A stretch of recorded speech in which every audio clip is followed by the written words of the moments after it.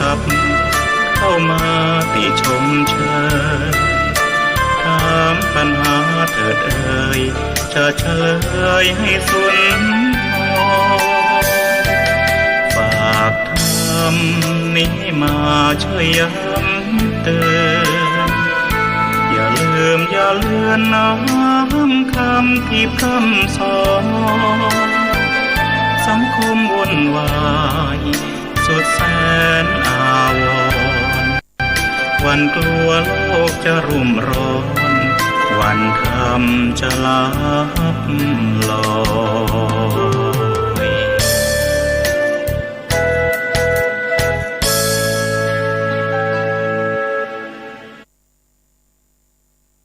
ยประชาสัมพันธ์ขอเชิญชวนผู้ใจบุญร่วมบุญจัดซื้อที่ดินถวาย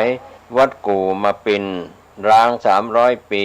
บ้านป่าขุยหมู่ที่3ตำบลสันปูเรยอำเภอดอยสะเก็ดจังหวัดเชียงใหม่เพื่อขยายพื้นที่วัดเพิ่มขึ้นเนื่องจากวัดมีพื้นที่น้อยจะทำการสร้างเป็นศาสนสถานที่ปฏิบัติธรรมสืบสานศาสนาต่อไปร่วมบุญได้ที่ธนาคารกรุงเทพเลขที่บัญชี772-015-2391ชื่อบัญชีวัดชัยสถานเพื่อบูรณะวัดกู่มาปินหรือร่วมบุญติดต่อโดยตรงที่พระธวัชชัยธีรปัญโย0801732709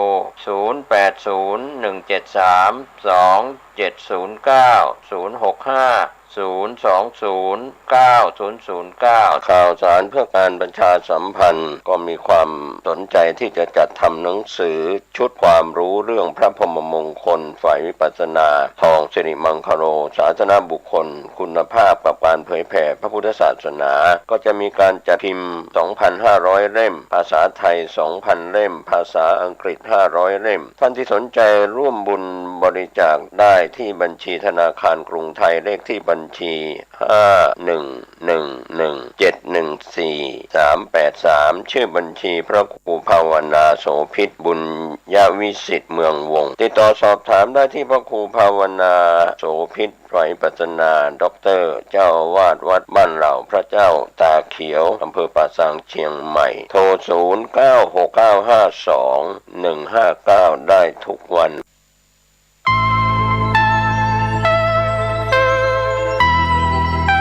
ขอเชิญร่วมทำบุญทอดกฐินและวางศิลาฤกษ์ศาลาการประเรียนณที่พักสงฆ์เหล่ามนทาหมู่ที่3ตำบลดอยหลอดอำเภอดอยหลอดจังหวัดเชียงใหม่วันที่12 ตุลาคม 2565 เวลา 13:39 นาทีเรื่องด้วยที่พักสงฆ์เหล่ามนทาได้เริ่มก่อสร้างมาตั้งแต่วันที่ 17 มิถุนายน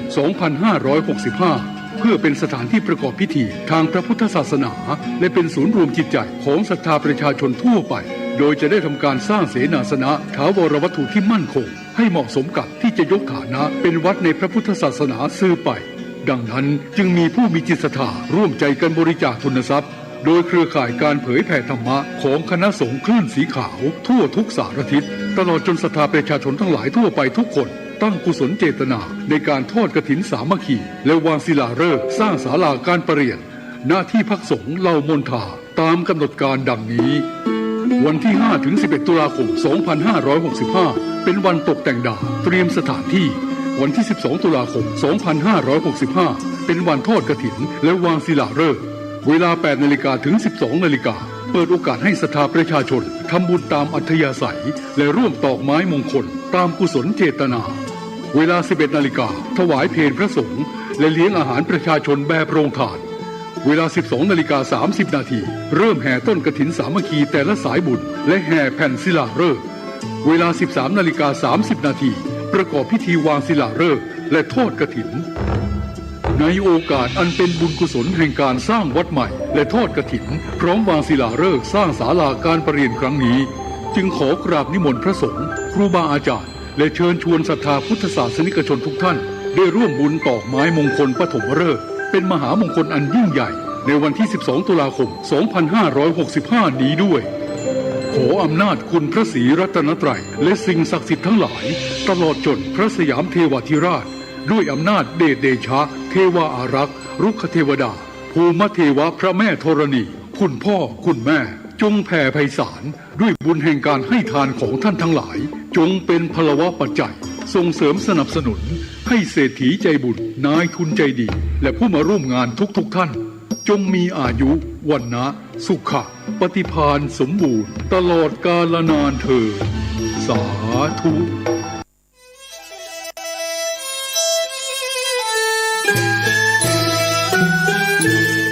ขอเชิญร่วมทำบุญทอดกฐินสามัคคี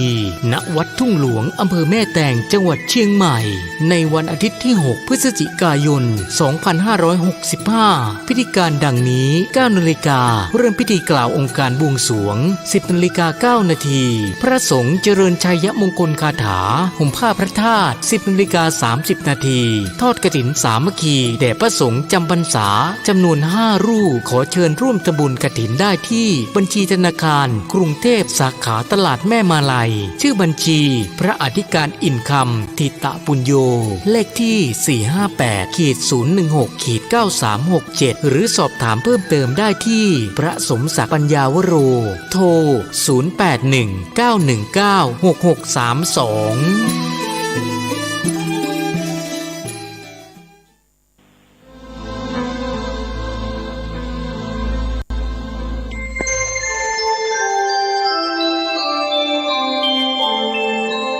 ขณะนี้ท่านกำลังฟังสถานีวิทยุกระจายเสียงพระพุทธศาสนา FM 104.5 เมกะเฮิรตซ์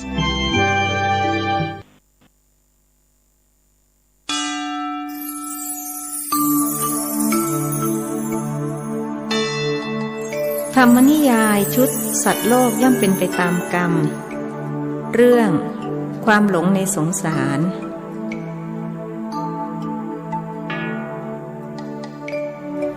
บทที่ 14 สถาน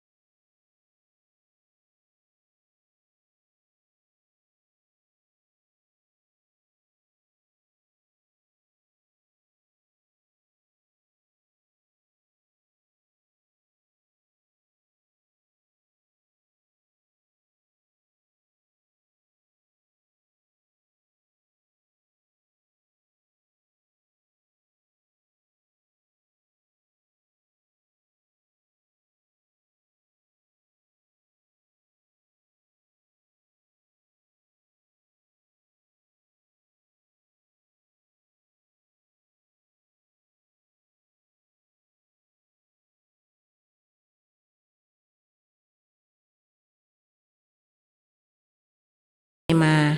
แต่แขกเขาจะประหยัดจะเดินมาจากที่ทำงานซึ่งบางทีก็ใช้เวลาเป็นชั่วโมงกว่าจะถึงแล้วก็มายืนรอรถไฟพอรถมาก็จะแย่งกันขึ้นเสียงโวกเวกโวยวายอย่างที่โยมเห็นอยู่นี่แหละหนุ่มแขกเขาเคี้ยวหมากด้วยหรือคะเห็นเดินบ้วนน้ำหมากกันจนเลอะเทอะไปหมดหล่อนถามอีกถูกแล้วโยมเมืองเราคนกินหมากจะเป็นผู้หญิงสูงอายุแต่เมืองแขกกลับเป็นเด็กหนุ่มๆส่วนพวกผู้หญิงกลับไม่กินหมากรู้สึกว่าเมืองแขกมีอะไรแปลกๆกว่าเมืองเรานะคะ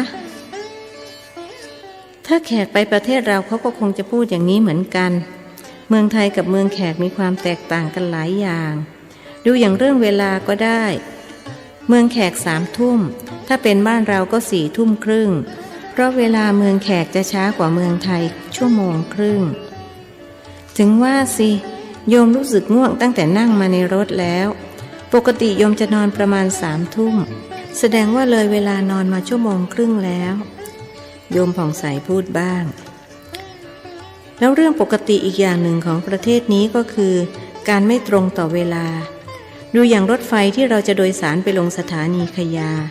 ตามกำหนดจะออกจากสถานีเวลา3 ทุ่มป่านนี้ยังไม่เข้าเทียบชานชาลาเลยไม่รู้ว่า4 ทุ่มจะได้ขึ้นรถกันหรือเปล่านี่เป็นเรื่องปกติของประเทศนี้อาตมาเคยรออยู่จนตี 3กำหนดเวลารถออกจากสถานี3 ทุ่มอาตมามารอตั้งแต่2 ทุ่มปรากฏว่าได้ฤกษ์ออกตอนตี 3พระเจริญเล่าประสบการณ์ของท่านโอ้ยถ้าตี 3ฉันคงเป็นลมตายแน่ไม่น่ามาลำบากเลยเพื่อนของโยมของสายบ่นท่านพระครูฟังอยู่นานจึงแนะนำว่าถ้าไม่อยากรอนานก็ให้ช่วยกันสวดพุทธคุณธรรมคุณและสังฆคุณต่อด้วยพาหุงมหาการับรองพอสวดจบรถไฟเข้าเทียบชานชาลาทันทีโยมสวดกันได้ไหมล่ะท่านถามญาติโยมปรากฏว่าคนสวดได้และไม่ได้มีจำนวนเท่ากันท่านพระครูจึงบอกว่าไม่เป็นไรโยมที่สวดไม่ได้ก็ให้ฟังอย่างมีสติเดี๋ยวพระคุณเจ้านิมนต์สวดด้วยนะครับสวดเบาๆพอให้ได้ยินขืนสวดเสียงดังประเดี๋ยวแขกจะแตกตื่นเอาละเริ่มสวดได้จากนั้นผู้ที่สวดได้ก็เริ่มสวดเบาๆตามที่ท่านพระครูแนะนำเป็นกุศโลบายของเจ้าอาวาสวัดป่ามะม่วงที่ต้องการฝึกฝนคนไทยพุทธให้อัญเชิญคุณพระรัตนตรัยเข้ามาไว้ในใจอย่างที่ท่านสอนญาติโยมเสมอว่าให้เอาพระเข้ามาไว้ในใจและพระที่จะนำเข้ามาไว้ในใจนั้นก็ต้องให้ครบทั้ง3พระได้แก่พระพุทธพระธรรมและพระสงฆ์ท่านเริ่มต้นสวดพุทธคุณพร้อมๆกับเพื่อนภิกษุและญาติโยมที่สวดได้แล้วก็จริงดังที่ท่านพูดเพราะเมื่อสวดจบลงตรงสัพพสังฆานุภาเวนะสัทธาโสถีพระวันตุเตรถไฟขบวนที่ท่านและคณะจะโดยสารก็แล่นเข้ามาจอดเทียบชานชาลาอย่างน่าอัศจรรย์โอ้โหหลวงพ่อศักดิ์สิทธิ์จริงๆพูดคำไหนเป็นคำนั้นเลยพระเจริญกล่าวชมพระครูเจริญผมไม่ได้ศักดิ์สิทธิ์ถ้าท่านจะคิดว่าเป็นเรื่องศักดิ์สิทธิ์ผมก็คิดว่าจิตของพวกเราที่เข้าถึงพระรัตนตรัยนั่นแหละศักดิ์สิทธิ์ท่านพระครูอธิบายเอาละถ้าเช่นนั้นเราก็ขึ้นรถกันได้นิมนต์หลวงพ่อครับประเดี๋ยวแม่ครัวกับผู้นำทัวร์เขาจะดูแลเรื่องสัมภาระส่วนผมจะขึ้นไปจัดที่นั่งเพราะตั๋วอยู่ที่ผมโชคดีที่เรามารอตรงกับคันที่จะขึ้นพอดีจึงไม่ต้องเดินไกลเพราะรถไฟเมืองนี้ขบวนยาวมากถ้ารอไม่ตรงกับคันที่จะขึ้นต้องเดินกันเหนื่อยเชียวละที่ร้ายไปกว่านั้นก็คือถ้าขึ้นผิดคันจะเดินทะลุกันไม่ได้ต้องรอให้จอดที่สถานีก่อนค่อยลงมาขึ้นคันที่ตรงกับที่ระบุไว้ในตั๋วพระเจริญอธิบายความแตกต่างระหว่างรถไฟแขกกับรถไฟไทยตอนขึ้นรถเป็นช่วงเวลาที่ชุลมุนที่สุดเพราะแม้จะจองตั๋วล่วงหน้าไว้เป็นเดือนก็ได้เพียงรถนอนชั้น2ด้วยว่าชั้น1นั้นมีน้อยไม่พอกับจำนวนคนที่มาในคณะส่วนชั้น3จะมีผู้โดยสารมากที่สุดเพราะรัฐบาลต้องการสงเคราะห์คนยากจนซึ่งเป็นพลเมืองส่วนใหญ่ของประเทศอัตราค่าโดยสารชั้น3ราคาต่ำสุดค่าโดยสารชั้น2สูงเป็น10 เท่าของชั้น3ขณะที่ค่าโดยสารชั้น1สูงเป็น20 เท่าเช่นถ้าชั้น3ราคา10 รูปีชั้น2และชั้น1จะเป็น100 รูปีและ200 รูปีตามลำดับชาวต่างประเทศโดยเฉพาะที่เป็นพระภิกษุไม่สามารถโดยสารรถไฟชั้น3ได้เพราะแย่งแขกไม่ทันครั้งหนึ่งพระนักศึกษาจากประเทศไทยมีปัจจัยไม่พอที่จะซื้อตั๋วชั้น2ท่านจึงซื้อตั๋วชั้น3พอขบวนรถเข้าเทียบชานชาลาท่านก็จะขึ้นปรากฏว่าถูกสาวแขกกระชากจีวรจนท่านหน้าหงาย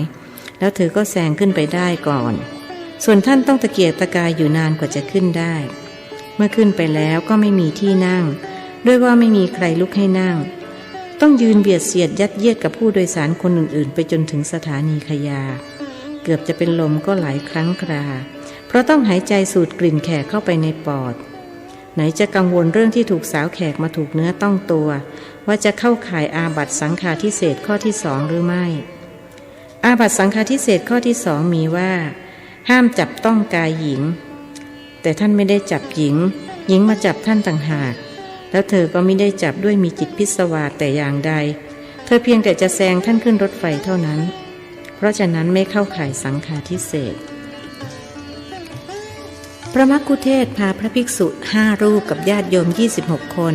ขึ้นไปบนรถได้อย่างทุลักทุเลกุลีพากันหาที่วางสัมภาระญาติโยมก็วุ่นวายอยู่กับการหาสัมภาระของตน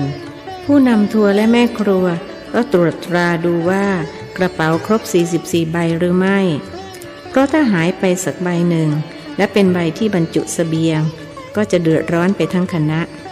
พนักงานตรวจตั๋วมาจัดที่ตามบัญชีรายชื่อแล้วก็เกิดโอลเวงกันขึ้นเพราะเลขที่ซ้ำกันเพราะมีการแอบขายตั๋วปลอมซึ่งรู้กันในหมู่พนักงานรถไฟพวกเขาจึงช่วยกันแก้ปัญหาด้วยการหาที่นั่งใหม่ให้คนที่ถือตั๋วปลอมซึ่งเป็นคนอินเดียเท่านั้นเพราะตั๋วปลอมจะไม่ถูกขายให้กับชาวต่างประเทศตู้รถนอนมีเตียงนอนถึง3 ชั้นผู้นำทัวร์จึงต้องมาจัดใหม่ให้ถูกต้องตามพระวินัยบัญญัติคือแยกระหว่างพระภิกษุกับคฤหัสถ์ซึ่งในบัญชีรายชื่อจัดที่นั่งเรียงกันโดยไม่ได้แยกกว่าจะลงตัวก็เล่นเอาเหนื่อยไปตามๆกันทั้งผู้จัดและผู้ถูกจัดเมื่อจัดที่นั่งลงตัวแล้วการสนทนาก็เริ่มขึ้นโยมบางคนบอกว่าสนุกดีเพราะไปมาหลายประเทศไม่มีที่ไหนวุ่นวายเหมือนประเทศนี้แต่โยมที่รักความสบายก็บ่นว่าจะขอมาเป็นครั้งแรกและครั้งสุดท้ายในชีวิตท่านพระครูเป็นอย่างไรบ้างสนุกไหมหลวงพ่อวัดดอนเมืองถามเจ้าอาวาสวัดป่ามะม่วงผมมีความรู้สึกว่าได้กลับมาเยือนบ้านเกิดในอดีตชาติผมคงเคยเกิดเป็นคนอินเดียนะครับหลวงพ่อท่านพูดว่าคงเคยเป็นเพราะไม่ต้องการอวดอุตริมนุสธรรมช่วงที่ยืนรอรถท่านทำกรรมฐานยืนหนอจนจิตตั้งมั่นเป็นสมาธิและระลึกชาติได้นอกเหนือจาก7 ชาติว่าครั้งหนึ่งท่านเคยเกิดเป็นคนอินเดียบิดานับถือศาสนาพราหมณ์มาในชาตินี้บิดาเกิดเป็นคนอินเดียอีกแต่นับถือศาสนาซิกและได้อพยพมาตั้งรกรากอยู่ในประเทศไทยที่อำเภอบ้านไผ่จังหวัดขอนแก่นท่านจะมีโอกาสได้พบกับเขาในอีก10 ปีข้างหน้าก็เป็นไปได้นะตราบใดที่เรายังต้องเวียนว่ายตายเกิด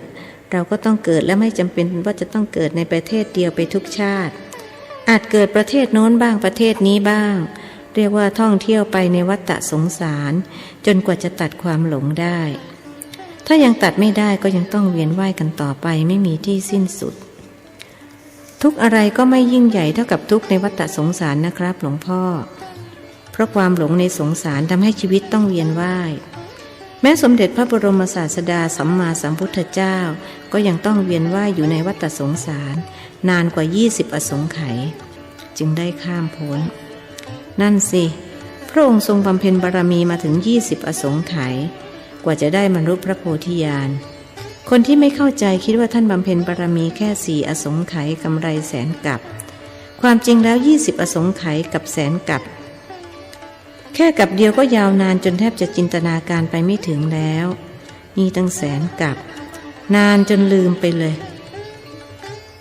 ที่พูดกันว่าพระองค์บำเพ็ญบารมี4 อสงไขยกำไรแสนกับเพราะไปนับตั้งต้นตั้งแต่พระองค์เป็นพระโพธิสัตว์เสวยพระชาติเป็นสุเมธดาบสและได้รับพยากรณ์จากพระทีปังกรพุทธเจ้าว่าจะได้ตรัสรู้เป็นพระพุทธเจ้าในภัททรกัปแต่ถ้านับตั้งแต่พระองค์ทรงตั้งปณิธานแน่วแน่ที่จะบำเพ็ญบารมีเป็นพระพุทธเจ้าก็กินเวลาถึง7 อสงไขยครั้นทรงเปล่งวาจาออกมาว่าเราจักบำเพ็ญบารมีเพื่อความเป็นพระพุทธเจ้าก็กินเวลาอีก9 อสงไขยรวมเป็น16 อสงไขยครั้นถึงสมัยพระทีปังกรพุทธเจ้าพระโพธิสัตว์อุบัติเป็นพราหมณ์ชื่อสุเมธะต่อมาออกบวชเป็นดาบสและบำเพ็ญฌานจนบรรลุฌานสมาบัติพระทีปังกรพุทธเจ้าเสด็จมาสุเมธดาบสร่วมถางทางกับมหาชนยังถางทางไม่ทันเสร็จพระทีปังกรพุทธเจ้าก็เสด็จถึงสุเมธดาบสจึงทอดกายลงให้พระองค์ทรงเหยียบย่างไปบนร่างของตนพระทีปังกรพุทธเจ้าทรงพยากรณ์และตรัสกับสุเมธดาบสว่า เธอจักเป็นพระพุทธเจ้าแน่นอนนับแต่ได้รับพยากรณ์พระโพธิสัตว์ต้องบำเพ็ญบารมีอีก4 อสงไขยกำไรแสนกับจึงได้ตรัสรู้เป็นพระสัมมาสัมพุทธเจ้าท่านพระครูเล่าเรื่องการบำเพ็ญเพียรของพระโพธิสัตว์ก่อนจะมาตรัสรู้เป็นพระสัมมาสัมพุทธเจ้าหลวงพ่อวัดดอนเมืองช่วยขยายความว่าพระทีปังกรทรงเป็นพระพุทธเจ้าพระองค์ที่4แห่งสาระมันดากัปซึ่งในกัปนี้พระพุทธเจ้ามาอุบัติ4 พระองค์คือพระตันหังกรพระเมธังกรพระสรนังกรและพระทีปังกรส่วนพระโคตมะก็ทรงเป็นพระพุทธเจ้าพระองค์ที่4เช่นกันแต่เป็นพระองค์ที่4แห่งภัททรกัปท่านพระครูทราบใช่ไหมว่าในภัททรกัปมีพระพุทธเจ้ามาอุบัติ5 พระองค์ครับผมทราบพระพุทธเจ้า5 พระองค์ในภัททรกัปคือพระกกุสันทะพระโกนาคมพระกัสสปะพระโคตมะและพระเมตเตยะ3 พระองค์แรกเป็นพระพุทธเจ้าในอดีตพระองค์ที่4เป็นพระพุทธเจ้าในปัจจุบันพระองค์ที่5เป็นพระพุทธเจ้าในอนาคตประมาณ4 ทุ่มพนักงานรถไฟก็มาช่วยกันปูที่นอนผู้โดยสารต้องไปนั่งรวมกันที่ม้านั่งซึ่งยังไม่ได้ถูกปรับให้เป็นเตียงนอนครั้นปูที่นอนเสร็จผู้โดยสารก็ไม่มีสิทธิ์นั่งอีกต่อไปเพราะเตียงนอนมี3 ชั้นช่องว่างระหว่างชั้น1กับชั้น2ไม่สูงพอที่จะให้ผู้โดยสารนั่งได้ส่วนเตียงชั้น3หากนั่งศีรษะก็จะติดหลังคารถดังนั้นคนที่ยังไม่ง่วงจึงใช้วิธีนอนคุยแทนการนั่งคุยประเดี๋ยวหนึ่งเสียงเอะอะก็ดังขึ้นพระมัคคุเทศก์เป็นรูปเดียวในคณะที่ฟังภาษาฮินดีออกจึงทำหน้าที่รายงานเหตุการณ์ที่เกิดขึ้นผู้โดยสารวรรณพราหมณ์กับวรรณสูตรกำลังถกเถียงกันเรื่องที่นอนคนวรรณพราหมณ์อ้างว่ารถนอนเป็นของวรรณพราหมณ์เท่านั้นคนวรรณสูตรไม่มีสิทธิ์ขึ้นส่วนคนวรรณสูตรก็เถียงว่าเขาซื้อตั๋วมาอย่างถูกต้องแล้วก็ขอให้คนวรรณพราหมณ์แสดงตั๋วคนวรรณพราหมณ์ไม่ยอมอ้างแต่ว่ารถนอนเป็นที่สำหรับคนวรรณพราหมณ์เท่านั้นพวกพราหมณ์เขาจะรังเกียจคนวรรณะต่ำญาติโยมฟังดูสิเขาเสียงดังเชียวทั้งข่มทั้งขู่แล้วคนวรรณสูตรก็ยืนยันเสียงอ่อยว่าตัวเขามีตั๋วคนที่แต่งชุดผ้าป่านสีขาวเป็นวรรณพราหมณ์ใช่ไหมครับเพราะแกเสียงดังเชียวโยมเสียงถามถูกแล้วโยมแล้วดูคนวรรณสูตรสิหน้าจ๋อยเลยอาตมาเดาว่าตาพราหมณ์แกไม่ได้ซื้อตั๋วนอนแต่อาศัยใจกล้าหน้าด้านมาข่มคนวรรณะต่ำอาตมาเคยพบเรื่องแบบนี้เกือบทุกครั้งที่โดยสารรถไฟแล้วเขาจะต่อยกันไหมครับผมกลัวว่าพวกเราอาจถูกลูกหลงข้าบดีสูงวัยถามเพื่อความปลอดภัยในชีวิตไม่ต่อยหรอกโยมเพราะกฎหมายเมืองแขกแรงมากถ้าทะเลาะกันเฉยๆไม่เป็นไรแต่ถ้าถึงขั้นลงไม้ลงมือจนเลือดตกยางออกจะต้องติดคุกทั้ง2 ฝ่ายอยู่นอกคุกก็ลำบากจะแย่อยู่แล้วคืนอยู่ในคุกก็เท่ากับตกนรกทั้งเป็นอาตมาเคยถามพวกเด็กหนุ่มๆที่เคยติดคุกพวกเขาตอบว่านรกดีๆนี่แหละพันเตเขาจะเรียกพวกนักบวชในศาสนาพุทธว่าพันเตส่วนนักบวชในศาสนาพราหมณ์เขาจะเรียกว่าสาธุอาตมาก็ถามว่านรกเป็นอย่างไรล่ะอาตมาไม่เคยไปเขาก็ตอบว่าอยู่อัดกันแน่นยังกับปลากระป๋องอาหารการกินก็ไม่เพียงพอกับจำนวนนักโทษมุ้งก็ไม่มีต้องนอนให้เหลือบยุงกัดกินเลือดที่ทรมานทรกรรมมากกว่านั้นคือต้องถ่ายอุจจาระปัสสาวะกันในห้องขังทนดมกลิ่นเน่าเหม็นทั้งของตัวเองและของผู้ร่วมชะตากรรมอาตมาฟังแล้วยังตั้งปณิธานไว้เลยว่าจะไม่ขอมีเรื่องกับคนอินเดียจนถึงขั้นต้องถูกขังคุกอย่างเด็ดขาดอีกอย่างหนึ่งเขาบอกว่าเวลามีโรคระบาดก็ตายกันยกคุกเลยเพราะฉะนั้นเขาจึงกลัวติดคุกมากตำรวจรถไฟได้รับรายงานจากพนักงานจึงเดินมาระงับเหตุเขาขอดูตั๋วจากผู้โดยสารวรรณพราหมณ์บุรุษในชุดสีขาวไม่ยอมให้ดูแต่บอกกับตำรวจด้วยเหตุผลเดียวกับที่บอกกับผู้โดยสารวรรณสูตรว่ารถนอนเป็นของคนวรรณพราหมณ์คนวรรณสูตรรีบแสดงตั๋วแก่ตำรวจเขาเกรงว่าตำรวจจะเข้าข้างคนวรรณพราหมณ์ด้วยกันซึ่งหากเป็นเช่นนั้น เขาก็จะขอให้พนักงานรถไฟที่เป็นคนวรรณะเดียวกับเขามาเป็นผู้ตัดสินพนักงานรถไฟ2 คนที่ปูที่นอนเสร็จก็มายืนเป็นกำลังใจให้คนวรรณะเดียวกับตนตำรวจคิดว่าควรจะทำตามหน้าที่ดีกว่าเข้าข้างคนวรรณะเดียวกันจึงบอกบุรุษชุดสีขาวด้วยถ้อยคำที่นิ่มนวลและเกรงใจว่าการโดยสารรถไฟใช้ตั๋วเป็นเกณฑ์ตัดสินไม่ได้ใช้วรรณะมาตัดสินและได้ขอให้เขากลับไปยังชั้น3เมื่อรถไฟจอดสถานีต่อไปคนพราหมณ์รับคำอย่างเย่อหยิ่งแล้วบอกว่าตนจะลงไปขึ้นตู้ชั้น3ซึ่งอีกประมาณ1 ชั่วโมงรถไฟจึงจะจอดสถานีต่อไปขณะนี้รถกำลังวิ่งอยู่จึงขอนอนพักผ่อนว่าแล้วก็เอนกายลงนอนตำรวจรถไฟพูดกับคนวรรณสูตรว่าขอให้ยืนไปอย่างนี้ก่อนเมื่อคนวรรณพราหมณ์ย้ายไปชั้น3แล้วจึงค่อยนอนสงสารคนวรรณสูตรจังเลยนะครับท่านทำไมเขาถึงไม่โต้แย้งตำรวจตัดสินแบบนี้ไม่ยุติธรรมเลยน้องชายโยมเสงพูดขึ้นหลังจากฟังพระมัคคุเทศน์ภาคอาตมาอยากจะถามเขาเหมือนกันแต่กลัวตาพราหมณ์แกจะว่าเอาได้ว่ามายุ่งเรื่องของคนอื่นอาตมาเป็นชาวต่างประเทศเกิดมีเรื่องมีราวขึ้นก็จะเสียเปรียบเขาพวกแขกเขาแบ่งชั้นวรรณะกันก็จริงแต่ถ้ามีเรื่องมีราวกับชาวต่างชาติเขาก็จะเข้าข้างกันโดยวางเรื่องวรรณะไว้ก่อนอาตมาเคยเห็นมากับตาเลยนะเรื่องเกิดขึ้นเมื่อเดือนที่แล้วนี่เองถ้าโยมอยากฟังอาตมาก็จะเล่าท่านพูดแบบสงวนท่าทีแต่พองามผมอยากฟังครับโยมเสงกับน้องชายพูดขึ้นพร้อมกันราวกับนัดหลวงพ่ออยากฟังหรือเปล่าครับพระเจริญถามพระครูเจริญสมภารวัดป่ามะม่วงตอบว่าถึงไม่ฟังผมก็คงได้ยินท่านเล่าไปเถิดครับพระมัคคุเทศก์จึงเล่าเหตุการณ์ที่ท่านประสบมาด้วยตนเองว่าคือเมื่อเดือนที่แล้วผมนั่งรถไฟจากคยาไปเดลีมีชาวฝรั่งเศส2 สามีภรรยาขึ้นไปด้วยหลวงพี่รู้ได้อย่างไรครับว่าเป็นชาวฝรั่งเศสคือผมอยากทราบว่าเรามีข้อสังเกตอะไรที่จะแยกแยะได้ว่าฝรั่งคนนี้เป็นอเมริกันเยอรมันอังกฤษหรือฝรั่งเศสน้องชายโยมเสงอยากรู้ที่อาตมารู้เพราะคุยกับเขาคือนั่งตรงข้ามกันเลยคุยกันหลวงพี่พูดภาษาฝรั่งเศสได้ด้วยหรือครับพูดไม่ได้หรอกแต่พูดภาษาอังกฤษได้เลยคุยกับเขาเป็นภาษาอังกฤษคนฝรั่งเศสก็พูดภาษาอังกฤษไม่ค่อยเก่งนะอาตมาก็พูดไม่ค่อยเก่งถ้าพูดกับคนอังกฤษจะรู้สึกประหม่ากลัวเขาจะนึกดูถูกว่าเราพูดผิดไวยากรณ์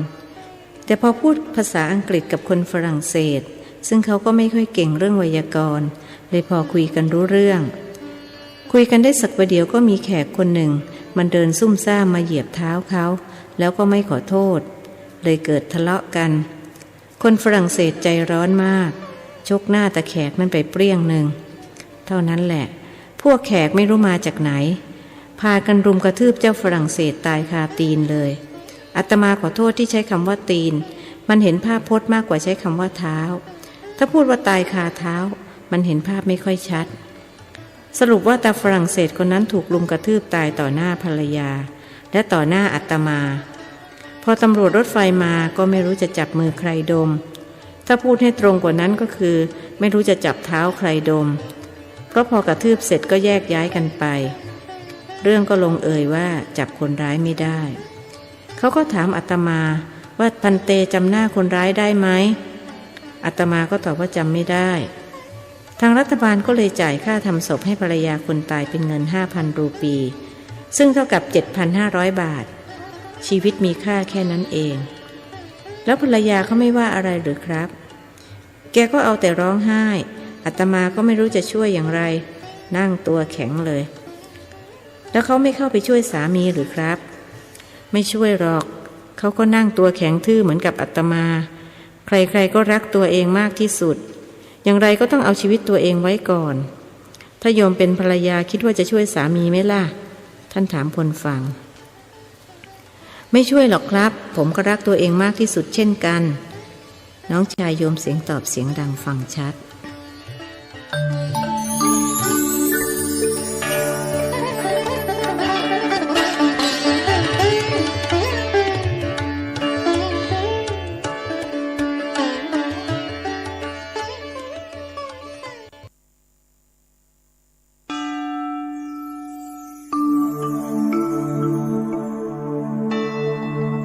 ธรรมนิยายชุดสัตว์โลกย่อมเป็นไปตามกรรมเรื่องความหลงในสงสารบทที่15สงสารหนอา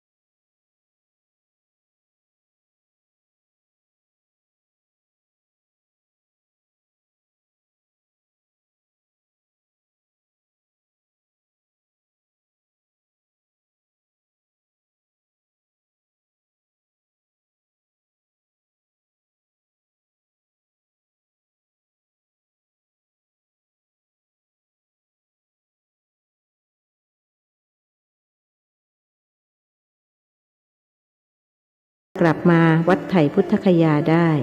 พระมัคคุเทศก์ก็แทบจะอาพาธตามไปด้วยอีกรูปหนึ่งเหตุการณ์ในครั้งนั้นท่านจะต้องจดจำไปอีกนานอากาศยามใกล้รุ่งช่างหนาวเหน็บเพราะเป็นฤดูหนาว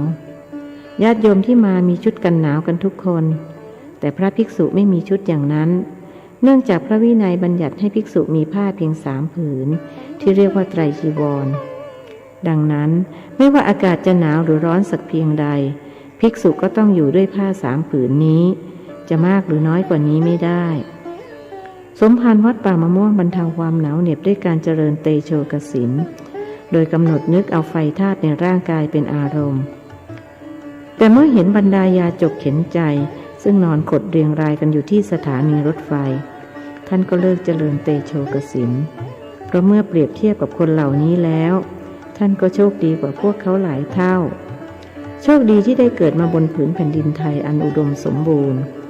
ในน้ำมีปลาในนามีข้าวคนไทยไม่เคยขาดแคลนเรื่องปัจจัย4แต่ดูคนเหล่านี้แล้วท่านรู้สึกสะเทือนใจจนต้องกำหนดสงสารหนอพวกเขานอนกลางดินกินกลางทรายไร้ที่อยู่อาศัยเสื้อผ้าหรือก็พอมีปกปิดร่างกายมิให้แลดูอุจจาระแต่ป้องกันความหนาวเหน็บไม่ได้ช่างน่าเวทนานักเสียงพระมัคคุเทศก์เตือนด้วยความเป็นห่วงว่าญาติโยมเดินระวังหน่อยนะอย่าไปเหยียบหัวแขกเขาล่ะบ้านเราไม่มีให้เห็นนะแบบเนี้ยนอกจากคนซึ่งนอนเกะกะขวางทางเดินแล้วก็ยังมีวัวตัวใหญ่น้อยนอนปะปนอยู่กับคนท่านพระครูเหลือบไปเห็นชายชรานอนหงายดวงตาเลื่อนลอยผิดไปจากคนอื่นซึ่งนอนตะแคงขดตัวเพราะความหนาวที่หน้าผากของชายชรามีเลือดข้นๆไหลเป็นทางลงมาถึงปลายคางท่านอยากทราบสาเหตุที่เขาต้องตกอยู่ในสภาพเช่นนั้นจึงใช้เห็นหนอช่วยตรวจสอบเห็นหนอรายงานว่าเมื่อตอนตี 4ขณะที่เขากำลังนอนขดตัวหลับอยู่นั้นได้มีลูกโคตัวหนึ่งตื่นขึ้นมาไม่เห็นแม่โคจึงเดินตามหาและได้เหยียบถูกหน้าผากเขาเป็นแผลลึกแม้จะรู้สึกเจ็บและทรมานเขาก็ไม่โกรธลูกโคตัวนั้นเพราะในความนึกคิดของคนอินเดียซึ่งส่วนใหญ่นับถือศาสนาฮินดูจะถือว่าโคก็คือพระเจ้าซึ่งเขาเรียกว่าภควันเขากำลังนอนคิดถึงภควันและกำลังจะตามไปอยู่ด้วยอนิจจาเขาไม่รู้เลยว่าสิ่งที่เขาเชื่อและปฏิบัติมาจนตลอดชีวิตนั้นมิได้มีความจริงรองรับเขากำลังจะตายในอีก3 ชั่วโมงข้างหน้าและไม่ได้ไปอยู่กับภควันเหมือนที่คิดเพราะผู้ที่มีความเห็นผิด ไม่อาจไปเกิดในสุคติภูมิได้ดังปรากฏหลักฐานในวัชโคตสูตรที่วัชโคตปริภาชกทูลถามพระพุทธเจ้าว่าผู้ที่นับถือลัทธิเดียรถีนั้นสามารถเข้าถึงสุคติโลกสวรรค์ได้หรือไม่พระพุทธองค์ตรัสตอบว่าเท่าที่ทรงระลึกได้ก็ยังไม่ทรงพบเห็นหรือทราบว่าคนเหล่านั้นจะเข้าถึงสวรรค์ได้น่าสงสารคนอินเดียที่เกิดในแดนพุทธภูมิแต่กลับไม่ได้นำของดีที่มีอยู่มาใช้ให้เกิดประโยชน์กับชีวิตท่านพระครูอยากช่วยชายชราหากก็รู้ว่าไม่สามารถจะช่วยเขาได้ชายชราผู้นี้เป็นมิจฉาทิฏฐิมาทั้งชีวิตท่านไม่อาจเปลี่ยนเขาให้เป็นสัมมาทิฏฐิได้เลยและหากท่านจะให้เงินเขาสัก100 รูปีก็จะถูกคนที่แข็งแรงกว่ามาแย่งเอาไปด้วยว่าเขาไม่มีเรี่ยวแรงพอที่จะปกป้องเงินนั้นไว้เป็นของตนได้เมื่อรู้อย่างนี้แล้วท่านจึงต้องวางอุเบกขาและคิดในใจว่ากรรมมุนาวัตตีโลโกสัตว์โลกย่อมเป็นไปตามกรรมอย่างนี้แหละหนอ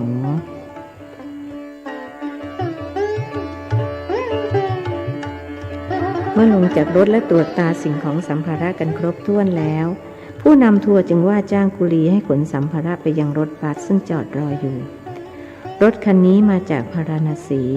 เพราะพุทธคยาเป็นเมืองเล็กยังไม่มีนักธุรกิจมาลงทุนด้านนี้พระเจริญซื้อไม้สีฟันแจกคณะผู้แสวงบุญคนละอันเป็นไม้เล็กขนาดเท่านิ้วก้อยยาวประมาณ1 คืบขึ้นนั่งในรถบัสเรียบร้อยแล้วท่านจึงอธิบายว่าที่อาตมาแจกให้คือแปรงสีฟันแขกทำจากไม้สะเดาคือเอากิ่งสะเดามาตัดเป็นท่อนๆแล้วก็นำมาขายอันละ20 เปซ่าคือ20 สตางค์ไม้สีฟันนี้มีมาตั้งแต่ครั้งพุทธกาลมีบันทึกไว้ในพระไตรปิฎกว่าเวลาเช้าพระอานนท์จะจัดเตรียมไม้สีฟันไว้ถวายพระพุทธเจ้าวิธีสีฟันก็คือให้เคี้ยวปลายด้านหนึ่งด้านใดให้แหลกเคี้ยวไปเคี้ยวมาฟันก็จะสะอาดไปเองลองทำดู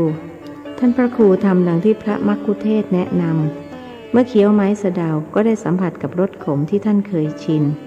เพราะดื่มน้ำชาทำจากต้นลูกใต้ใบเป็นประจ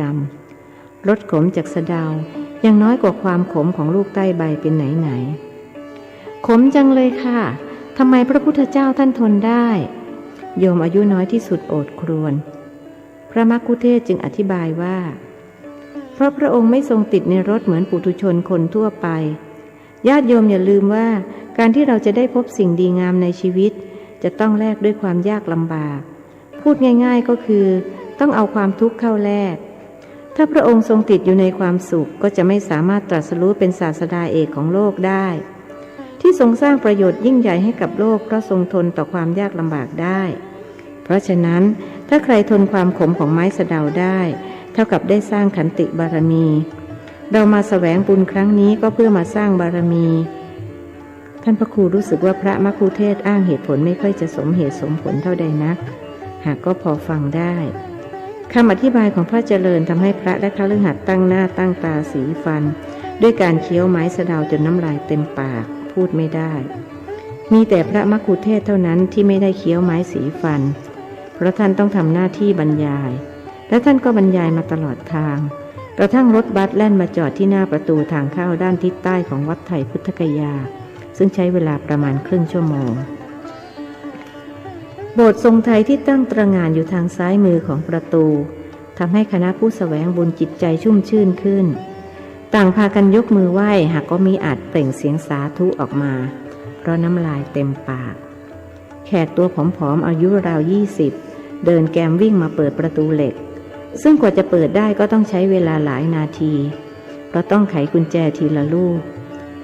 ประตูถูกคล้องด้วยโซ่ขนาดใหญ่และใส่กุญแจลูกใหญ่ไว้ถึง3 ลูกเมื่อประตูเปิดโชเฟอร์จึงนำรถบัสเข้ามาจอดตรงหน้ามุขของอาคารชั้นเดียวที่สร้างด้วยคอนกรีตพระเจริญบอกให้ทุกคนลงจากรถเพื่อเตรียมตัวเข้าที่พักสิ่งแรกที่ทั้งพระและคฤหัสถ์ทำเมื่อลงจากรถคือ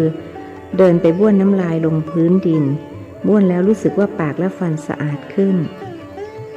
พระมหาฉลองรองเจ้าอาวาสวัดไทยพุทธคยาออกมาต้อนรับคณะผู้แสวงบุญและพาไปกราบท่านเจ้าคุณบุญเลิศซึ่งเป็นเจ้าอาวาส ทักทายปราศัยกันพอหอมปากหอมคอแล้วท่านเจ้าคุณก็บอกให้ทุกคนไปเข้าที่พักแขกชายหญิง 4-5 คนมาช่วยกันขนกระเป๋าเดินทางไปส่งตามห้องแม่ครัวให้เด็กหนุ่ม3 คนที่มากับรถช่วยขนอาหารแห้งที่นำมาจากเมืองไทยไปไว้ในห้องโถงซึ่งใช้เป็นที่รับประทานอาหารจากนั้นจึงเข้าครัวไปทำอาหารเลี้ยงคณะผู้แสวงบุญโดยมีผู้นำทัวร์และแม่ชี2 คนช่วยทำส่วนคนขับรถทำอาหารเองโดยใช้เตาน้ำมันก๊าซที่นำติดตัวมาระหว่างที่รอแม่ครัวทำอาหารคณะผู้แสวงบุญซึ่งได้ห้องพักกันครบทุกคนแล้วก็พากันอาบน้ำเปลี่ยนเสื้อผ้าคนที่ทนหนาวไม่ได้ก็ใช้ผ้าขนหนูชุบน้ำมาเช็ดหน้าตาเนื้อตัวให้สะอาดสะอ้านขึ้นส่วนคนที่เหนื่อยมากๆก็ถือโอกาสงีบเอาแรงไว้ก่อนท่านพระครูได้พักห้องเดียวกับหลวงพ่อวัดดอนเมืองท่านให้หลวงพ่อวัดดอนเมืองส่งน้ำก่อนแต่ภิกษุวัย60 เศษขออนุญาตงีบเอาแรงสัก20 นาทีท่านจึงต้องสงก่อน15 นาทีผ่านไปท่านก็นุ่งห่มอย่างเรียบร้อยจึงเปิดประตูออกไปเดินสำรวจวัดเห็นพระมหาฉลองยืนคุยกับพระมัคคุเทศก์อยู่กลางสนามหญ้าจึงเดินไปร่วมวงด้วยหลวงพ่อนิมนต์ทางนี้ครับพระเจริญนิมนต์เมื่อเห็นท่านเดินตรงมาโยมเสงอาบน้ำเสร็จเห็นท่านพระครูเดินตรงไปยังสนามหญ้าจึงเดินตามหลังท่านไป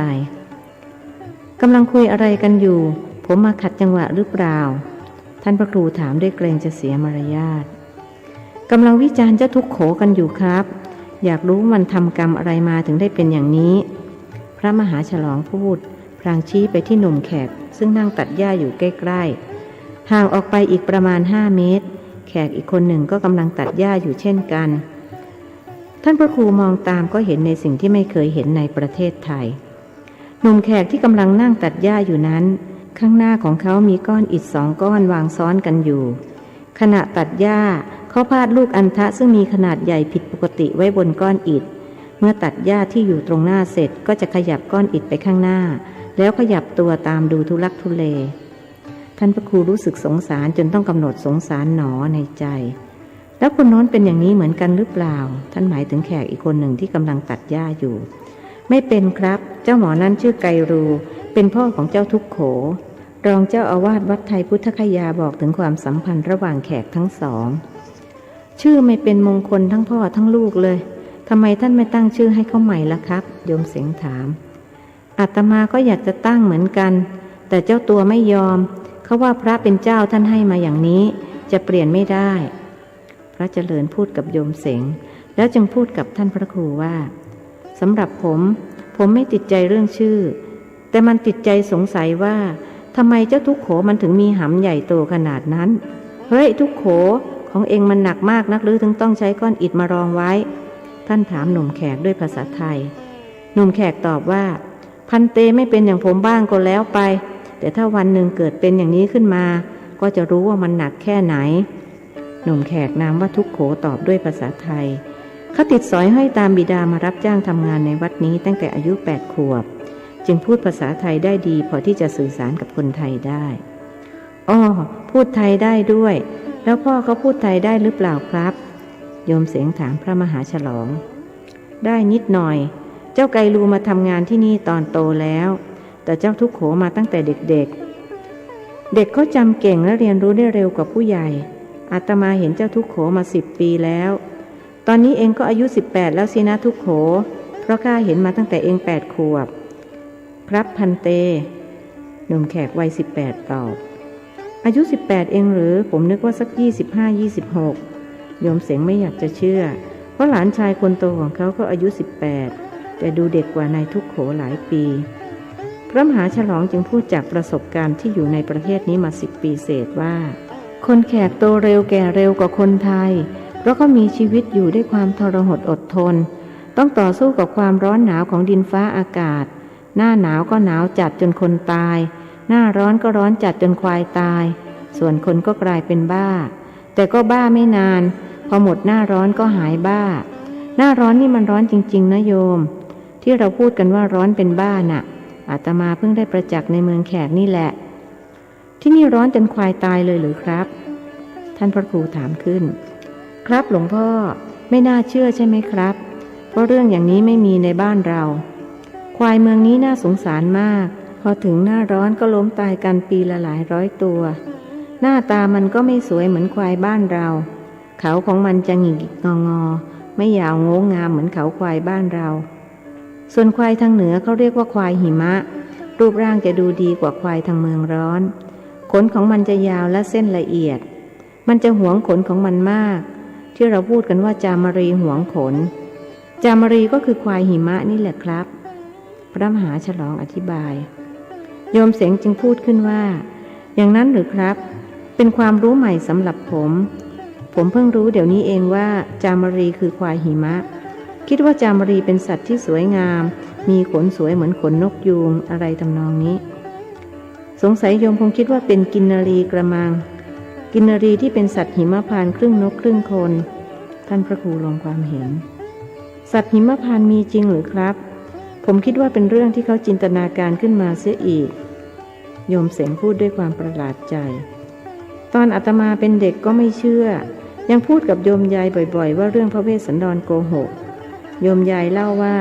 หลวงพ่อช้างท่านไปส่งแขกที่ป่าหิมพานต์ท่านเห็นสัตว์หิมพานต์หลายชนิด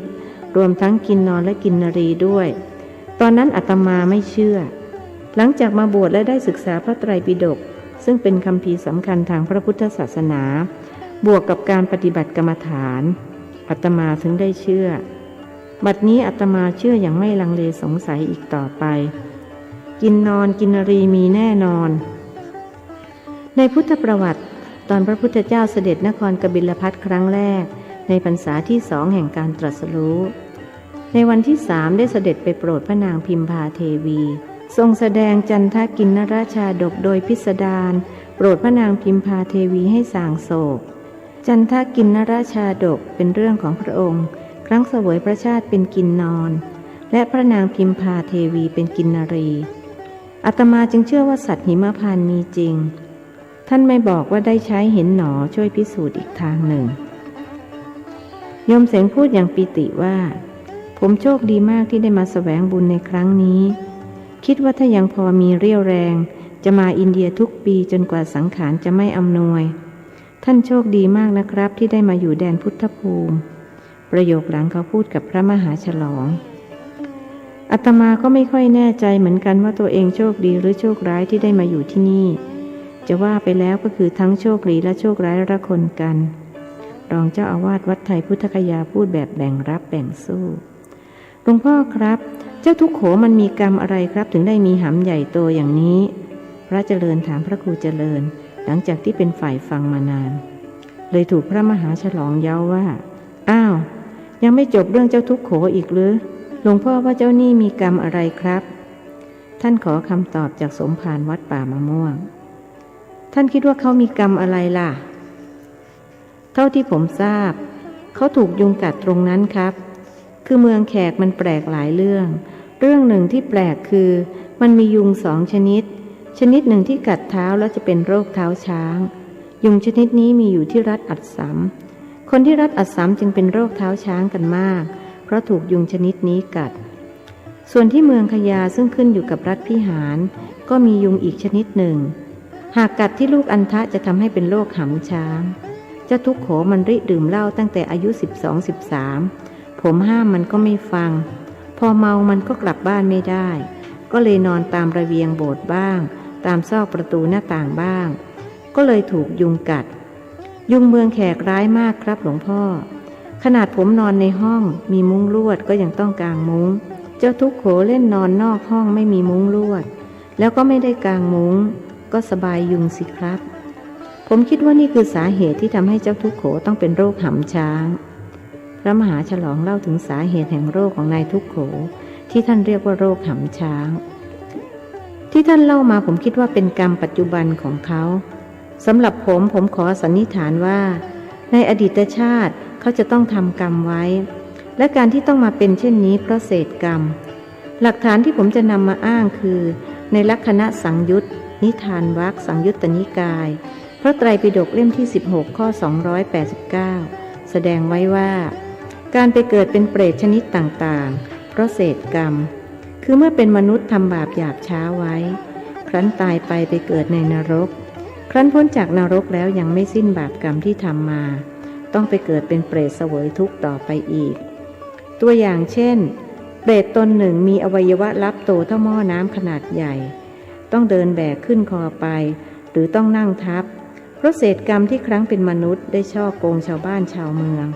เคยเป็นอำมาตย์ผู้วินิจฉัยความรับสินบนในที่ลับแล้วสั่งให้วินิจฉัยความบิดเบือนความจริงทำให้ชาวบ้านชาวเมืองต้องเป็นทุกข์เดือดร้อน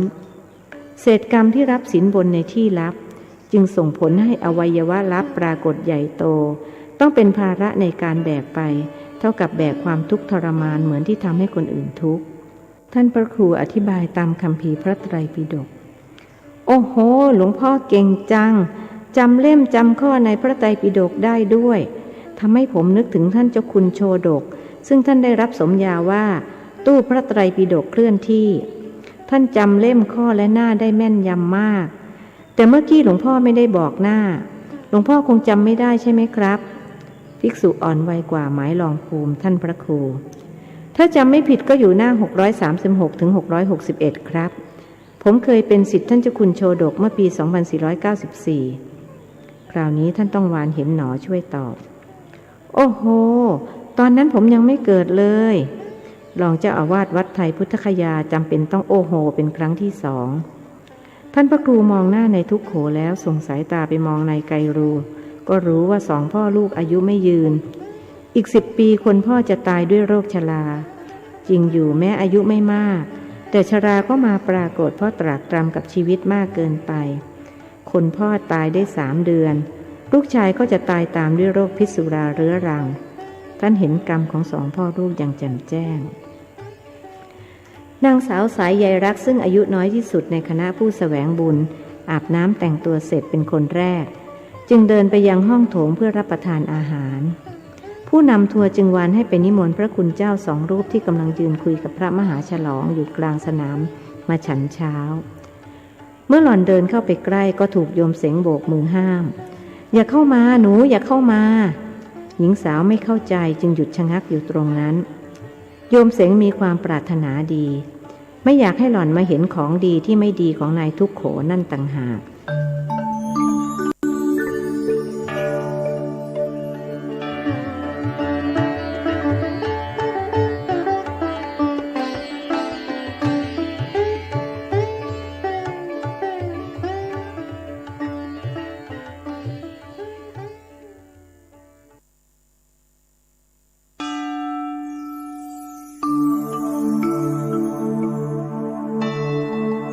ธรรมนิยายชุดสัตว์โลกย่อมเป็นไปตามกรรมเรื่องความหลงในสงสาร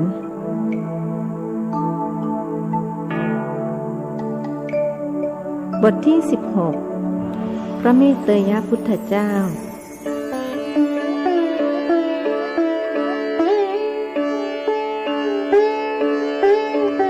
หลังอาหารเช้าพระมัคคุเทศก์นำคณะผู้แสวงบุญไปนมัสการพระเจดีย์และต้นพระศรีมหาโพธิ์อันเป็นที่ที่พระพุทธเจ้าตรัสรู้พระอนุตตรสัมมาสัมโพธิญาณเมื่อ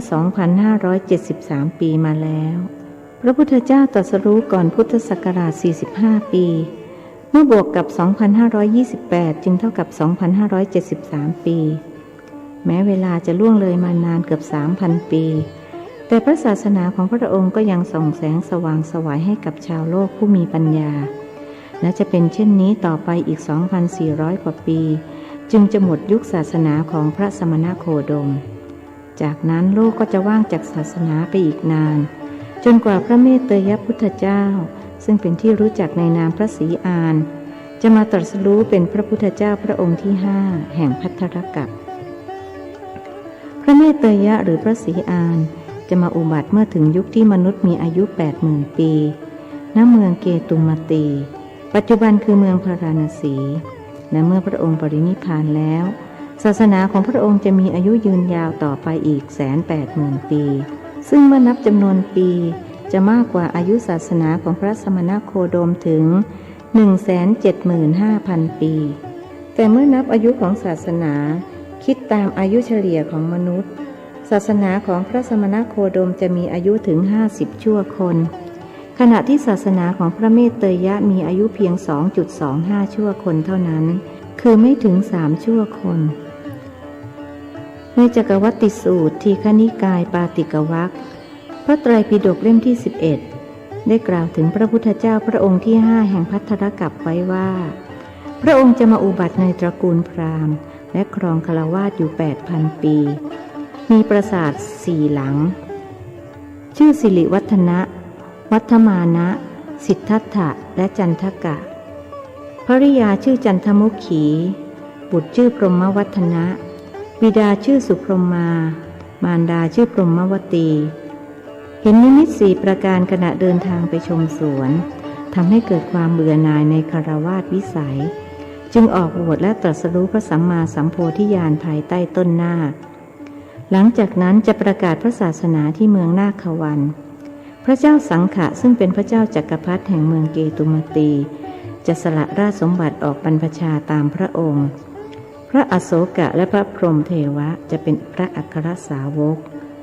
พระปทุมมาและพระสุมาณาจะเป็นอัครสาวิกาพุทธอุปถากมีชื่อว่าสีหะ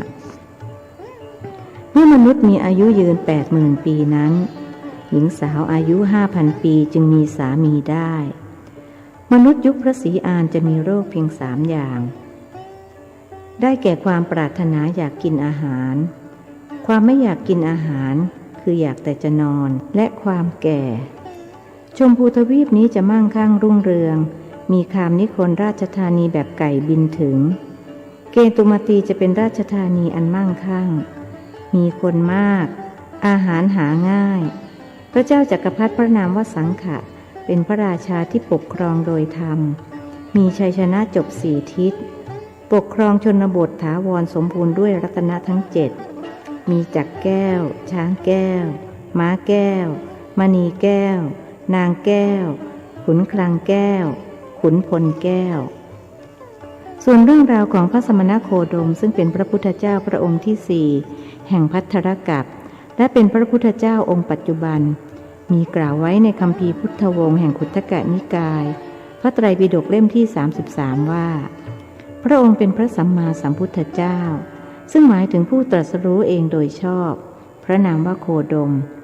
อุบัติในสักยสกุลแห่งนครกบิลพัสต์พระบิดาคือพระเจ้าสุทโธทนะพระมารดาคือพระนางมายาเทวีทรงครองคฤหัสถ์อยู่29ปีมีปราสาท3หลังชื่อรัมมะสุรัมมะและสุภะ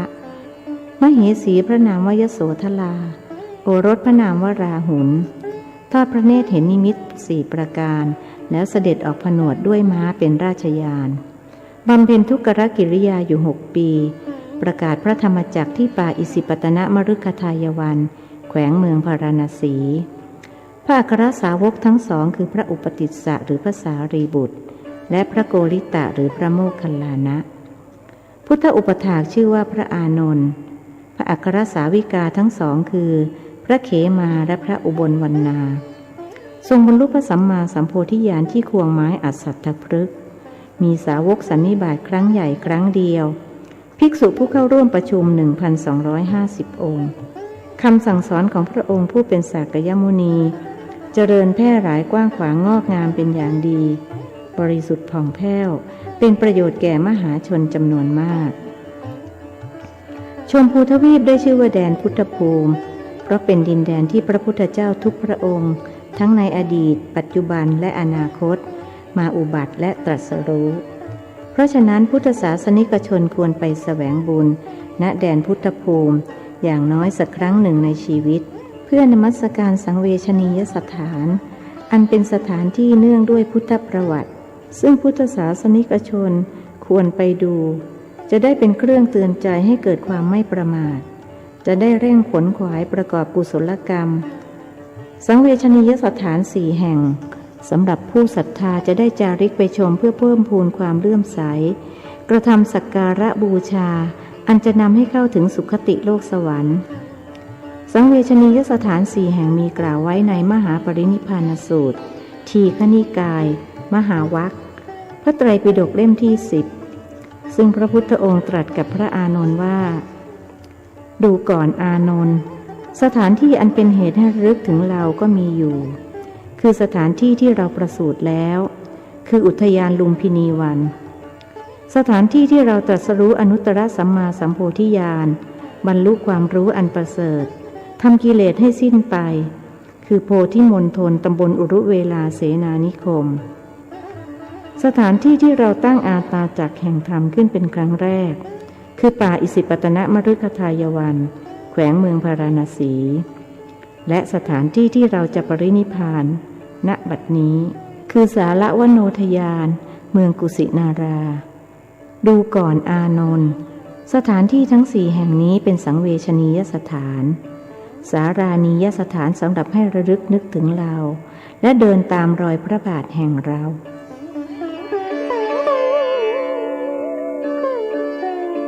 รถบัสนำคณะผู้แสวงบุญจากวัดไทยพุทธคยามายังลานจอดรถหน้าพระเจดีย์ซึ่งเป็นลานกว้างมีสินค้าเมืองภารตะวางขายอยู่ดารดาษส่วนใหญ่เป็นของที่ระลึกก่อนลงจากรถพระมัคคุเทศก์ย้ำเตือนว่าขอให้เดินกันเป็นกลุ่มแล้วก็อย่าให้เงินขอทานเป็นอันขาดมิฉะนั้นจะต้องเดือดร้อนเพราะจะถูกพวกเขารุมล้อมจนหายใจหายคอไม่ออกเอาละลงจากรถได้ทันทีที่รถจอดบรรดาขอทานทั้งเด็กผู้ใหญ่ชายและหญิงก็วิ่งกรูกันมาที่รถส่งเสียงร้องขอเงินดังอึงคนึงบรรพชิตและคฤหัสถ์จำต้องทำใจแข็งด้วยเกรงต้องเดือดร้อนการเดินเข้าไปยังลานพระเจดีย์จึงมีอุปสรรคเพราะลูกหลานชูชกพากันเดินแซงหน้าแซงหลังทั้งที่ไม่มีผู้ใดให้พวกเขาส่งเสียงร้องขอพรางเดินตามไปพราง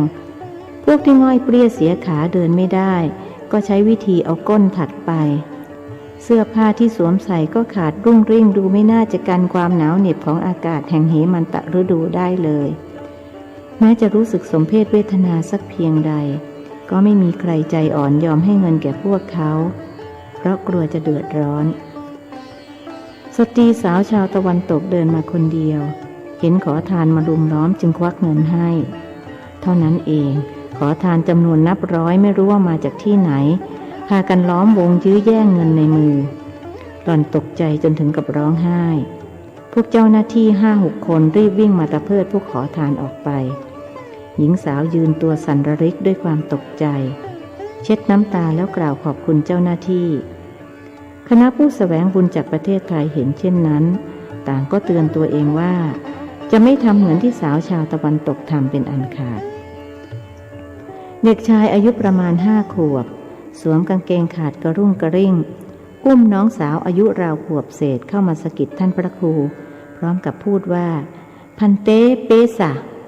ทำมือห่อๆไปจ่อไว้ที่ปากเป็นในว่าขอเงินไปซื้อข้าวกินท่านมองดู2 พี่น้องด้วยความสงสารทั้ง2ตัวดำเป็นเนียง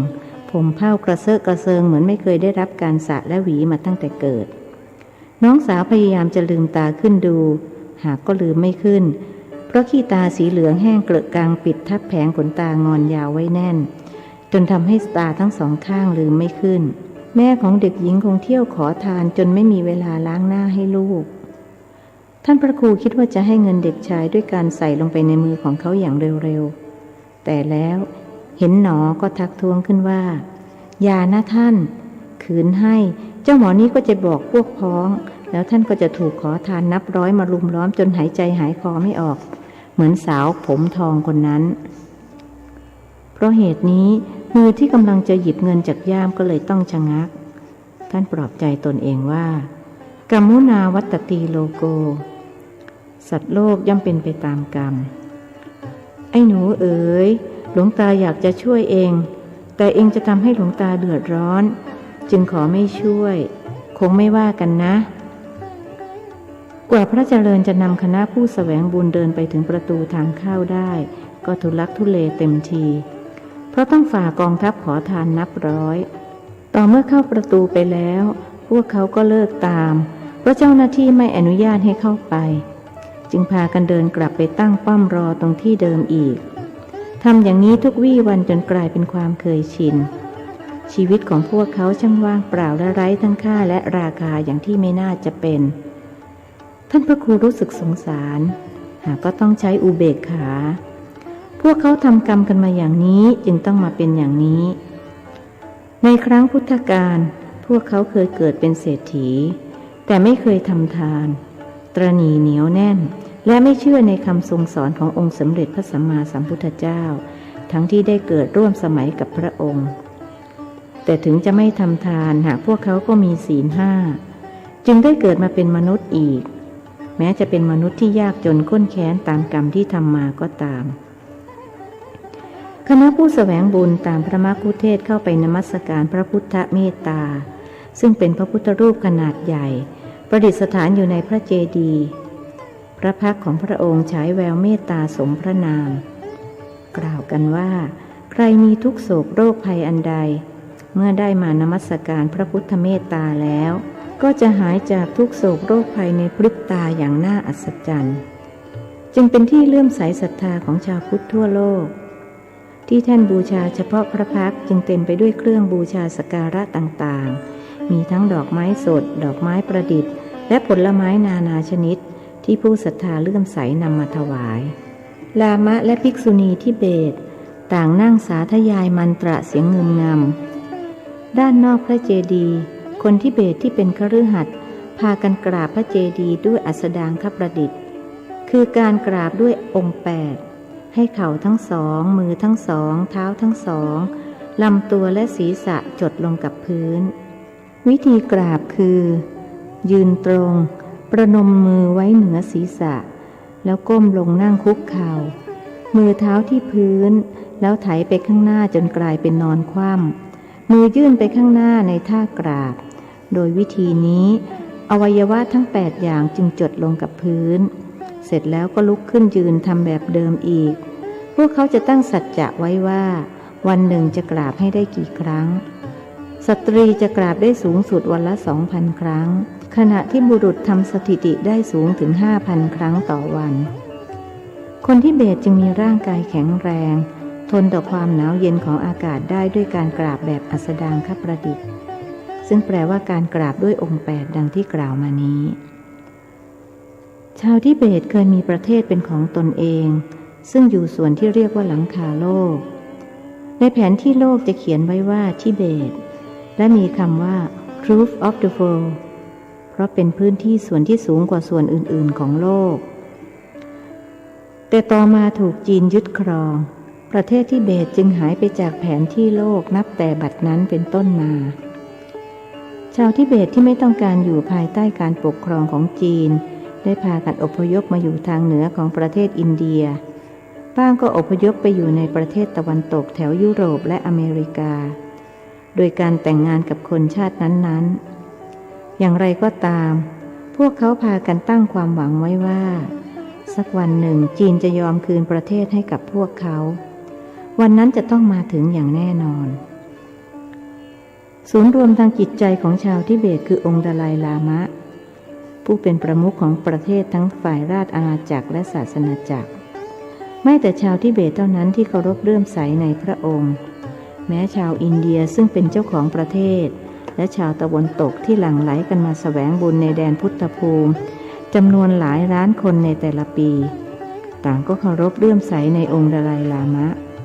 และพากันเอาใจช่วยให้พระองค์ทรงนำพาประเทศให้พ้นจากการยึดครองของจีนโดยเร็วพลันนมัสการพระพุทธเมตตาในพระเจดีย์แล้วคณะผู้แสวงบุญก็ตามพระเจริญออกมายังด้านหลังพระเจดีย์ซึ่งอยู่ด้านทิศตะวันตกเพื่อนมัสการต้นพระศรีมหาโพธิ์และพระแท่นวัชระอาจพระมัคคุเทศก์เริ่มการบรรยายพุทธประวัติตามที่ได้รวบรวมมาจากพระไตรปิฎกและอัตถกถาความว่า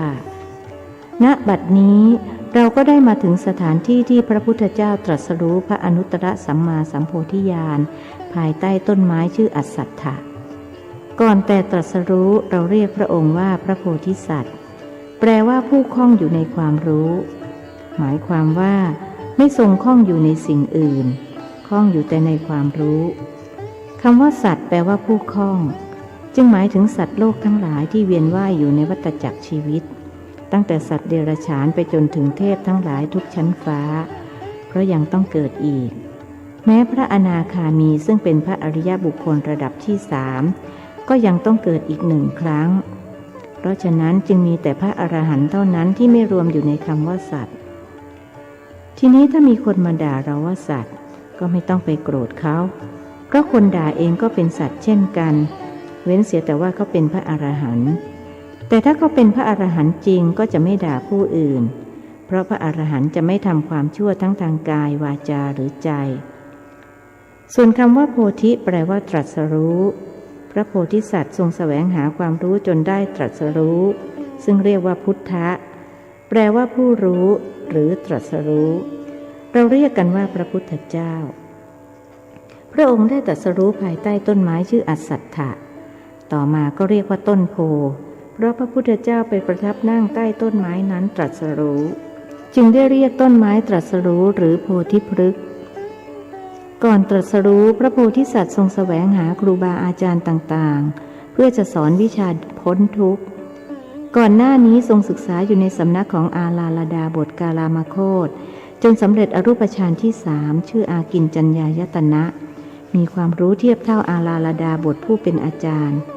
ต่อมาได้ไปศึกษาในสำนักของอุทธกดาบทรามบุตรสำเร็จอรูปฌานที่4ชื่อเนวสัญญานาสัญญายตนะอันเป็นความรู้สูงสุดในสมัยนั้นอุทธกดาบทยกย่องพระองค์ไว้ในฐานะอาจารย์แต่พระองค์ทรงดำริว่าธรรมนี้ไม่เป็นไปเพื่อความหน่ายเพื่อคลายกำหนัดเพื่อดับเพื่อสงบระงับเพื่อรู้ยิ่งเพื่อ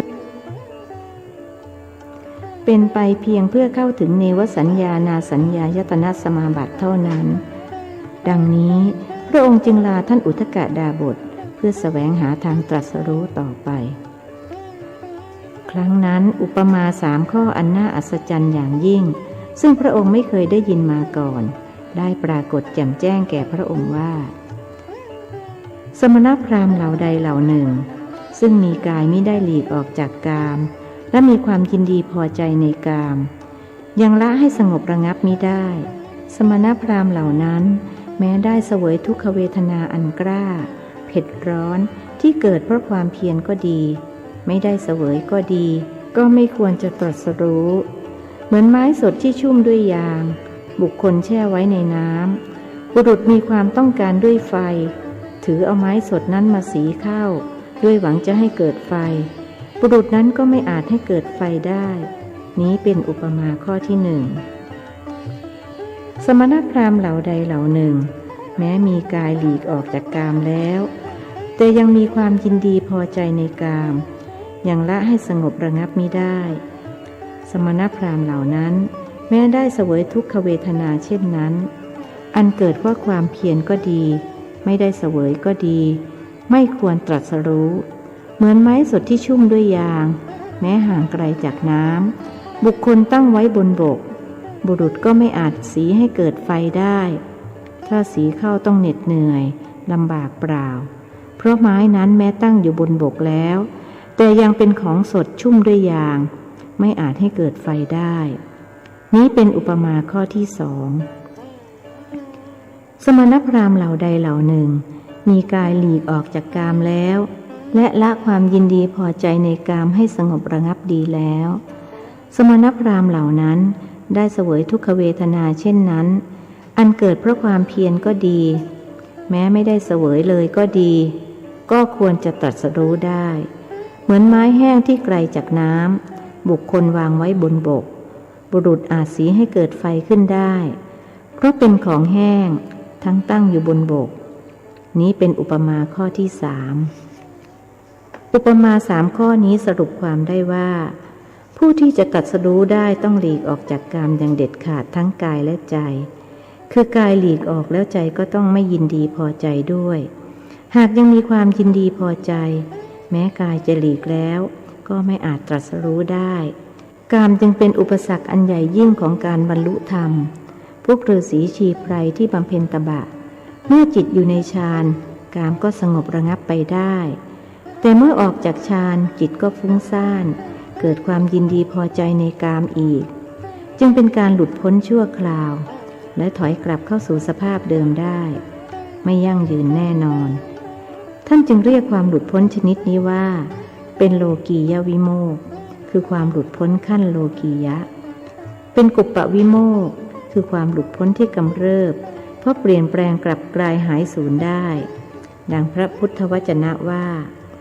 กุปปวิโมกข์เป็นไฉนฌานสี่และอรูปฌานสี่นี้เป็นกุปปวิโมกข์และเป็นวิคัมภนวิโมกข์คือความหลุดพ้นด้วยข่มไว้ซึ่งกิเลสระงับดับไปเพราะถูกกำลังสมาธิข่มไว้เหมือนเอาแผ่นหินทับหญ้าไว้ยกแผ่นหินออกเมื่อใดเมื่อนั้นหญ้าย่อมงอกขึ้นใหม่ได้สรุปความตอนนี้ก็คือลำพังสมาธิอย่างเดียวไม่สามารถทำให้เข้าถึงความหลุดพ้นหรือตรัสรู้ได้ต้องก้าวขึ้นไปถึงขั้นปัญญาเพราะองค์ธรรมหรือตัวการสำคัญที่สุดที่จะเป็นตัวตัดสินในขั้นสุดท้ายจะต้องเป็นปัญญาและปัญญาที่จะใช้ปฏิบัติการในขั้นนี้เรียกชื่อเฉพาะว่าวิปัสสนาดังนั้นการปฏิบัติเพื่อตรัสรู้จึงต้องก้าวมาถึงขั้นวิปัสสนาใครอยากรู้เรื่องวิปัสสนาก็ให้เรียนถามพระครูเจริญธิตธรรมโมเพราะท่านเชี่ยวชาญเรื่องวิปัสสนากรรมฐาน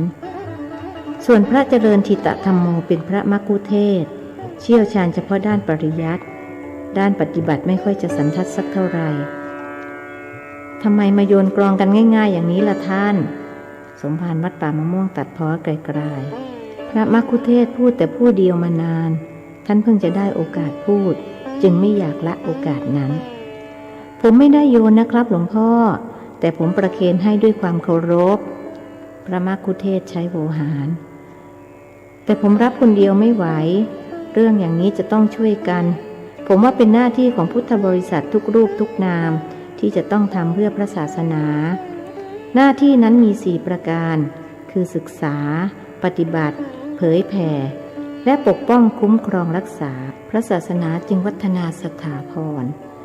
เพราะฉะนั้นจึงไม่ใช่หน้าที่ของผู้ใดผู้หนึ่งแต่เป็นหน้าที่ของทุกรูปทุกนามหลวงพ่อเห็นด้วยไหมครับท่านถามหลวงพ่อวัดดอนเมือง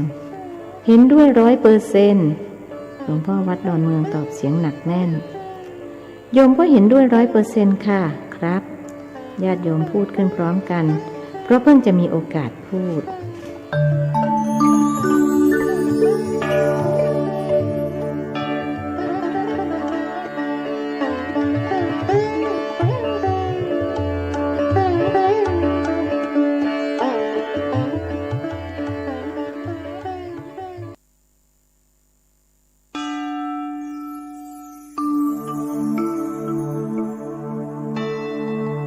ธรรมนิยายชุดสัตว์โลกย่อมเป็นไปตามกรรมเรื่องความหลงในสงสาร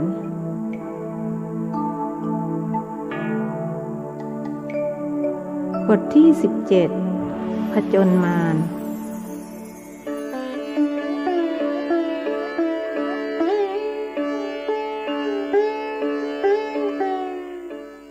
เมื่อเปิดโอกาสให้ผู้ฟังได้พูดพอหอมปากหอมคอแล้วพระมัคคุเทศก์จึงบรรยายต่ออุปมา3 ข้อซึ่งมาปรากฏแจ่มแจ้งแก่พระโพธิสัตว์ทำให้พระองค์เกิดความมั่นพระทัยว่าจักตรัสรู้แน่นอนเพราะทรงหลีกออกจากกามได้อย่างเด็ดขาดทั้งพระทัยก็มิได้ยินดีพอใจในกามอีกนับตั้งแต่ออกผนวดมาได้6 ปีแล้วจึงทรงดำริที่จะบำเพ็ญทุกขกิริยาอันเป็นข้อปฏิบัติที่นิยมกันว่าเป็นทางให้ตรัสรู้ได้การบำเพ็ญทุกขกิริยาคือการข่มขี่บีบคั้นทรมานร่างกายให้ลำบากซึ่งเป็นกิจยากที่บุคคลจะทำได้พระโพธิสัตว์ทรงทรมานพระวรากายเป็น3 วาระดังนี้วาระที่ 1ทรงกดพระทนด้วยพระทนและกดพระตาลุด้วยพระชิวหาไว้แน่นจนพระเสโทไหลออกจากพระกัจฉะเมื่อทรงเห็นว่าไม่เป็นหนทางที่ถูกจึงทรงเปลี่ยนมาเป็นวาระที่ 2คือทรงผ่อนกลั้นลมอัศสาสะและปัสสาสะครั้นลมเดินไม่สะดวกทางช่องพระนาสิกและช่องพระโอษฐ์ก็เกิดเสียงดังอู้ทางช่องพระกันทำให้ปวดพระเศียรเสียดพระอุทธรร้อนในพระวรากายเป็นกำลังแม้กระนั้นก็ยังไม่เป็นผลจึงทรงเปลี่ยนเป็นวาระที่ 3คือทรงอดพระกยาหารผ่อนเสวยวันละน้อยละน้อยจนไม่เสวยทำให้พระวรกายเหี่ยวแห้งพระชวีเศร้าหมองพระอัฐิปรากฏทั่วพระวรกาย เส้นพระโลมามีรากอันเน่าหลุดร่วงลงมาพระกำลังน้อยถอยลงจะเสด็จไปข้างไหนก็ส่วนล้มในขณะที่ทรงบำเพ็ญทุกขกิริยาในวาระหนึ่งนั้นได้เสวยทุกขเวทนาอย่างสาหัสแม้พระวรกายกระวนกระวายไม่สงบระงับลงเลยแต่ทุกขเวทนานั้นก็ไม่อาจครอบงำพระหฤทัยให้กระสับกระส่ายได้ทรงมีพระสติตั้งมั่นไม่ฟั่นเฟือนปราลบความเพียรโดยมิท้อถอยจนเกือบสิ้นพระชนด้วยว่าอยู่มาวันหนึ่งทรงอ่อนพระกำลังพระทรงอิดโรยโหยหิวจนไม่สามารถจะทรงพระวรกายไว้ได้ก็ทรงวิสัญญีภาพล้มลงที่ตรงนั้นเองเด็กเลี้ยงแพะผ่านมาเห็นพระโพธิสัตว์นอนสลบสลายก็คิดว่าพระองค์มรณภาพครั้นใช้มืออังที่ปลายพระนาสิกเห็นว่ายังมีลมหายใจอยู่จึงรีดนมแพะมาหยอดใส่ลงในพระโอษฐ์ไม่นานนักพระองค์ก็ทรงฟื้นคืนพระสติทรงพิจารณาข้อปฏิบัติที่บำเพ็ญอยู่และดำริว่าบุคคลในโลกนี้จะทำทุกขกิริยาอย่างอุกฤษเพียงไรก็ทำได้เสมอพระองค์เท่านั้นจะทำให้ยิ่งไปกว่าพระองค์หาได้ไม่ในเมื่อพระองค์ทรงทำอย่างอุกฤษเห็นปานนี้แล้วก็ยังไม่ได้บรรลุพระโพธิญาณทุกขกิริยาไม่ใช่ทางตรัสรู้แน่ทางแห่งพระโพธิญาณที่ควรแก่การตรัสรู้ต้องเป็นมัชฌิมาปฏิปทาหรือทางสายกลางซึ่งไม่ตึงหรือหย่อนเกินไปเมื่อการบำเพ็ญเพียรทางกายไม่ทำให้บรรลุพระโพธิญาณจึงทรงเปลี่ยนมาบำเพ็ญเพียรทางจิตและทรงกลับมาเสวยพระกายาหารตามเดิมระหว่างที่พระโพธิสัตว์ทรงบำเพ็ญทุกขกิริยาอยู่นั้นได้มีนักบวช4 รูปเรียกว่าคณะปัญจวัคคีย์ได้แก่โกณฑัญญะวัปปะพัทธิยะมหานามะและอัสสชิมาคอยปรนนิบัติรับใช้ด้วยหวังจะบรรลุความหลุดพ้นตามครั้นเห็นพระโพธิสัตว์ทรงเลิกบำเพ็ญทุกขกิริยาก็พากันคิดว่าพระองค์ทรงละความเพียรจึงพากันเดินทางไปอยู่ที่ป่าอิสิปตนมฤคทายวันแขวงเมืองพาราณสีทิ้งพระองค์ไว้ที่ตำบลอุรุเวลาแห่งนั้นการจากไปของคณะปัญจวัคคีย์ยังผลดีให้เกิดแก่พระโพธิสัตว์เพราะทำให้พระองค์ทรงพบกับความสงบวิเวกยิ่งขึ้นบรรยากาศเหมาะแก่การบำเพ็ญภาวนาทางจิตในตอนเช้าของวันเพ็ญเดือนวิสาขะนางสุชาดาบุตรีขหบดีในตำบลอุรุเวลาเสนานิคมได้นำข้าวมัทุปายาตใส่ถาดทองมาถวายโดยคิดว่าพระโพธิสัตว์เป็นรุกขเทวดาเมื่อนางกราบบังคมลากลับไปเรือนแล้วพระโพธิสัตว์ทรงลุกจากที่ประทับใต้ต้นนิโครธพฤกษ์ทรงถือถาดข้าวมัทุปายาตเสด็จไปยังฝั่งแม่น้ำเนรัญชราประทับปลายพระพักตร์สู่บูรพาทิตทรงปั้นข้าวมัทุปายาตเป็นก้อนๆได้49 ก้อนแล้วเสวยทั้งหมดจากนั้นทรงถือถาดลงไปสู่แม่น้ำตั้งจิตอธิษฐานว่าถ้าพระองค์จะบรรลุพระโพธิญาณขอให้ถาดทองใบนั้นจงลอยทวนกระแสน้ำขึ้นไปแล้วทรงลอยถาดทองนั้นลงในแม่น้ำเนรัญชราด้วยอานุภาพพระบารมีของพระองค์ที่ทรงบำเพ็ญมาบริบูรณ์ดีแล้วถาดทองนั้นได้ลอยทวนกระแสน้ำขึ้นไปประมาณ1 เส้นแสดงให้เห็นเป็นอัศจรรย์แล้วจมลงตรงนาคพิภพแห่งพญากาลนาคราชพระโพธิสัตว์ทอดพระเนตรเห็นเช่นนั้นก็ทรงมั่นพระทัยว่าพระองค์จะได้ตรัสรู้พระอนุตตรสัมมาสัมโพธิญาณอย่างแน่นอนจึงเสด็จมายังดงไม้สาระริมฝั่งแม่น้ำเนรัญชราประทับภายใต้ร่มไม้สารพฤกษ์ครั้นเวลาสายันตะวันรอนอ่อนแสงลงทรงออกจากดงไม้สาระเสด็จดำเนินข้ามแม่น้ำเนรัญชราไปสู่ควงไม้อัสสัทธพฤกษ์ระหว่างทางทรงพบพราหมณ์ชื่อโสธิยะซึ่งมีอาชีพตัดหญ้าขายโสธิยะพราหมณ์เกิดความเลื่อมใสจึงน้อมถวายหญ้ากุสะ8 กรัมพระโพธิสัตว์ทรงรับหญ้ากุสะแล้วเสด็จไปยังร่มไม้อัสสัทธพฤกษ์ทรงอธิษฐานว่าหากพระองค์จะได้ตรัสรู้พระอนุตตรสัมมาสัมโพธิญาณแล้วขอบัลลังก์แก้วจงวงเกิดขึ้นรองรับพระสัพพัญญุตญาณณที่นั้นบัดดลบัลลังก์แก้วอันวิจิตรก็บังเกิดขึ้นสมดังพระหฤทัยปรารถนาครั้นแล้วจึงเสด็จขึ้นประทับบัลลังก์แก้ว ผินพระพักไปยังบูรพาทิศหันพระปริสดางไปทางลำต้นอสัตถพฤกษ์ก่อนจะเริ่มบำเพ็ญเพียรทางจิตทรงตั้งสัจจะอธิษฐานว่าแม้เลือดเนื้อในร่างกายเราจะเหือดแห้งไปเหลือแต่หนังเอ็นและกระดูกก็ตามหากยังไม่บรรลุพระโพธิญาณเราจะไม่ลุกไปจากที่นั่งภายใต้ต้นอสัตถพฤกษ์นี้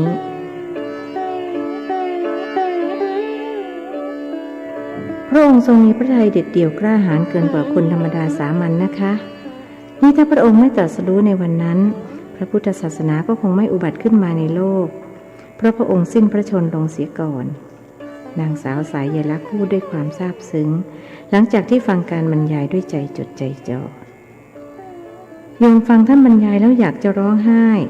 สงสารพระพุทธองค์ที่ทรงลำบากตรากตรำเพื่อความสุขของชาวโลกพระกรุณายิ่งใหญ่เหลือเกินโยมปลื้มใจที่เกิดมาพบพระพุทธศาสนาแล้วก็มีโอกาสได้มาแสวงบุญในแดนพุทธภูมินี้โยมขอตั้งจิตอธิษฐานว่าจะมาทุกปีจนกว่าชีวิตจะหาไม่ถ้ามาไม่ไหวก็จะให้ลูกหลานอุ้มใส่รถเข็นพามาโยมผ่องใสพูดด้วยศรัทธาที่เปี่ยมล้นจนน้ำใสๆคลอหน่อยตาทั้งสองข้างถ้าผมยังไม่ตายจะมาเป็นเพื่อนคุณทุกปีนิมนต์หลวงพ่อมากับเราทุกปีนะครับโยมเสียงพูดกับภรรยาแล้วจึงพูดกับท่านพระครูอาตมายังรับปากไม่ได้เพราะงานยุ่งมากเจ้าอาวาสวัดป่ามะม่วงยังไม่รับปากท่านรู้ว่าการมาครั้งนี้เป็นทั้งครั้งแรกและครั้งสุดท้ายท่านได้สำเร็จประโยชน์ตามคำทรงสอนขององค์สมเด็จพระบรมศาสดาแล้วการมาครั้งนี้ก็เพื่อมาดูให้เห็นกับตาว่าชมพูทวีปเป็นดินแดนที่พระพุทธศาสนาเกิดจริงเพราะต่อไปในอนาคตจะมีนักวิชาการพยายามหาหลักฐานมาลบล้างและตั้งทฤษฎีใหม่ว่าพระพุทธศาสนาเกิดในประเทศไทยแม้ท่านจะรักบ้านเกิดเมืองนอนและมีความเป็นชาตินิยมเข้มข้นเพียงไรก็ไม่อาจยอมรับทฤษฎีใหม่ได้เพราะเป็นเรื่องที่ขัดแย้งกับข้อเท็จจริงในคัมภีร์พระไตรปิฎกระบุไว้ชัดเจนว่าพระพุทธเจ้าทุกพระองค์จะมาอุบัติที่ชมพูทวีปเท่านั้นท่านมั่นใจในพระปัญญาตรัสรู้ของพระโคตมพุทธเจ้าที่ทรงพยากรณ์ไว้พระมคคุเทศก์ให้โอกาสญาติโยมได้แสดงความเห็นพอสมควรแล้วจึงบรรยายต่อเมื่อได้ทรงตั้งสัจจะอธิษฐานแล้วพระโพธิสัตว์ได้ประทับบำเพ็ญจิตภาวนาอยู่ภายใต้ควงไม้อัสสัทธะนั้นบรรดาเทพยดาทั้งหลายต่างพากันชื่นชมโสมนัสนำบุปผามาลัยมาสักการะบูชาเปล่งเสียงโห่ร้องแซ่ซ้องสาธุการฝ่ายท้าววสวัตตีมารได้สดับเสียงสาธุการของเหล่าเทพยดาก็ทราบชัดในพระทัยว่าพระโพธิสัตว์จักตรัสรู้พระสัพพัญญุตญาณทำลายบ่วงมารที่ตนวางขึงรัดรึงไว้แล้วหลุดพ้นไปได้ก็มีจิตริษยาเป่าประกาศเรียกพลเสนามามากมายหมายจะไปทำลายล้างพรานให้แหลกลานในพริบตาจึงขี่ช้างชื่อคิริเมขละแล้วเนรมิตมือพันมือถืออาวุธพร้อมนำกองทัพเหาะลงมาล้อมเขตขันบัลลังก์แก้วไว้แน่นหนาพวกเทพพยดาที่มาห้อมล้อมถวายสักการะบูชาพระโพธิสัตว์ครั้นเห็นท้าววสวัตตีมารยกพหลพลโยธามารุกรานเช่นนั้นต่างตกใจกลัวอกสั่นขวัญหายพากันหนีไปจนสุดขอบจักรวาลทิ้งพระโพธิสัตว์ไว้แต่ลำพังพระโพธิสัตว์ไม่ทรงแลเห็นใครที่ไหนจะช่วยได้ก็ทรงระลึกนึกถึงบารมีที่ทรงบำเพ็ญมาทั้ง10ประการมีทานศีลเนกขัมมะปัญญาวิริยะขันติสัจจะอธิษฐานเมตตาและอุเบกขาในแต่ละประการก็ทรงบำเพ็ญได้ครบทั้ง3ระดับคือระดับบารมีระดับอุปบารมีและระดับปรมัตถบารมีการบำเพ็ญบารมีมาครบถ้วนประมวลแล้วได้ถึง30ทัศเช่นนี้มีหรือที่จะกลัวท้าววสวัตตีมารและเสนาเหตุนี้จึงประทับสงบนิ่งอยู่ฝ่ายท้าววสวัตตีมารคันเห็นพระโพธิสัตว์ประทับนิ่งมิได้ไหวติงหรือแม้แต่ไหวหวั่นก็โกรธส่งเสียงร้องสั่งให้พลเสนามารเข้าผจญพระโพธิสัตว์พุ่งซัดสตราวุธทุกชนิดซึ่งมีพิษร้าย บรรดาสัตราวุธก็กลับกลายเป็นปุปผามาลัยบูชาพระโพธิสัตว์ยังความโทมนัสให้เกิดแก่ท้าววสวัตตีมารเป็นล้นพ้นกระนั้นก็ยังผจญต่อไปโดยการกล่าวตู่ด้วยสันดานพานวิสัยว่าดูก่อนสิทธัตถะบัลลังก์แก้วนี้เกิดด้วยบุญข้าเป็นของสมควรแก่ข้าเจ้าหามีบุญไม่จึงไม่สมควรนั่งจงลุกหลีกไปอย่าได้ช้าพระโพธิสัตว์ตรัสตอบว่าดูก่อนพญามารบัลลังก์แก้วนี้เกิดด้วยบุญบารมีที่เราได้บำเพ็ญมาหลายอสงไขยกับนับประมาณมิได้บัลลังก์แก้วจึงสมควรแก่เราเท่านั้นหาสมควรแก่ผู้อื่นไม่ท้าววสวัตตีมารจึงท้าให้พระโพธิสัตว์หาพยานมายืนยันด้วยเห็นว่าพระองค์จะไม่สามารถหาพยานได้เพราะแม้ทวยเทพพยาดาก็พากันหนีไปหมดเมื่อพระโพธิสัตว์มิทรงเห็นผู้อื่นใดที่จะกล้ามาเป็นสักขีพยานได้จึงตรัสเรียกแม่ธรณีนามวสุนทราว่าดูก่อนวสุนทรานางจงมาเป็นสักขีพยานในการบำเพ็ญบารมีของเราในการบัดนี้ด้วยเถิดแม่ธรณีผุดขึ้นมาจากพื้นปัทภีทำอัญชลีถวายอภิวาทพระโพธิสัตว์แล้วประกาศให้ท้าววสวัตตีมารทราบว่าพระสิทธัตถะบรมโพธิสัตว์ทรงบำเพ็ญบุญบารมีมามากมายมหาศาลตลอดกาลนานเหลือจะขนานับแต่น้ำกรวดที่ข้าพเจ้าเอามวยผมมารองรับก็มากพอที่จะเป็นหลักฐานได้ว่าแล้วก็ประจงหัดอันงามปล่อยมวยผมบีบน้ำกรวดที่สะสมไว้เป็นอเนกชาติให้ไหลหลั่งลงมาเป็นทะเลหลวงท่วมทัพพญามารและเสนาทั้งปวงให้จมลงกำลังแห่งน้ำได้พุ่งซัดพัดเอาช้างคิริเมขละให้ถอยร่นออกไปจนติดขอบจักรวาลท้าววสวัตตีมารตกตะลึงเห็นเป็นอัศจรรย์จึงประนมหัตถ์นมัสการยอมปราชัยแพ้พ่ายบุญบารมีแล้วอันตรธานหนีไปจากที่นั้นยังไม่ทันที่พระอาทิตย์จะอัสดงมารไปแล้วพระโพธิสัตว์จึงทรงบำเพ็ญจิตภาวนาต่อโดยเริ่มเจริญรูปฌานตั้งแต่ปฐมฌานไปจนถึงจตุตฌานเมื่อจิตเข้าถึงจตุตฌานลมอัศสาสะปัสสาสะก็ดับไปจากนั้นทรงออกจากฌานแล้วทรงเจริญญาณอันเป็นองค์ปัญญากระทั่งทรงบรรลุญาณทั้ง3ขั้นตามลำดับแห่งเวลาคือยามต้นทรงบรรลุปุพเพนิวาสานุสติญาณคือความรู้ทำให้ระลึกชาติแต่หนหลังได้ทรงระลึกชาติถอยหลังเข้าไปได้ตั้งแต่1 ชาติ2 ชาติจนถึงหลายๆกับว่าในชาติที่เท่านั้นได้มีชื่อมีโคตรมีผิวพรรณมีอาหารเป็นอย่างนั้นเสวยสุขเสวยทุกข์เป็นอย่างนั้นมีอายุเท่านั้นจุติจากชาตินั้นได้อุบัติในชาติโน้นเป็นอย่างนั้นอย่างนั้นแล้วจึงมาเกิดในชาตินี้ยามกลางทรงบรรลุจุตูปปาตญาณ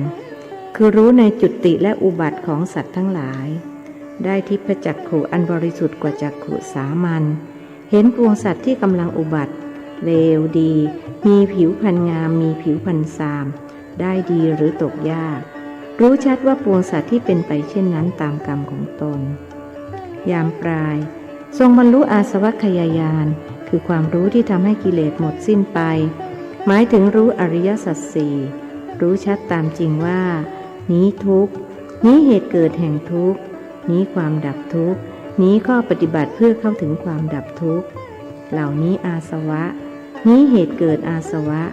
นี้ความดับอาสวะนี้ทางไปถึงความดับอาสวะเมื่อรู้เห็นอย่างนี้จิตหลุดพ้นจากอาสวะ3คือกามาสวะภวาสวะอวิชชาสวะรู้ชัดว่าชาตินี้สิ้นแล้วพรหมจรรย์ได้อยู่จบแล้วกิจที่ต้องทำเสร็จแล้วกิจอื่นอันจะต้องทำเช่นนี้อีกไม่มีเป็นอันว่าพระโพธิสัตว์ได้ตรัสรู้พระอนุตตรสัมมาสัมโพธิญาณเป็นพระสัมมาสัมพุทธเจ้าในยามคลายของคืนวันเพ็ญเดือนวิสาขะซึ่งต่อมาเรียกว่าวันวิสาขบูชาและต้นอสัทธพฤกษ์ก็ได้ชื่อใหม่ว่าโพธิพฤกษ์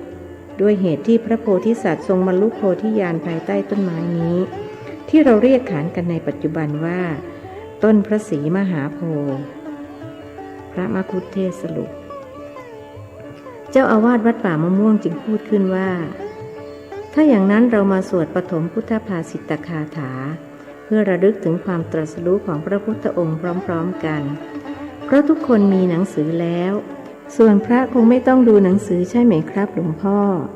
ท่านถามหลวงพ่อวัดดอนเมืองครับหลวงพ่อวัดดอนเมืองตอบเพราะท่านท่องบทนี้ได้และคิดว่ารูปอื่นๆก็ต้องท่องได้เนื่องจากบวชกันมาหลายพรรษาแล้วแต่ผมท่องไม่ได้ครับพระธวัฒน์ตัดสินใจพูดขึ้นทั้งที่รู้สึกอายญาติโยมพระขุนทดกับพระโอสุคนค่อยมีกำลังใจเพราะท่านเองก็ท่องไม่ได้จึงพากันสารภาพว่าท่องไม่ได้เช่นกันผมก็ท่องไม่ได้พระมัคคุเทศก์พูดเสียงอ่อยไม่เป็นไรตอนนี้ท่องไม่ได้ก็ดูหนังสือไปก่อนแต่ผมว่าท่านจะต้องกลับไปท่องให้ได้เพราะท่านเป็นมัคคุเทศก์ถือเป็นผู้นำทางถ้าผู้นำทางไม่รู้แล้วใครจะรู้ผมคิดว่าพวกท่านก็ควรจะท่องให้ได้ท่านพูดกับพระอีก3 รูปเป็นการยิงปืนนัดเดียวได้นก4 ตัวถ้าโยมจะพูดเรื่องจริงพระคุณเจ้าจะว่าโยมเกินหน้าเกินตาหรือเปล่าคะแต่จะว่าก็ได้โยมไม่ถือโยมกำลังจะพูดว่าโยมท่องได้นานแล้วเพราะตอนเด็กๆอยู่กับยายสอนให้สวดมนต์ทุกวันโยมผ่องใสพูดแบบเกรงใจพระภิกษุ4 รูปท่านพระครูรู้สึกประทับใจที่โยมผ่องใสพูดว่าตอนเด็กๆอยู่กับยายเพราะท่านก็อยู่กับยายสมัยที่เป็นเด็กเช่นกันโยมยายเคยสอนให้ท่านสวดมนต์แต่ท่านก็ไม่เชื่อยังดีที่บวชไม่สึกไม่เช่นนั้นก็คงกลายเป็นมหาโจรดังที่ถูกปรามาสไว้ถ้าอย่างนั้นผมขอนิมนต์หลวงพ่อนำสวดนะครับพระเจริญนิมนต์พระครูเจริญผมว่าให้หลวงพ่อวัดดอนเมืองดีกว่าเพราะท่านอาวุโสที่สุดถึงผมจะอาวุโสที่สุดแต่เสียงไม่ค่อยดีนิมนต์ท่านแล้วกันหลวงพ่อวัดดอนเมืองมอบหน้าที่ให้ท่านพระครูถ้าเช่นนั้นคนที่ท่องไม่ได้ก็เปิดหนังสือไปที่หน้า29สมภารวัดป่ามะม่วงบอกแล้วจึงสวดนำว่าหันธรรมยังปฐมพุทธภาสิตคาทาโยพนามาเสจากนั้นจึงสวดและแปลพร้อมกันว่าอเนกชาติสังสารังสันทาวิสังอนิพพิสังเมื่อเรายังไม่พบญาณได้ท่องเที่ยวไปในสงสารเป็นอเนกชาติขหะการังขเวสันโตทุกขาชาติปุณปุนังแสวงหาอยู่ซึ่งนายช่างปลูกเรือนคือตัณหาผู้สร้างภพการเกิดทุกคราวเป็นทุกข์ร่ำไปขหาการกะทิฏโถสิปุณเคหังนกาหสินี่แน่ในช่างปลูกเรือนเรารู้จักเจ้าเสียแล้วเจ้าจะทำเรือนให้เราไม่ได้อีกต่อไปสัพพาเตผาถุกาภักคาขหะกูตังวิสังคตังโครงเรือนทั้งหมดของเจ้าเราหักเสียแล้วยอดเรือนเราก็รื้อเสียแล้ววิสังขารคตังจิตตังตัณหานังขยมัชฌคาจิตของเราถึงแล้วซึ่งสภาพที่อะไรปรุงแต่งไม่ได้อีกต่อไป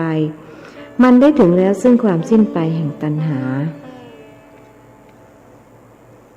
สวดจบจึงพากันกราบระลึกถึงพระปัญญาคุณพระวิสุทธิคุณและพระกรุณาคุณเมื่อเงยหน้าขึ้นปรากฏมีน้ำใสๆล้นอยู่ในหน่วยตาทั้งสองของพระขุนทดและโยมเสงพระขุนทดเกิดความละอายว่าบวชมานานแต่ยังสวดมนต์สู้โยมผ่องใสไม่ได้แล้วเมื่อไรจะเข้าถึงความบริสุทธิ์หลุดพ้นเสียทีส่วนโยมเสงเกิดปิติซาบซ่านและซาบซึ้งใจในพระพุทธคุณจนถึงกับน้ำตาไหลทั้งที่ไม่เคยเป็นเช่นนี้มาก่อนนึกถึงคำสอนของหลวงพ่อชาที่ท่านสอนเรื่องการกราบไว้ว่าถ้ากราบเป็นจะถึงกับน้ำตาไหลเลยทีเดียวบัดนี้เขากราบเป็นแล้วมาเป็นตรงสถานที่ที่ตรัสรู้นี่เองท่านพระครูรู้ว่าโยมเสงกำลังคิดอะไรอยู่จึงพูดรับรองความคิดของเขาว่าตอนที่อาตมากราบเป็นใหม่ๆก็น้ำตาไหลเช่นกันหลวงพ่อกราบเป็นมานานหรือยังครับโยมเสงทำเบาๆตั้งแต่เรียนธรรมกายกับหลวงพ่อสดที่วัดปากน้ำภาษีเจริญเมื่อ30 กว่าปีมาแล้วท่านพระครูตอบได้เวลากลับไปฉันเพลและรับประทานอาหารแล้วขอให้เรามาบูชาสถานที่ตรัสรู้ คือเจดียสถานพุทธคยาแห่งนี้พร้อมๆกันคำบูชาอยู่หน้าท้ายๆของหนังสือนิมนต์หลวงพ่อว่านำวรรคแรกด้วยครับพระมัคคุเทศก์มอบหมายหน้าที่ให้ท่านพระครูเจ้าอาวาสวัดป่ามะม่วงจึงสวดนำวรรคแรกแล้วสวดพร้อมกันไปกับคนอื่นๆดังนี้มหาการุณิโกนาโทปัตโตสัมโพธิมุตตมังวิสาขปุณณมีกาเลมหาโพธิวรุตตเม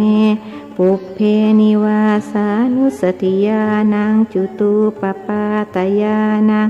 อาสวัคขยญาณัญจปัตตวาอนุกเมนิทาอรหังสัมมาสัมพุทโธโลกานังอนุกัมปโกสัทธัสสะทัสสนียัญจะสังเวชนียเมวะจะมังคลัตถานะเมตัมปิสัพปัตตาธานิเยมะยังปริสุทธายสัทธายเยการะอาหตาอิเมปีติวัฏฐริตาเตหิปูเชมรตนัตตยังพุทธปูชายทินนันจะอิทังโนกายชีวิตังธรรมปูชายทินนันจะอิทังโนกายชีวิตังสังฆปูชายทินนันจะอิทังโนกายชีวิตังอิทิโสมารชินายังโอกาโสมังคลมุตตโมพุทเทนะพุทธภาโวโยยถาอธิคโตตถาสัมปติปฏิปัชฌามาพุทธัตตมุปปัชชิตุนติพระพุทธเจ้าผู้ประกอบด้วยพระมหากรุณาทรงบรรลุสัมมาสัมโพธิญาณอันสูงสุดณภายใต้มหาโพธิพฤกษ์อันประเสริฐล้ำเลิศนี้ในวันเพ็ญเดือนวิสาขะณสถานที่แห่งนี้พระองค์ทรงบรรลุปุพเพนิวาสานุสติญาณจุตูปปาตญาณและอาสวัคคยญาณตามลำดับเป็นพระอรหันตสัมมาสัมพุทธเจ้าผู้อนุเคราะห์ชาวโลกบัดนี้ข้าพเจ้าทั้งหลายได้มาถึงสถานที่อันเป็นที่ควรเห็นเป็นที่ให้เกิดความสังเวชและเป็นที่อันเป็นมงคลของกุลบุตรผู้มีศรัทธาข้าพเจ้าทั้งหลายมีปีติยิ่ง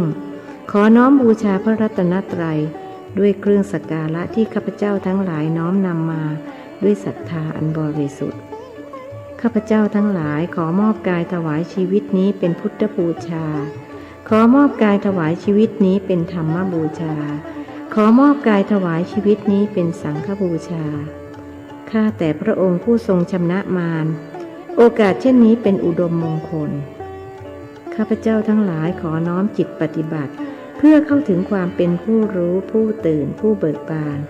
ตามที่พระพุทธองค์ทรงบรรลุแล้วณกาลบัดนี้เทอญ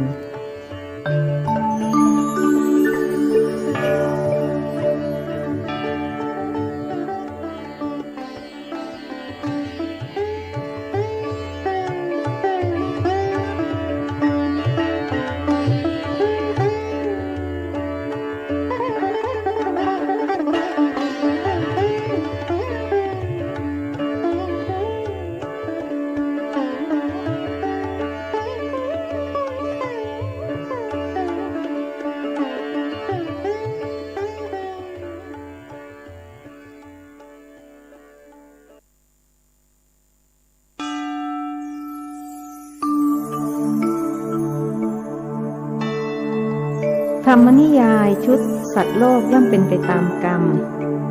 เรื่องความหลงในสงสารบทที่18แม่ชีป่วน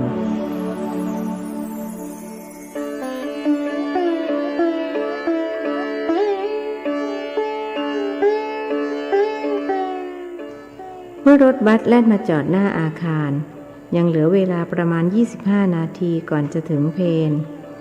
ที่สนามหญ้าหลังโบสถ์พระมหาฉลองกำลังสอนบรรดานักเรียนชาวพุทธใหม่ให้สวดพุทธคุณธรรมคุณและสังฆคุณท่านพูดภาษาฮินดีคล่องจึงสามารถสื่อสารกับพวกเด็กๆได้แสงแดดยามใกล้เที่ยง ช่วยลดความหนาวเหน็บให้กับพวกเด็กๆซึ่งหลายคนมิได้ใส่เสื้อความยากจนทำให้พวกเขาไม่มีแม้เสื้อที่จะใส่กันความร้อนความหนาวของอากาศ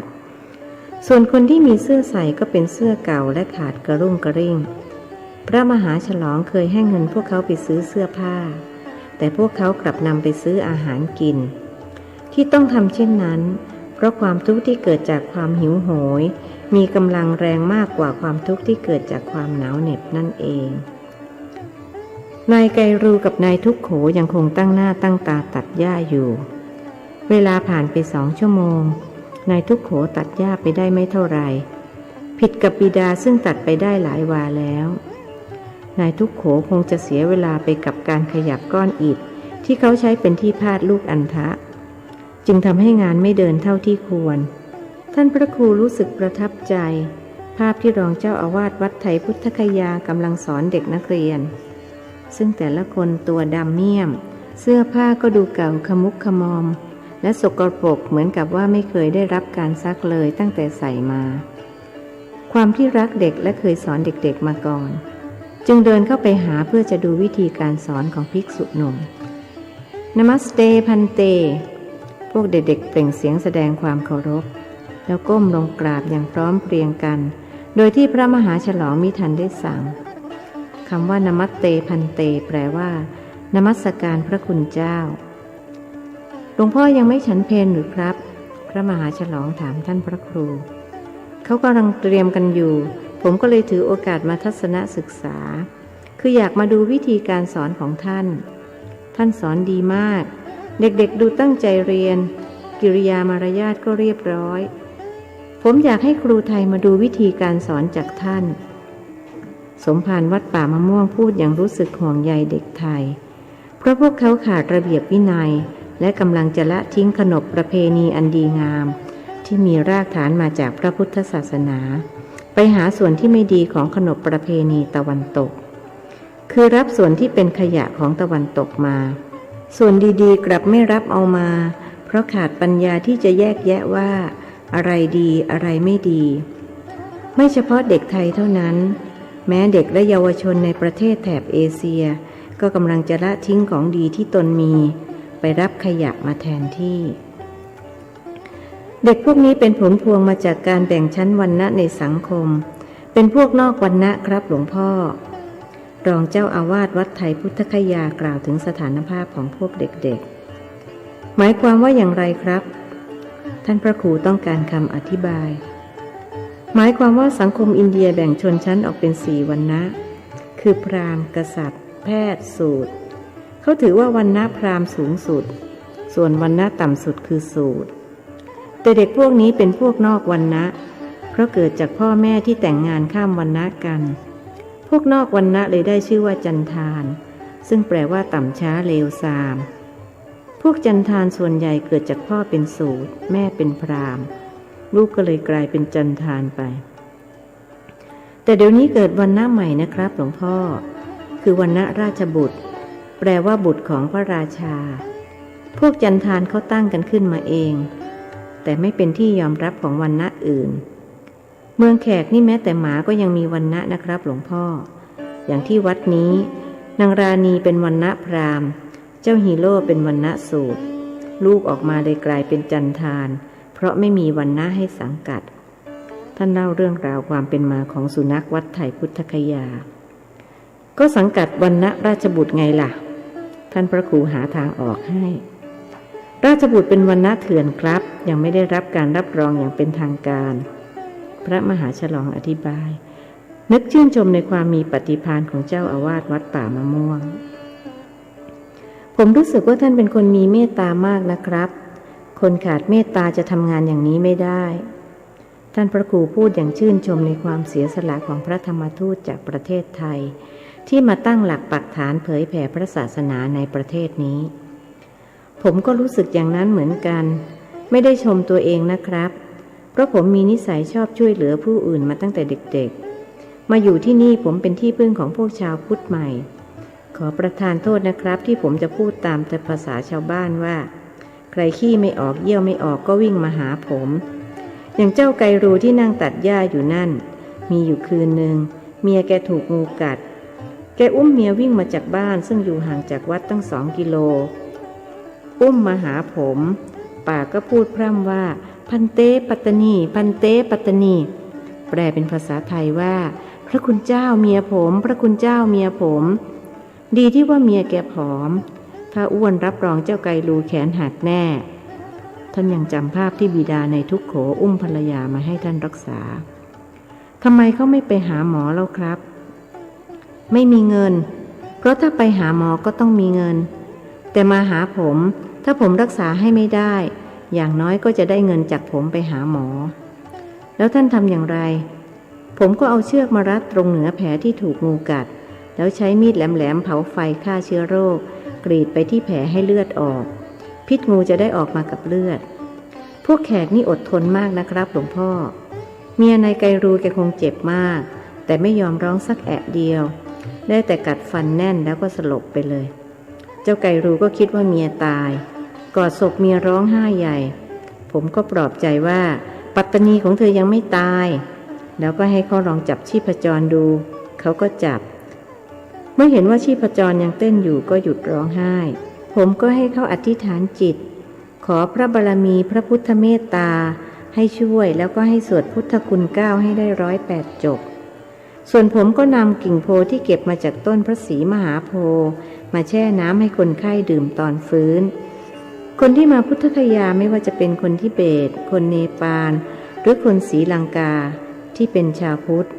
หรือแม้แต่คนที่ไม่ได้เป็นพุทธจะเชื่อในความศักดิ์สิทธิ์ของต้นพระศรีมหาโพธิ์เวลาใบหรือกิ่งแห้งๆหล่นลงมาจากต้นเขาก็จะแย่งกันเก็บไปบูชาเมื่อมีคนไม่สบายไม่ว่าจะเป็นลูกเด็กเล็กแดงหรือคนโตก็จะเอาใบหรือกิ่งโพมาแช่น้ำให้ดื่มมีอยู่ครั้งหนึ่งเด็กทิเบตแกตกตึกซึ่งสูงมากพ่อแม่ก็อุ้มมาที่พระเจดีย์ทั้งที่ลูกสลบอยู่เอากิ่งโพแช่น้ำกรอกปากลูกแล้วก็ช่วยกันสวดมันตะแบบทิเบตพักใหญ่ๆเด็กก็ฟื้นลุกออกไปวิ่งเล่นได้เหมือนไม่มีอะไรเกิดขึ้นเป็นเรื่องอัศจรรย์มากครับหลวงพ่อคนที่ไม่ได้ประสบก็คงไม่เชื่อตอนมาใหม่ๆผมได้ยินคนเขาเล่าลือกันยังคิดว่าไม่น่าเป็นไปได้พอประสบเข้าหลายๆครั้งก็เลยต้องเชื่อแปลกนะครับพระพุทธองค์ปรินิพพานไปตั้ง 2,528 ปีแล้วทำไมยังคงความศักดิ์สิทธิ์อยู่เป็นเรื่องเหลือเชื่อจริงๆสำหรับผมไม่รู้สึกว่าเป็นเรื่องแปลกครับเปรียบเทียบง่ายๆเหมือนแสงจากดวงอาทิตย์ที่ให้ความร้อนและพลังงานแก่โลกแม้ดวงอาทิตย์จะอัสดงแล้วทว่าความร้อนและพลังงานก็ยังอยู่เช่นเดียวกับพระพุทธานุภาพซึ่งแม้พระพุทธองค์จะเสด็จดับขันธปรินิพพานไปนานแล้วแต่พระพุทธานุภาพก็ยังคงอยู่ผู้มีปัญญาน้อมนำจิตให้เข้าถึงด้วยศรัทธาก็ได้รับกระแสแห่งพระพุทธานุภาพได้หลวงพ่อพูดอย่างนี้ทำให้ผมเข้าใจในพระพุทธานุภาพได้แจ่มแจ้งชัดเจนขึ้นมากคนที่เขาหายจากโรคต่างๆเพราะเขาศรัทธาในพระพุทธานุภาพนั่นเองไม่ใช่เรื่องงมงายแต่อย่างใดบางครั้งผมเคยถามตัวเองว่านี่เรางมงายหรือเปล่าจะเข้าข่ายศีลพัตตปรามาสหรือเปล่าพอได้ฟังหลวงพ่อพูดค่อยโล่งใจคิดไปก็น่าขันนะครับหลวงพ่อดินแดนชมพูทวีปแห่งนี้ได้ชื่อว่าแดนพุทธภูมิเพราะเป็นดินแดนที่พระพุทธเจ้าทุกๆพระองค์มาอุบัติขึ้นในโลกมนุษย์พระพุทธศาสนาน่าจะเจริญรุ่งเรืองอยู่ในดินแดนแห่งนี้แต่ชาวพุทธที่อยู่ที่นี่กลับเป็นชาวพุทธใหม่แทนที่จะเป็นชาวพุทธตั้งแต่สมัยพุทธกาลโบราณมาทำไมถึงเป็นเช่นนั้นครับเพราะหลังพุทธกาลประมาณ500 ปีพระพุทธศาสนาก็เริ่มเสื่อมลงและหมดไปจากอินเดียในปีพ.ศ. 1700เนื่องจากศาสนาพราหมณ์ซึ่งเป็นศาสนาดั้งเดิมของดินแดนแห่งนี้และมีมาก่อนพระพุทธศาสนาได้รุ่งเรืองขึ้นมาอีกครั้งหลังจากอับแสงลงไปชั่วคราวในสมัยพุทธกาลนอกจากนี้ลัทธิฮินดูก็เกิดขึ้นและเจริญรุ่งเรืองจนศาสนาพราหมณ์ต้องรับเข้ามาอยู่ในสังกัดจากศาสนาพราหมณ์ก็กลายเป็นศาสนาพราหมณ์ฮินดูเพราะไม่ต้องการให้เป็นศาสนาพราหมณ์ศาสนาหนึ่งศาสนาฮินดูอีกศาสนาหนึ่งที่ร้ายไปกว่านั้นคือกษัตริย์อินเดียในยุคต่อมา ไม่มีศรัทธาในพระพุทธศาสนาเมื่อไม่มีศรัทธาก็ไม่ทรงอุปถัมภ์ค้ำชูนอกจากไม่อุปถัมภ์ค้ำชูแล้วยังพยายามทำลายล้างผลาญพระพุทธศาสนาให้หมดสิ้นไปจากดินแดนแห่งนี้แล้วก็ทำได้สำเร็จถ้าหลวงพ่อสนใจเรื่องนี้หลังทำวัดเย็นนิมนต์ที่กุฏิผมจะถวายความรู้รองเจ้าอาวาสวัดไทยพุทธคยาเอื้อเฟื้อด้วยรู้สึกเคารพนับถือท่านพระครูทั้งที่เพิ่งจะรู้จักกันถ้าเช่นนั้นคืนนี้ผมขอเป็นลูกศิษย์ท่านนะครับสมภารวัดป่ามะม่วงถือโอกาสฝากเนื้อฝากตัวผมไม่บังอาจเป็นอาจารย์หลวงพ่อหรอกครับหลวงพ่อปฏิบัติมามากกว่าผมต้องขอเป็นลูกศิษย์ของหลวงพ่อถึงจะถูกดูเพียงภายนอกพระหนุ่มก็พอจะรู้ว่าท่านพระครูจะต้องเป็นพระนักปฏิบัติที่ผ่านการปฏิบัติมานานอย่างน้อยๆก็ต้องบรรลุญาณ16แล้วไม่ต่ำกว่า1 ครั้งผมอยากฟังท่านพูดเรื่องเด็กๆอีกเป็นอันว่าพวกเขาเป็นชาวพุทธใช่ไหมครับแล้วก็เป็นชาวพุทธใหม่ครับหลวงพ่อเขานับถือผมมากบางครั้งผมก็เป็นทั้งพ่อทั้งแม่ทั้งครูทั้งหมอท่านยังพูดไม่ทันจบสมภารวัดป่ามะม่วงก็สรุปให้ว่าเป็นทุกสิ่งทุกอย่างของพวกเขาก็ทำนองนั้นแหละครับแต่คงจะไม่ถึงกับเหมือนเพลงฝรั่งชื่อ You Mean Everything to Me หรอกนะครับคงไม่ถึงขนาดนั้นภิกษุผู้อ่อนวัยกว่าพูดติดตลกแม้จะไม่ค่อยสันทัดภาษาอังกฤษสักเท่าไหร่แต่ท่านพระครูก็เข้าใจเพราะท่านใช้วรญาณจึงพูดว่าแต่พวกเด็กๆเขาคิดนะครับว่าท่านเป็นทุกสิ่งทุกอย่างของพวกเขาหลวงพ่อทราบได้อย่างไรครับก็ผมสังเกตจากสายตาที่เขามองท่านอย่างเทิดทูนบูชาแล้วเขาก็เชื่อฟังท่านดูสิเขานั่งนิ่งขณะที่ผมกำลังสนทนากับท่านไม่คุยหรือหยอกล้อกันให้เป็นที่รำคาญแต่ประการใดมันญาติดีเหลือเกินผมสอนพวกเขาว่าถ้าผู้ใหญ่คุยกันให้นั่งนิ่งๆห้ามคุยห้ามเล่นกันเขาก็เชื่อฟังดีเด็กพวกนี้สอนง่ายครับหลวงพ่อเสียงระฆังเพลดังขึ้นพระมหาฉลองจึงบอกท่านพระครูว่านิมนต์หลวงพ่อฉันเพลเถิดครับคืนนี้ค่อยคุยกันต่อที่กุฏิผมโน่นครับอยู่ด้านโน้นท่านชี้ไปที่กุฏิซึ่งอยู่ทางด้านทิศเหนือแล้วท่านยังไม่ฉันหรือครับท่านพระครูถามผมก็กำลังจะไปเหมือนกันไม่รู้แม่ชีป่วนแกทำอาหารเสร็จหรือยังอยู่ที่นี่ต้องอาศัยชีหุงข้าวให้ฉันครับบิณฑบาตไม่ค่อยได้เพราะคนที่นี่ยากจนจะกินเองก็ยังไม่ค่อยจะพอที่ไหนจะแบ่งปันมาให้พระผมเคยออกบิณฑบาตเขาใส่อะไรมาหลวงพ่อทราบไหมครับเขาใส่อะไรมาหรือครับขี้วัวแห้งครับเขาแกล้งท่านหรือครับหรือว่าเขาอดอยากถึงกับต้องกินขี้วัวท่านพระครูรู้สึกแปลกใจ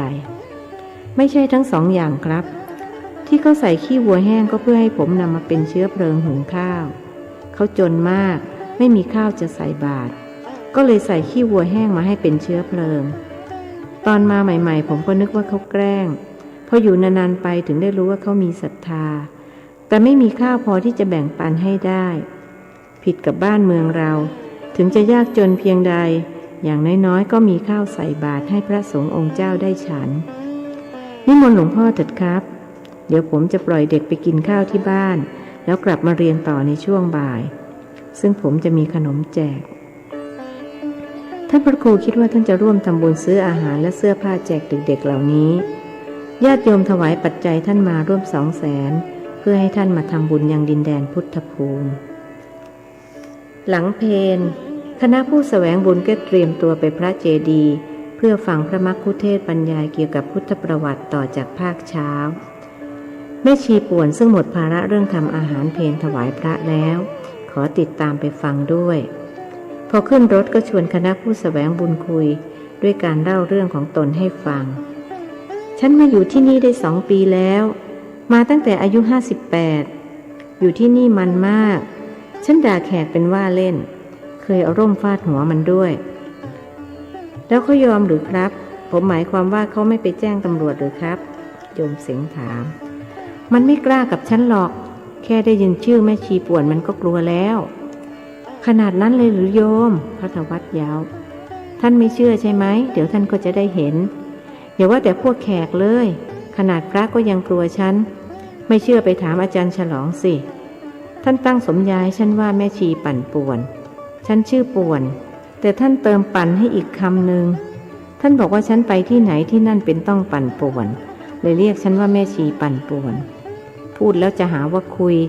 ขนาดท่านเจ้าคุณยังต้องเกรงใจฉันเพราะฉันเคยแผลงฤทธิ์มาแล้วโยมแผลงฤทธิ์อย่างไรล่ะพระคุณทศอยากรู้ก็คว่ำหม้อข้าวหม้อแกงน่ะสิมีอยู่วันหนึ่งฉันบอกว่าจะทำแกงมัสมั่นเลี้ยงพระท่านเจ้าคุณเกิดพูดไม่เข้าหูฉันเลยคว่ำหม้อข้าวหม้อแกงเสียเลยมื้อนั้นพระเกือบจะอดฉันเพลพวกเนนต้องต้มมาม่ามาถวายตั้งแต่วันนั้นมาเลยไม่มีใครกล้ามายุ่งกับฉันอีกโยมมาอยู่2 ปีพูดฮินดีได้หรือเปล่าพระสุคนถามพูดไม่ได้ล็อกแต่ด่าได้ด่าไฟแลบเชียวละแล้วแขกเขาฟังรู้เรื่องหรือ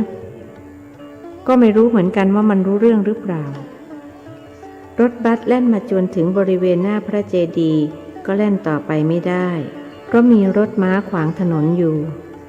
บนรถม้ามีแขกพุงพรุ้ย5 คนนั่งข้างหลังคนขับม้าตัวเมียผอมๆซึ่งทำหน้าที่ลากรถยืนนิ่งอยู่คนขับใช้แส้หวดหลังมันก็ไม่ขยับขยื่นผู้โดยสารพุงพรุ้ยก็พากันส่งเสียงฮัดฮัดเพื่อให้มันวิ่งมันก็ยังคงนิ่งอยู่อย่างนั้นรถราเริ่มติดเพราะมีรถม้าขวางถนนอยู่แม่ชีดูม้าตัวนั้นสิ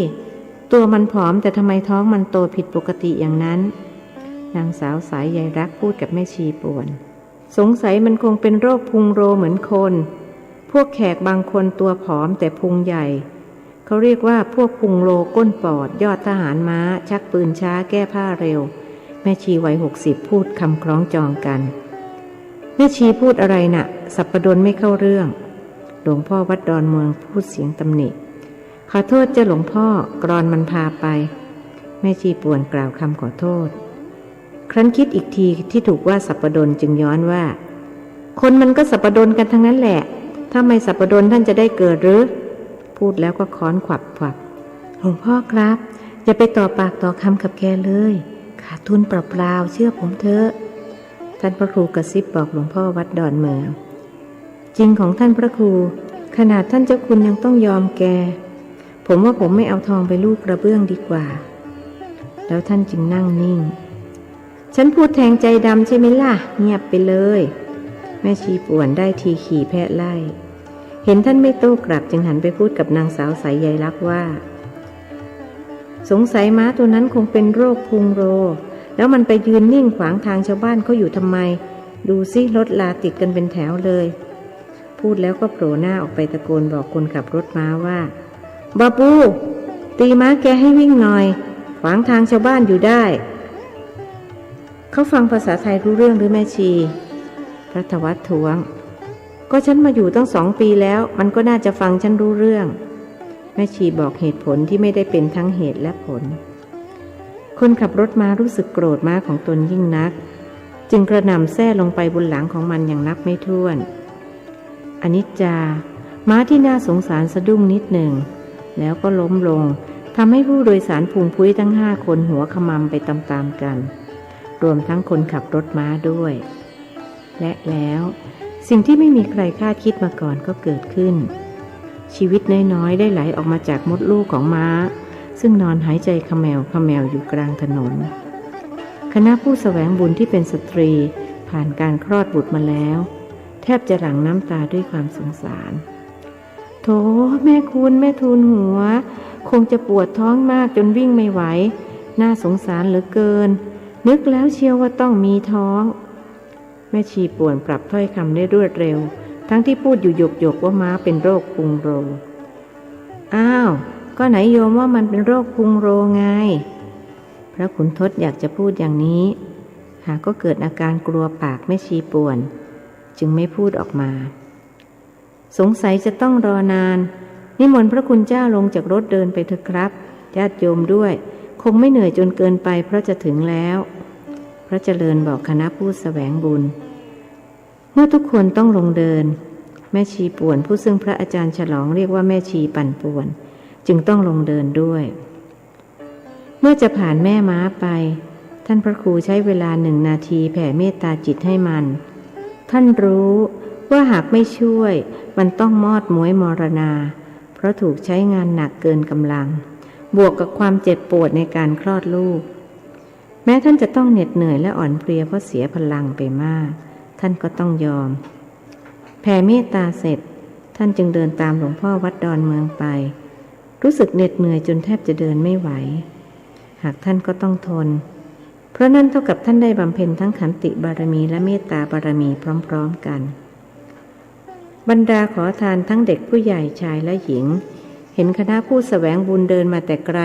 ก็พากันวิ่งกรูเข้ามาหาพวกที่พิการเดินไม่ได้ก็ใช้วิธีถัดมาขอทานหนุ่มอายุราว17-18ขาพิการมาแต่กำเนิดหากก็ใช้ก้นถัดมา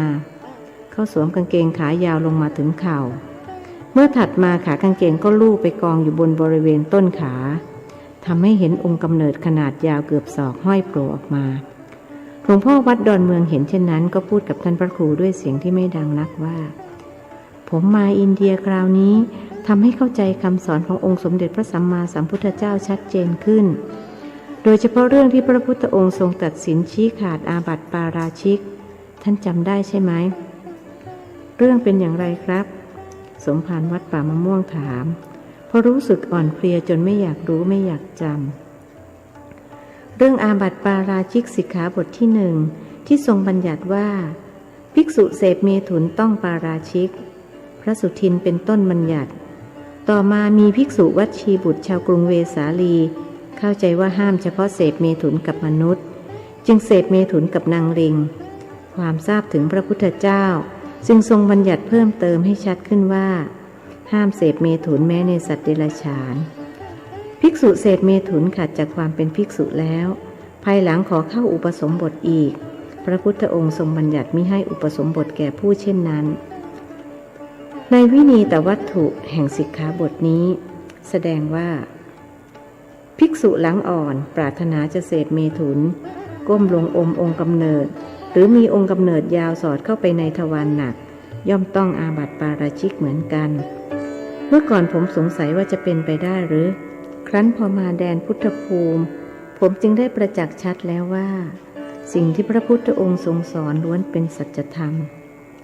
ภิกษุสูงวัยพูดด้วยศรัทธาที่เปี่ยมล้นเมื่อได้มาเห็นของจริง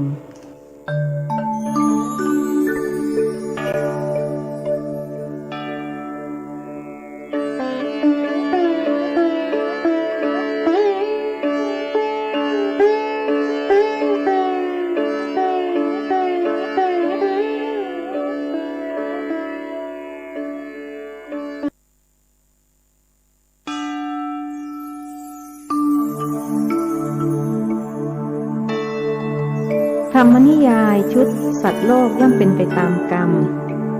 เรื่องความหลงในสงสารบทที่19ปฏิจจสมุปบาท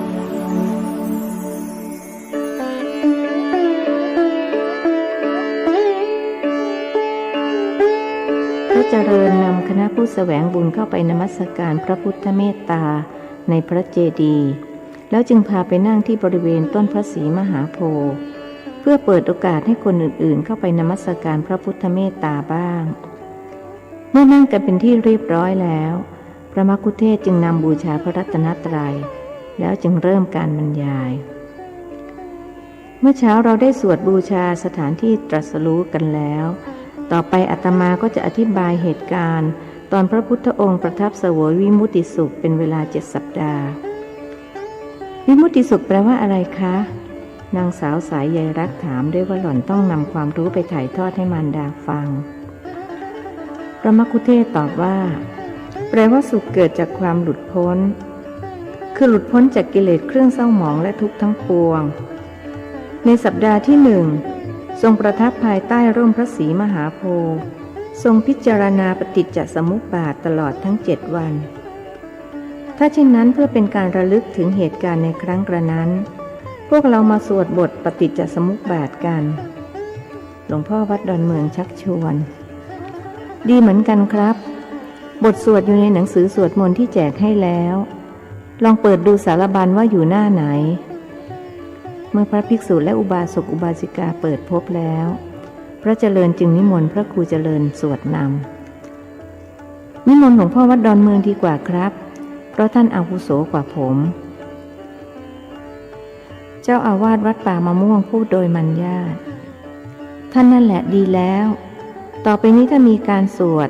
ผมขอให้ท่านนำทุกครั้งเลยนะเพราะท่านเสียงดีกว่าผมหลวงพ่อวัดดอนเมืองมอบหมายหน้าที่ให้ท่านพระครูบรรพชิตวัยใกล้60จึงต้องนำสวดว่าอวิชชาปัจจยาสังขาราสังขารปัจจยาวิญญาณังวิญญาณปัจจยานามรูปังนามรูปปัจจยาสลายตนังสลายตนะปัจจยาผัสโสผัสสะปัจจยาเวทนาเวทนาปัจจยาตัณหาตัณหาปัจจยาอุปาทานังอุปาทานปัจจยาภโวภวปัจจยาชาติชาติปัจจยาชรามรณังโสกปริเทวทุกขโทมนะสุปายาสาสัมภวันติเอวเมตัสสะทุกขขันธาสัสสมุทโยโหติอวิชชายตเววะอาเสสวิราคานิโรธาสังขารนิโรโทสังขารนิโรธาวิญญาณนิโรโทวิญญาณนิโรธานามรูปนิโรโทนามรูปนิโรธาสลายตนะนิโรโทสลายตนะนิโรธาผัสสะนิโรโทผัสสะนิโรธาเวทนานิโรโทเวทนานิโรธาตัณหานิโรโท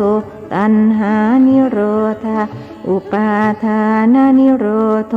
อุปาทานนิโรธาภวะนิโรโทภวะนิโรธาชาตินิโรโทชาตินิโรธาชรามรณังโสกปริเทวทุกขโทมนะสุปายาสานิรุจจันติเอวเม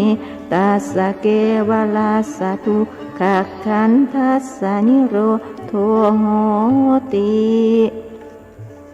พระอาจารย์คะดิฉันอยากทราบความหมายของบทสวดนี้จังเลยค่ะพระอาจารย์กรุณาแปลให้ฟังได้หรือเปล่าคะขนาดยังไม่ทราบความหมายดิฉันยังรู้สึกขนลุกเพราะความซาบซึ้งคงจะมีความสำคัญมากพระพุทธองค์จึงทรงพิจารณาเป็นลำดับแรกนางสาวสายใยรักพูดด้วยความซาบซึ้งนิมนต์หลวงพ่อวัดดอนเมืองหรือหลวงพ่อวัดป่ามะม่วงช่วยแปลได้ไหมครับผมไม่ถนัดเรื่องนี้พระมัคคุเทศขอความช่วยเหลืออีกนิมนต์ท่านพระครูก็แล้วกันผมมั่นใจว่าท่านอธิบายได้ดีกว่าผมแน่นอนหลวงพ่อวัดดอนเมืองมอบหมายหน้าที่ให้ท่านพระครูอีกครั้งตกลงถ้าผมพูดนานเกินไปหลวงพ่ออย่ารำคาญก็แล้วกันเพราะหลวงได้พูดผมมักจะติดลมตามสบายครับผมจะได้ฟังไว้เป็นกำไรชีวิตนี่ผมได้ประสบการณ์มากมายทั้งที่มาได้2 วันเข้าวันนี้หลวงพ่อวัดดอนเมืองหวังกอบโกยความรู้เต็มที่ผิดกับพระหนุ่ม3 รูปที่อยากมาเที่ยวมากกว่ามาหาความรู้เพราะฉะนั้นผมก็ขออนุญาตเป็นมัคคุเทศก์ชั่วคราวนะครับท่านพระครูพูดออกตัวแล้วจึงเริ่มการบรรยายปฏิจจสมุปบาทแปลว่าสภาพอาศัยปัจจัยเกิดขึ้นเพราะตามหลักคำสอนในพระพุทธศาสนาผลย่อมเกิดขึ้นจากเหตุไม่มีอะไรเกิดขึ้นลอยๆโดยปราศจากเหตุปัจจัยมันจะเกิดขึ้นต่อเมื่อมีเหตุปัจจัยมาทำให้มันเกิดขึ้นปฏิจจสมุปบาทปรากฏในรูปของกฎธรรมชาติหรือหลักความจริงที่มีอยู่โดยธรรมดาไม่เกี่ยวกับการอุบัติของศาสดาทั้งหลายที่เราสวดกันเมื่อครู่เป็นการแสดงให้เห็นกระบวนการเกิดและกระบวนการดับกระบวนการเกิดแปลได้ดังนี้เพราะอวิชชาเป็นปัจจัยสังขารจึงมีเพราะสังขารเป็นปัจจัยวิญญาณจึงมีเพราะวิญญาณเป็นปัจจัยนามรูปจึงมีเพราะนามรูปเป็นปัจจัยสลายตนะจึงมีเพราะสลายตนะเป็นปัจจัยผัสสะจึงมี เพราะผัสสะเป็นปัจจัยเวทนาจึงมีเพราะเวทนาเป็นปัจจัยตัณหาจึงมีเพราะตัณหาเป็นปัจจัยอุปาทานจึงมีเพราะอุปาทานเป็นปัจจัยภพจึงมีเพราะภพเป็นปัจจัยชาติจึงมีเพราะชาติเป็นปัจจัย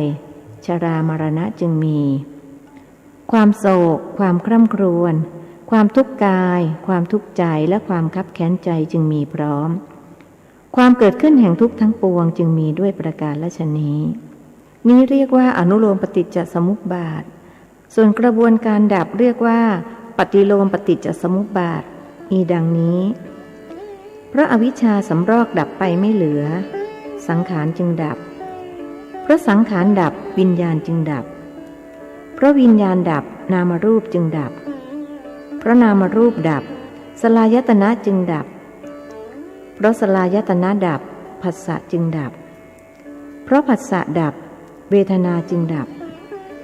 เพราะเวทนาดับตัณหาจึงดับเพราะตัณหาดับอุปาทานจึงดับเพราะอุปาทานดับภพจึงดับเพราะภพดับชาติจึงดับเพราะชาติดับชรามรณะจึงดับความโศกความคร่ำครวญความทุกข์กายความทุกข์ใจและความคับแค้นใจก็ดับความดับแห่งกองทุกข์ทั้งมวลนี้ย่อมมีด้วยประการฉะนี้เท่าที่ผมฟังปฏิจจสมุปบาทมีองค์ประกอบ12หัวข้อหลวงพ่อจะกรุณาอธิบายทั้ง12หัวข้อได้ไหมครับเริ่มตั้งแต่อวิชชาผมรู้สึกซาบซึ้งอย่างที่ไม่เคยรู้สึกมาก่อนเลยครับสามีโยมผ่องใสพูดขึ้นท่านพระครูมองหน้าเขาก็รู้ว่าบุรุษผู้นี้จะมาได้ของดีในแดนพุทธภูมิจึงถามคนอื่นๆว่ามีใครไม่เห็นด้วยกับโยมเสงขอให้ยกมือขึ้นปรากฏว่าไม่มีผู้ใดยกมือพระขุนทศพระโรสสุคนและพระทวัตพร้อมใจกันเข้าฌานจนน้ำลายไหลยืดท่านพระครูจึงบอกพระมัคคุเทศก์ให้นิมนต์พระหนุ่ม3 รูปออกจากฌานเพื่อมาฟังสิ่งที่เป็นสาระเมื่อถูกปลุกพระหนุ่มทั้ง3รู้สึกหงุดหงิดเพราะกำลังหลับเพลินครั้นเห็นญาติโยมฟังอย่างตั้งอกตั้งใจก็เกิดความละอายรู้สึกเกรงใจโยมเสงกับโยมผ่องใสที่ออกค่าใช้จ่ายให้ในการมาครั้งนี้จึงต้องฟังอย่างตั้งอกตั้งใจบ้างเพราะอย่างน้อยก็จะได้ไม่ต้องอายโยมสายใยรักสมภารวัดป่ามะม่วงบรรยายต่อด้วยการอธิบายคำจำกัดความองค์ประกอบ12ข้อของปฏิจจสมุปบาทท่านรู้ว่าเป็นเรื่องยากสำหรับผู้ที่ยังไม่เข้าใจสัจธรรมอย่างถ่องแท้แม้คนฟังจะไม่สามารถเข้าใจได้ทั้งหมดแต่ท่านก็ต้องอธิบายเพราะคนที่จะได้รับประโยชน์มากกว่าใครเพื่อนคือโยมเสงรองลงมาคือนางสาวสายใยรักส่วนคนที่เหลือแม้จะไม่เข้าใจนักหากก็ยังดีกว่าไม่ได้ฟังเสียเลยคิดดังนี้แล้วท่านจึงเริ่มการบรรยายองค์ประกอบ12ข้อของปฏิจจสมุปบาทมีดังนี้ข้อที่1คืออวิชชาแปลว่าความไม่รู้คือไม่รู้ในทุกข์เหตุเกิดทุกข์ความดับทุกข์และข้อปฏิบัติที่นำไปสู่ความดับทุกข์กล่าวโดยสรุปคือความไม่รู้อริยสัจสี่ท่านพระสุคนช่วยอธิบายให้ญาติโยมฟังหน่อยว่าอริยสัจสี่คืออะไรท่านถามพระสุคนเพราะรู้ว่าถ้าไม่ถามภิกษุหนุ่มก็จะฟังเพลินจนเข้าฌานอีกอริยสัจคือความจริงอันประเสริฐครับแยกศัพท์ออกเป็นอริยะกับสัจจะอริยะแปลว่าประเสริฐสัจจะแปลว่าความจริงอริยสัจสี่จึงแปลว่าความจริงอันประเสริฐ4ประการได้แก่ทุกข์ทุกขสมุทัยทุกขนิโรธและทุกขนิโรธคามินีปฏิปทาครับพระโรสสุคนตอบฉะฉานรู้สึกภาคภูมิใจที่ได้มีโอกาสเป็นวิทยากรจำเป็นดีมากขออนุโมทนาท่านให้กำลังใจภิกษุหนุ่มแล้วจึงบรรยายต่อเพราะอวิชชาเป็นปัจจัยสังขารจึงมีองค์ประกอบข้อที่2คือสังขารแปลว่าสภาพที่ปรุงแต่งมี3อย่างคือสภาพที่ปรุงแต่งกายเรียกว่ากายสังขารได้แก่ลมหายใจเข้าและลมหายใจออก เราต้องหายใจเข้าและหายใจออกจึงจะมีชีวิตอยู่ได้ถ้าไม่หายใจหรือหายใจเข้าแต่ไม่หายใจออกก็ไม่สามารถที่จะมีชีวิตอยู่ได้จริงครับหลวงพ่อถ้าหายใจออกโดยไม่หายใจเข้าก็ต้องมอดม้วยมรณาเช่นกันพระขุนทดอยากมีส่วนร่วมบ้างถูกแล้วที่ผมใช้สำนวนว่ามอดม้วยมรณาเป็นชีวาวายแวบเป็นประแปบปิ้งใครจะเอาไปใช้ก็ได้ผมไม่สงวนลิขสิทธิ์ท่านพระครูช่วยเสริมแล้วจึงบรรยายต่ออย่างที่สองคือสภาพที่ปรุงแต่งวาจาเรียกว่าวจีสังขารได้แก่วิตกและวิจารวิตกแปลว่าตรึกตรึกแปลว่าคิดวิจารแปลว่าความตรองคือพิจารณาเพราะเมื่อเราจะพูดอะไรออกมาจะต้องคิดและพิจารณาเสียก่อนส่วนสังขารอย่างที่สามคือสภาพที่ปรุงแต่งใจเรียกว่าจิตตสังขารได้แก่สัญญาและเวทนาสังขารเป็นปัจจัยให้เกิดวิญญาณซึ่งเป็นข้อที่สามวิญญาณแปลว่าความรู้แจ้งอารมณ์ไม่ได้แปลว่าผีนะอย่าเข้าใจผิดวิญญาณมี6ได้แก่ความรู้แจ้งอารมณ์ทางตาเรียกว่าจักขุวิญญาณทางหูเรียกว่าโสตวิญญาณทางจมูกเรียกว่าคานวิญญาณทางลิ้นเรียกว่าชิวหาวิญญาณทางกายเรียกว่ากายวิญญาณและความรู้แจ้งอารมณ์ทางใจเรียกว่ามโนวิญญาณเพราะวิญญาณเป็นปัจจัยนามรูปจึงมีนามรูปคือนามและรูปเป็นข้อที่สี่นามได้แก่เวทนาสัญญาเจตนาผัสสะและมนสิการส่วนรูปก็คือรูปไหนใครไม่รู้ว่ารูปคืออะไรถ้ารู้จะได้ไม่ต้องอธิบายท่านถามคนฟังรูปคือร่างกายใช่ไหมคะหลวงพ่อนางสาวสายใยรักถามขึ้นจะตอบอย่างนั้นก็ถูกเหมือนกันแต่ในที่นี้รูปหมายถึงอารมณ์ที่รู้ได้ด้วยจักขุซึ่งก็คือสิ่งที่ปรากฏแก่ตาต้องปรากฏแก่ตาเท่านั้นนะถ้าปรากฏแก่ยายอาตมาไม่ทราบว่าจะเรียกอะไรท่านตั้งใจพูดให้คนฟังรู้สึกสนุกเพราะปฏิจจสมุปบาทเป็นธรรมที่เข้าใจยากที่สุดหากบรรยายแต่เนื้อหาล้วนคนฟังจะคิดว่าเป็นเรื่องหนักเกินไปต่อไปก็เป็นข้อที่5คือสลายตนะแปลว่าอายตนะ6อายตนะแปลว่าที่เชื่อมต่อให้เกิดความรู้อายตนะ6ก็คือที่เชื่อมต่อให้เกิดความรู้6ทางคือทางตาทางหูทางจมูกทางลิ้นทางกายและทางใจกิเลสที่เข้ามาสู่ตัวเราก็เข้ามาทางอายตนะ6นี่เองเพราะสลายตนะมีผัสสะจึงมีผัสสะซึ่งแปลว่าความกระทบเป็นองค์ประกอบข้อที่6ความกระทบทางตาเรียกว่าจักขุสัมผัสทางหูเรียกว่าโสตสัมผัสทางจมูกเรียกว่าคานสัมผัสทางลิ้นทางกายและทางใจเรียกว่าอะไรท่านขุนทดกรุณาตอบผมด้วย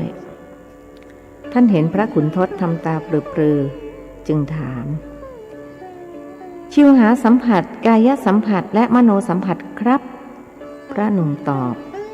ตาปลือกลับกลายเป็นตาใสในพริบตาถูกต้องต่อไปเป็นข้อที่เท่าไรข้อ7ครับอุบาสกคนหนึ่งตอบถูกแล้วข้อ7คือเวทนาเพราะผัสสะเป็นปัจจัยเวทนาจึงมีเวทนาแปลว่าการเสวยอารมณ์มี6ได้แก่การเสวยอารมณ์เกิดจากสัมผัสทางตาเรียกว่า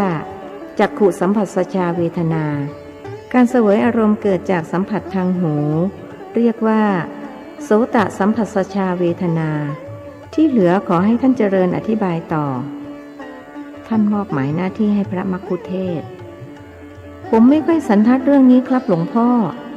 นิมนต์หลวงพ่อวัดดอนเมืองดีกว่าท่านโยนกรองไปให้ภิกษุอาวุโสผมตอบได้แน่แต่ผมอยากให้โอกาสญาติโยมก่อนมีโยมคนไหนจะตอบก็เชิญโยมเสียงยกมือขึ้นแล้วตอบว่าการเสวยอารมณ์เกิดจากสัมผัสทางจมูกเรียกว่าคานสัมผัสสชาเวทนา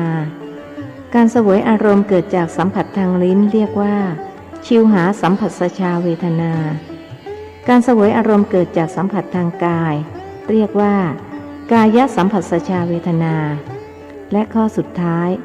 การเสวยอารมณ์เกิดจากสัมผัสทางใจเรียกว่ามโนสัมผัสสชาเวทนาครับโยมเสียงตอบรู้สึกสงสัยเหมือนกันว่าเหตุไฉนจึงตอบได้ขออนุโมทนาโยมเข้าใจแจ่มแจ้งและถูกต้องอาตมามั่นใจว่าโยมจะต้องมาได้ของดีที่แดนพุทธภูมินี้ท่านพระครูพูดตามที่เห็นสาธุโยมเสียงน้อมรับพร้อมกับยกมือประนมเมื่อกล่าวคำว่าสาธุจากนั้นท่านพระครูจึงบรรยายต่อเวทนาเป็นธรรมที่พระพุทธเจ้าตรัสไว้ในสังยุตตนิกายสัลลายตนวรรคพระไตรปิฎกเล่มที่18ตั้งแต่ข้อ431ถึงข้อ434ข้อ431ตรัสถึงเวทนา2ได้แก่กายิกะเวทนา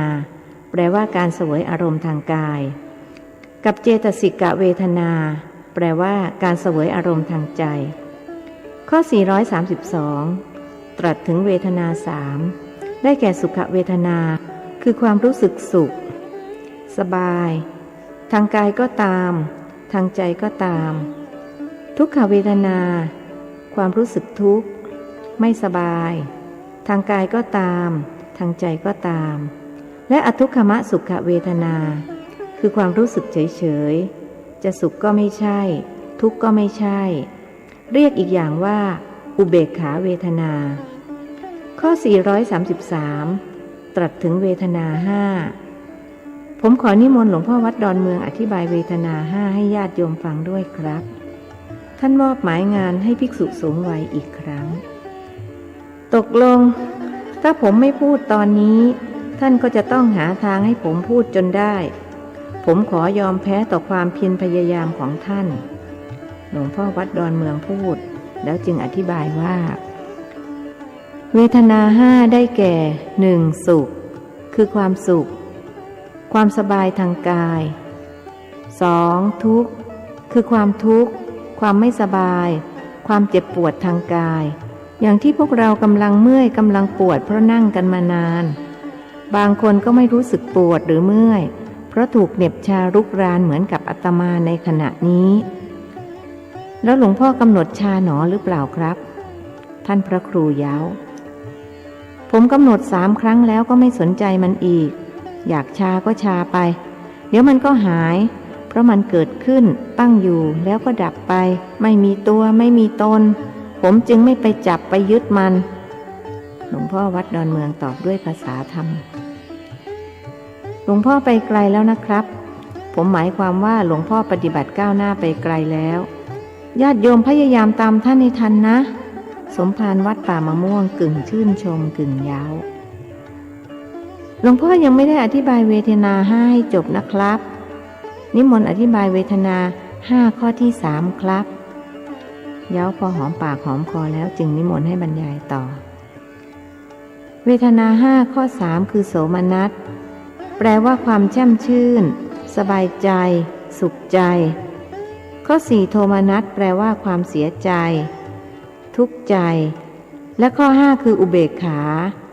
แปลว่าความรู้สึกเฉยๆเวทนา5ก็เหมือนกับเวทนา3เพียงแต่แยกระหว่างกายกับใจส่วนเวทนา6ก็คือที่ท่านพระครูอธิบายไปเมื่อสักครู่ซึ่งเป็นข้อ434ต่อไปก็นิมนต์ท่านอธิบายองค์ประกอบของปฏิจจสมุปบาทข้อที่8ครับหลวงพ่อวัดดอนเมืองนิมนต์ท่านพระครูบ้างข้อที่8คือตัณหาแปลว่าความทยานอยากตัณหามี3ได้แก่กามตัณหาคือความทยานอยากในกามอยากได้กามคุณคือสิ่งสนองความต้องการทางตาหูจมูกลิ้นกายภวตัณหาคือความทยานอยากในภพอยากเป็นอยากคงอยู่ตลอดไปและวิภวตัณหาคือความทยานอยากในวิภพอยากทำลายอยากให้ดับสูญตัณหาเป็นปัจจัยให้เกิดอุปาทานซึ่งเป็นองค์ประกอบข้อที่9อุปาทานแปลว่าความยึดมั่นความถือมั่นด้วยอำนาจกิเลสมี4ได้แก่กามุปาทานแปลว่าความยึดมั่นในกาม คือรูปเสียงกลิ่นรสโผฏฐัพพะที่น่าใคร่น่าพอใจทิฏฐุปาทานแปลว่าความยึดมั่นในทิฏฐิหรือทฤษฎี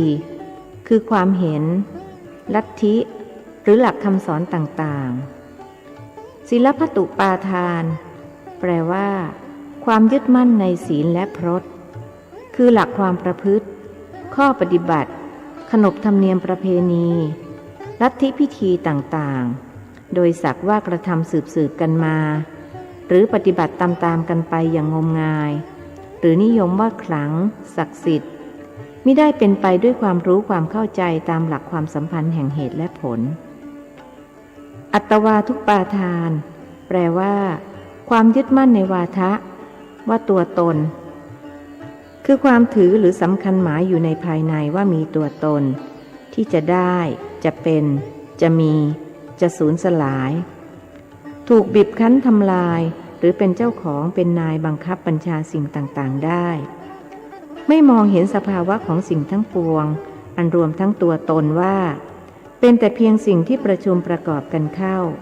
เป็นไปตามเหตุปัจจัยทั้งหลายที่มาสัมพันธ์กันล้วนๆที่กล่าวมานี้คืออุปาทานและเพราะอุปาทานเป็นปัจจัย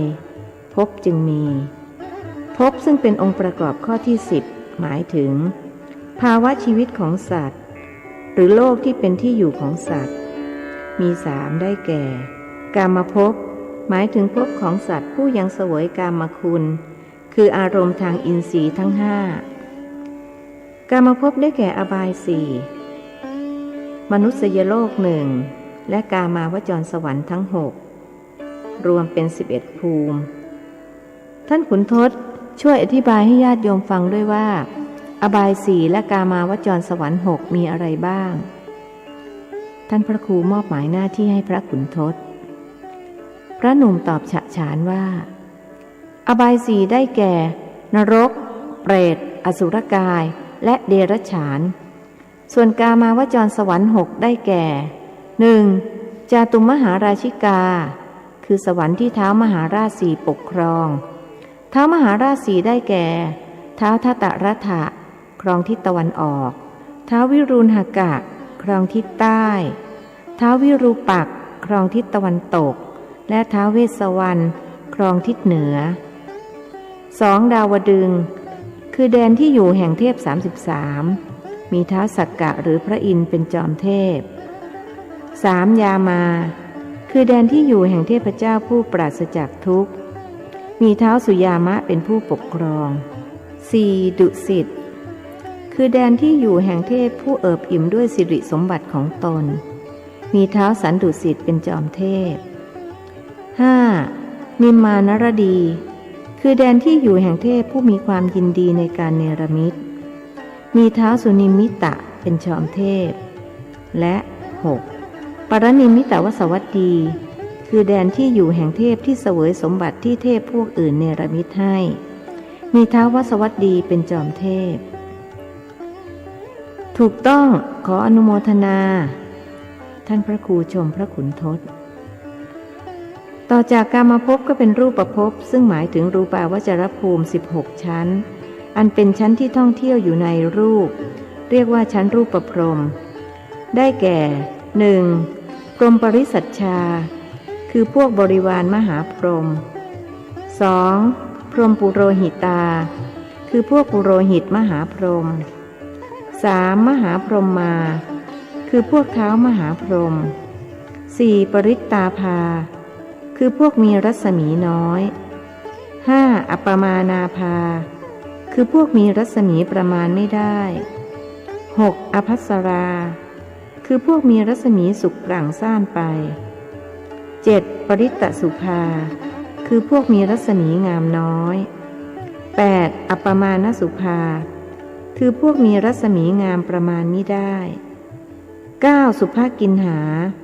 คือพวกมีรัศมีงามกระจ่างจ้า 10. เวหัพพลาคือพวกมีผลไพบูรณ์ 11. อสัญญีสัตว์คือพวกสัตว์ไม่มีสัญญาอีก5ภูมิที่เหลือจัดเป็นสุทธาวาสภูมิแปลว่าที่อยู่ของท่านผู้บริสุทธิ์ คือที่เกิดของพระอนาคามีหมายความว่าพระอนาคามีจะไม่กลับมาเกิดในโลกมนุษย์อีกแต่จะมาเกิดที่สุทธาวาสภูมิซึ่งมี5 ชั้นนับต่อจากรูปประพรหมเป็นชั้นที่12อวิหาคือเหล่าท่านผู้ไม่เสื่อมจากสมบัติของตน13อตัปปาคือเหล่าท่านผู้ไม่ทำความเดือดร้อนแก่ใคร14สุทัสสาคือเหล่าท่านผู้งดงามน่าทัศนา15สุทัสสีคือเหล่าผู้มองเห็นชัดเจนดี16อกนิษฐาคือเหล่าท่านผู้ไม่มีความด้อยหรือเล็กน้อยกว่าใครซึ่งก็คือผู้สูงสุดนั่นเองต่อจากรูปภพก็เป็นอรูปภพซึ่งหมายถึงภพของอรูปพรหมได้แก่อรูปาวจรภูมิ4มี1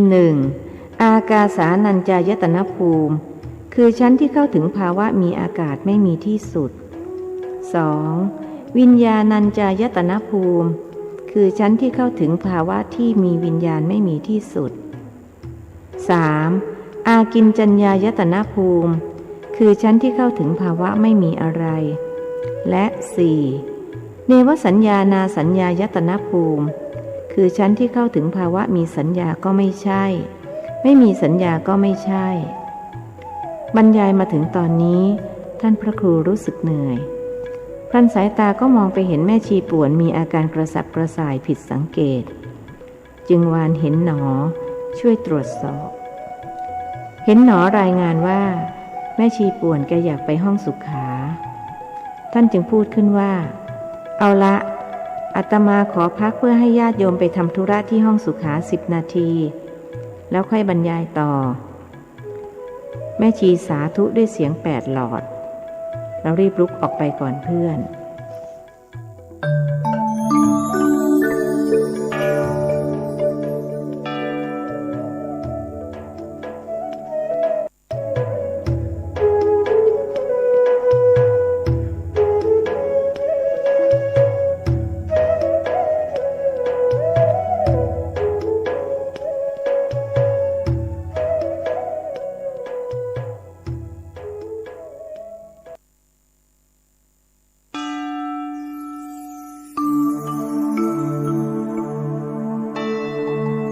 ธรรมนิยายชุดสัตว์โลกย่อมเป็นไปตามกรรมเรื่องความหลงในสงสาร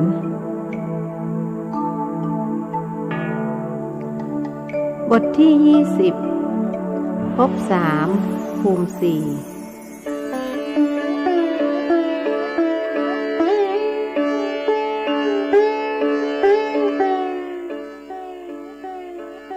แม้หลวงพ่อบรรยายเก่งจังฉันไม่เคยเห็นพระรูปไหนบรรยายเก่งเท่าหลวงพ่อเลยฉันซาบซึ้งจนน้ำตาเกือบจะไหลเสียหลายหนแม่ชีป่วนกล่าวชมท่านพระครูหลังจากไปทำธุระที่ห้องสุขามาเรียบร้อยแล้วอาตมามีครูบาอาจารย์ดีอาจารย์ของอาตมาสอบได้ปรริญญาธรรม9 ประโยคนะท่านเทศเก่งมากจนได้รับฉายาว่าตู้พระไตรปิฎกเคลื่อนที่ท่านพระครูยกความดีให้ครูบาอาจารย์แม้ฉันอยากรู้จักอาจารย์ของหลวงพ่อแล้วสิอยากรู้ว่าท่านสอนอย่างไรศิษย์ถึงได้เก่งอย่างนี้หลวงพ่อพอจะบอกฉันได้ไหมถึงบอกไปแม่ชีก็ไม่รู้จักถึงไม่รู้จักแต่ฉันก็อยากรู้ไว้ทำไมก็รู้ไว้ใช่ว่าใส่บาแบกหามาสิแม่ชีตอบทันใดถ้าอย่างนั้นอาตมาก็เห็นจะต้องบอกอาจารย์ของอาตมาคือท่านเจ้าคุณโชฎกท่านพระครูบอกคิดว่าอย่างไรเสียแม่ชีต้องไม่รู้จักเจ้าคุณโชฎกญาณสิทธิเจ้าคณะ5 วัดมหาธาตุใช่ไหมแม่ชีป่วนถามอย่างตื่นเต้นโยมรู้จักหรือยิ่งกว่ารู้จักเสียอีกฉันนี่แหละศิษย์ก้นกุฏิท่านเจ้าคุณโชฎก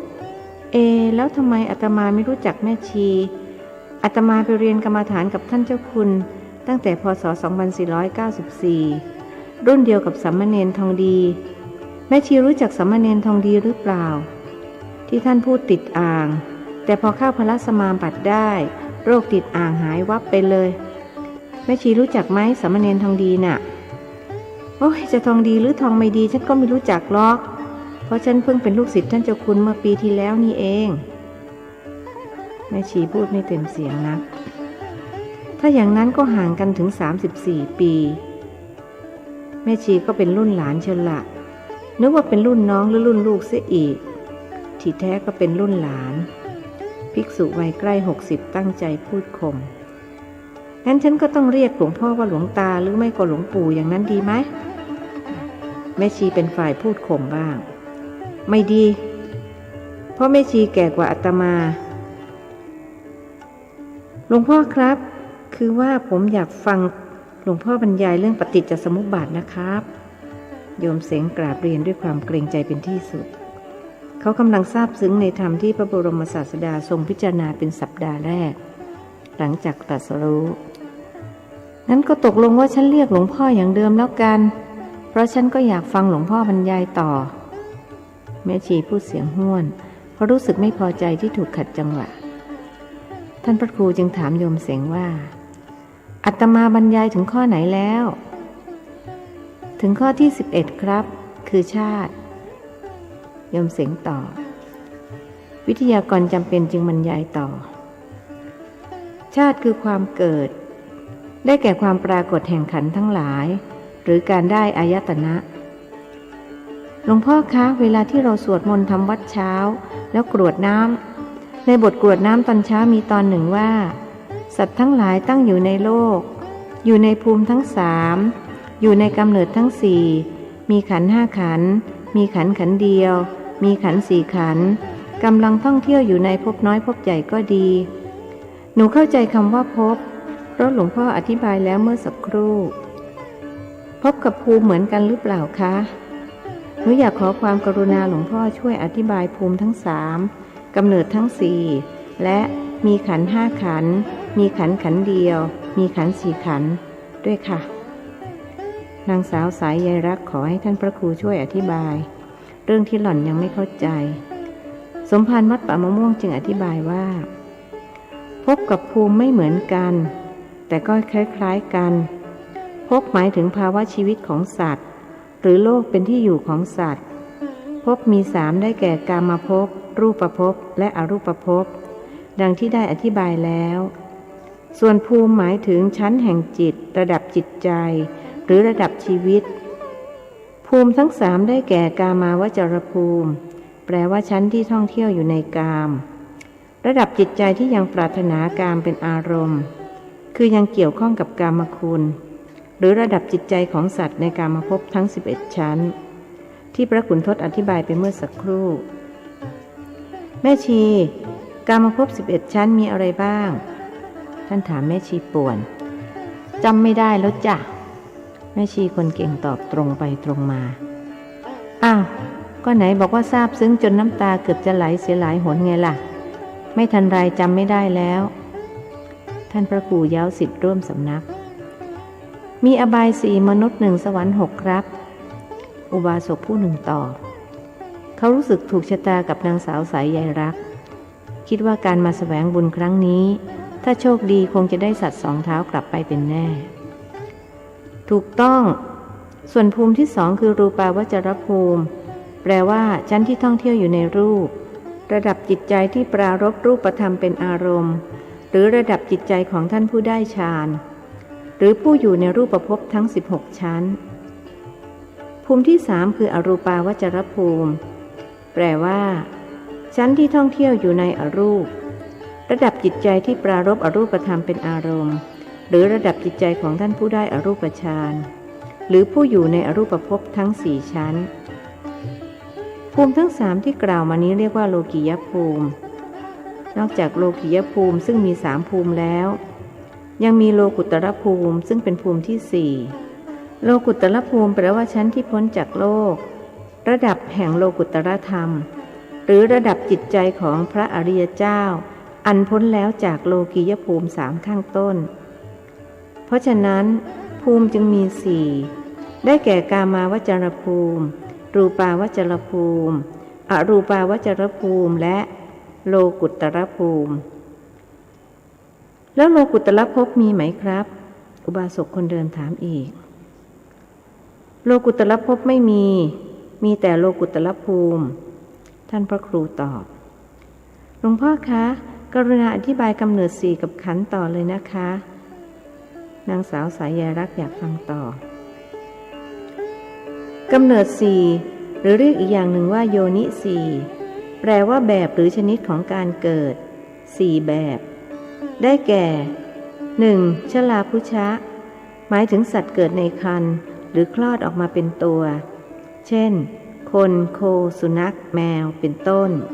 2. อันทชะหมายถึงสัตว์เกิดในไข่คือออกไข่เป็นฟองก่อนแล้วจึงฟักเป็นตัวเช่นนกเป็ดไก่งูเป็นต้น 3. สังเสทชะหมายถึงสัตว์เกิดในไคลคือเกิดในของชื้นแฉะหมักหมมเน่าเปื่อยขยายแพร่ออกไปเองเช่นกิมิชาติบางชนิดแม่ชีป่วนกำลังจะเอ่ยปากถามว่ากิมิชาติคืออะไรท่านพระครูก็อธิบายเสียก่อนที่จะถูกถามว่ากิมิชาติแปลว่าหนอนหรือหมู่หนอนคงไม่มีผู้ใดไม่รู้จักหนอนนะแม่ชีป่วนแสนจะซาบซึ้งจึงยิ้มกำเนิดสี่แบบสุดท้ายเรียกว่าโอปปาติกะหมายถึงสัตว์เกิดผุดขึ้นคือเกิดผุดเต็มตัวในทันใดได้แก่เทวดาสัตว์นรกและเปรตบางพวกซึ่งเกิดและตายไม่ต้องมีเชื้อหรือซากให้ปรากฏส่วนสัตว์ที่มี5ขันธ์ได้แก่สัตว์ที่เกิดในอบายภูมิ4มีนรกเปรตอสุรกายเดรัจฉานมนุษย์กามาวจรสวรรค์6รูปาวจรสวรรค์ตั้งแต่ภูมิที่1ถึง10และภูมิที่12ถึง16คือเว้นภูมิที่11ที่เรียกว่าอสัญญีสัตว์เพราะฉะนั้นสัตว์ที่มีขันธ์5ขันธ์จึงมี26ภูมิส่วนสัตว์มีขันธ์เดียวก็คืออสัญญีสัตว์ซึ่งมีแต่รูปขันธ์ไม่มีนามขันธ์และสุดท้ายสัตว์มีขันธ์4ขันธ์ก็ได้แก่อรูปาวจรภูมิ4รวมเป็น31ภูมิพูดอีกอย่างหนึ่งได้ว่าสัตว์ใน31ภูมิแยกตามขันธ์ได้เป็น3ประเภทได้แก่ประเภทที่มี5ขันธ์4ขันธ์และขันธ์เดียวตามลำดับสรุปจำแยกประเภทก็จะเป็นขันธ์3ภพ3ภูมิ4ชั้นรูปาวจรภูมิคือชั้นของพวกรูปพรหมซึ่งมี16ชั้นและชั้นอรูปาวจรภูมิคือชั้นของพวกอรูปพรหมซึ่งมี4ชั้นใช่ไหมครับอุบาสกคนเดิมถามโยมเสงว่าใช่หรือเปล่าท่านพระครูถามโยมเสงใช่จ้ะแม่ชีป่วนชิงตอบจึงถูกหลวงพ่อวัดดอนเมืองเย้าว่าอ้อแม่ชีชื่อเสงหรอกหรืออาตมาก็นึกว่าชื่อปั่นป่วนฉันชื่อป่วนเฉยๆส่วนปั่นเป็นฉายาที่ท่านเจ้าคุณตั้งให้แม่ชีป่วนตอบงอนๆทำให้บรรยากาศคลื้นเครงไม่เคร่งเครียดท่านพระครูจึงเย้าบ้างว่าอาตมาเพิ่งรู้ว่าเป็นชีก็ต้องมีฉายาเหมือนกันนึกว่ามีแต่พระอย่างอาตมานี่เป็นพระมีฉายาว่าถิตธัมโมแปลว่าผู้ตั้งอยู่ในธรรมแล้วฉายาของแม่ชีแปลว่าอะไรล่ะฉันไม่รู้ถ้าท่านอยากรู้ก็ไปถามท่านเจ้าคุณเอาเองแม่ชีตอบงอนๆอีกนางสาวสายรักษ์ผู้ซึ่งตั้งใจมาตักตวงความรู้จึงพูดขึ้นว่าหนูขอนิมนต์หลวงพ่อบรรยายต่อข้อที่12ค่ะก็เลยถูกแม่ชีป่วนค้อนงามๆ3วงซ้อนข้อที่12ซึ่งเป็นข้อสุดท้ายคือชรามรณะแปลว่าความแก่และความตายชราคือความเสื่อมอายุความหง่อมแห่งอินทรีย์ที่เราเรียกกันว่าความแก่ไม่มีใครอยากแก่แต่ก็ต้องแก่อย่างแม่ชีนี่ถือว่าแก่ที่สุดในบรรดาอุบาสิกาที่นั่งอยู่หน้าที่นี้ท่านพระครูเย้าแม่ชีป่วนอีกท่านอย่าพูดซีซัวแม่ชีป่วนต่อว่าหน้างอเป็นม้าหมักรุกอารมณ์ซาบซึ้งชื่นบานเมื่อครู่ละเหยไปหมดไม่มีเหลือความจริงอุบาสิกาที่แก่ที่สุดคือโยมผ่องใสก็ไหนโยมบอกว่าเป็นลูกศิษย์ท่านเจ้าคุณโชดกเห็นจะไม่จริงกระมังเพราะถ้าจริงโยมก็จะไม่แสดงอาการโกรธขึ้นออกมาจะกำหนดโกรธหนอโกรธหนอแทนข่าวนี้ท่านพระครูยั่วฉันไม่ได้โกรธแต่ฉันไม่พอใจที่ท่านพูดซีซัวแม่ชีย้อน อาตมาพูดซีซัวอย่างไรก็ท่านมาว่าฉันแก่อาตมาไม่ได้ว่าก็โยมแก่จริงๆอาตมาเองก็แก่หลวงพ่อวัดดอนเมืองก็แก่ใครๆที่นั่งอยู่ในที่นี้ก็แก่ด้วยกันทั้งนั้นจริงไหมไม่จริงครับโยมสายใยลักษณ์ยังไม่แก่ยังสาวและสวยอุบาสกที่หมายตาอุบาสิกาอายุน้อยที่สุดถือโอกาสพูดเกี้ยวสาวต่อหน้าทาลกำนันทว่าสาวเจ้ากลับไม่ยินดียินร้ายเพราะตั้งเป้าหมายไว้ว่าจะครองโสดอยู่อย่างนี้จนกว่าชีวิตจะหาไม่ท่านพระครูรู้ความคิดของอุบาสิกาสาวจึงเทศด้วยปรมัตถธรรมทำไมจะไม่แก่อาตมาไม่ได้พูดซีซัวอย่างที่แม่ชีว่าแต่อาตมาพูดความจริงคือทุกคนในที่นี้ต่างก็แก่ด้วยกันทั้งนั้นไม่แก่จะคลอดออกมาจากท้องแม่หรืออยู่ในท้องแม่ได้10 เดือนพอท่วนกำหนดทศมาศก็ต้องคลอดออกมาเพราะแก่เกินกว่าจะอยู่ในท้องแม่ต่อไปได้อีกที่เขาเรียกว่าท้องแก่ไงล่ะแม่ชีเคยท้องแก่ไหมแม่ชีป่วนรีบรับว่าเคยจ้าหลวงพ่อฉันเคยท้องแก่ตั้ง10 หนถ้าไม่บังคับพ่ออีหนูไปทำหมันฉันคงท้องแก่ถึง20 หนแน่เลยเพราะฉันแต่งงานตั้งแต่อายุ17แล้วก็ลูกดกหัวปีท้ายปีเลยแม่ชีป่วนอวดความสามารถในการเป็นแม่พันธุ์ของตนแล้วทีนี้ยอมรับหรือยังล่ะว่าตัวเองแก่อาตมาพูดซีซัวหรือเปล่าแม่ชีเปลี่ยนจากหน้ารวยรื่นมาเป็นหน้าหงิกงออีกวาระหนึ่งตอบเสียงสะบัดว่ายอมรับก็ได้ถึงหลวงพ่อจะพูดซีซัวฉันก็ยอมรับได้แล้วก็จะพยายามไม่โกรธเพราะไหนๆก็เป็นศิษย์สำนักเดียวกันได้ยั่วแม่ชีพอหอมปากหอมคอแล้วสมภารวัดป่ามะม่วงจึงบรรยายต่อเพราะรู้ว่าโยมเสงกับนางสาวสายใยรักรอฟังอยู่ชรากับมรณะเป็นของคู่กันเพราะเมื่อมีความแก่ก็ต้องตามด้วยความตายมรณะหมายถึงความสลายแห่งขันธ์หรือความขาดสิ้นชีวิตินทรีย์หลวงพ่อคะความสลายแห่งขันธ์หนูพอจะเข้าใจแต่ความขาดสิ้นชีวิตินทรีย์หนูยังไม่เข้าใจขอความกรุณาหลวงพ่อช่วยอธิบายขยายความได้ไหมคะเสียงใสๆของนางสาวสายใยรักดังขึ้นอีกท่านพระครูจึงอธิบายว่า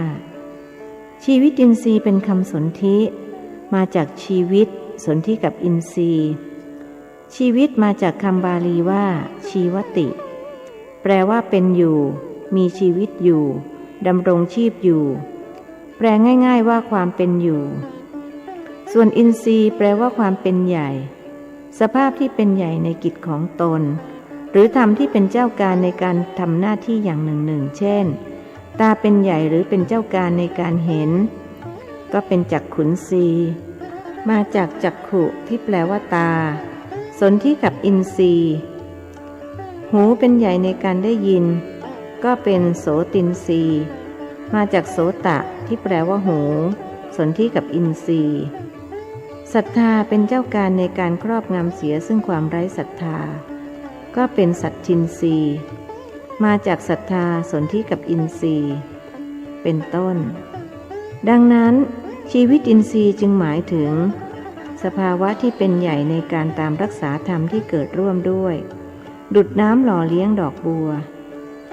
อาตมาจะอธิบายการแสดงกระบวนการช่วงกว้างระหว่างชีวิตต่อชีวิตแบบข้ามภพข้ามชาติโดยย่อเพื่อญาติโยมจะได้เข้าใจเรื่องปฏิจจสมุปบาทโดยเริ่มจากข้อแรกคืออวิชชาบางท่านอาจจะสงสัยว่าอวิชชาเป็นเหตุให้เกิดสังขารแล้วอะไรเป็นเหตุให้เกิดอวิชชาอวิชชาเกิดขึ้นลอยๆโดยไม่มีเหตุอย่างนั้นหรืออวิชชาเกิดจากอาสวะจ้ะแม่ชีป่วนพูดขึ้นเพราะได้ยินได้ฟังมาจากท่านเจ้าคุณโชดกจนจำได้แม้จะไม่เข้าใจก็ตามดีมากแม่ชีตอบดีมากท่านพระครูชมเป็นเหตุให้แม่ชีป่วนหน้าบานเป็นจานเชิงสมภารวัดป่ามะม่วงรู้ว่าหากท่านถามต่อแม่ชีก็จะตอบไม่ได้แล้วหน้าที่บานเป็นจานเชิงก็จะหุบกลายเป็นหน้าตูมตามเดิมจึงไม่ถามอาสวะคือกิเลสที่หมักหมมหรือดองอยู่ในสันดาน ไหลซึมซ่านไปย้อมจิตเมื่อประสบอารมณ์ต่างๆมี3อย่างได้แก่กามาสวะอาสวะคือกามภวาสวะอาสวะคือภพและอวิชชาสวะอาสวะคือความไม่รู้แล้วจึงอธิบายกระบวนการเกิดตามลำดับว่าอาสวะทำให้เกิดอวิชชาคือความไม่รู้ความหลงเข้าใจผิดเช่นเข้าใจว่าการเกิดในสวรรค์เป็นบรมสุขจึงเกิดสังขารคือนึกคิดตั้งเจตจำนงไปตามความเข้าใจนั้นๆมีการลงมือกระทำกรรมต่างๆดีบ้างชั่วบ้าง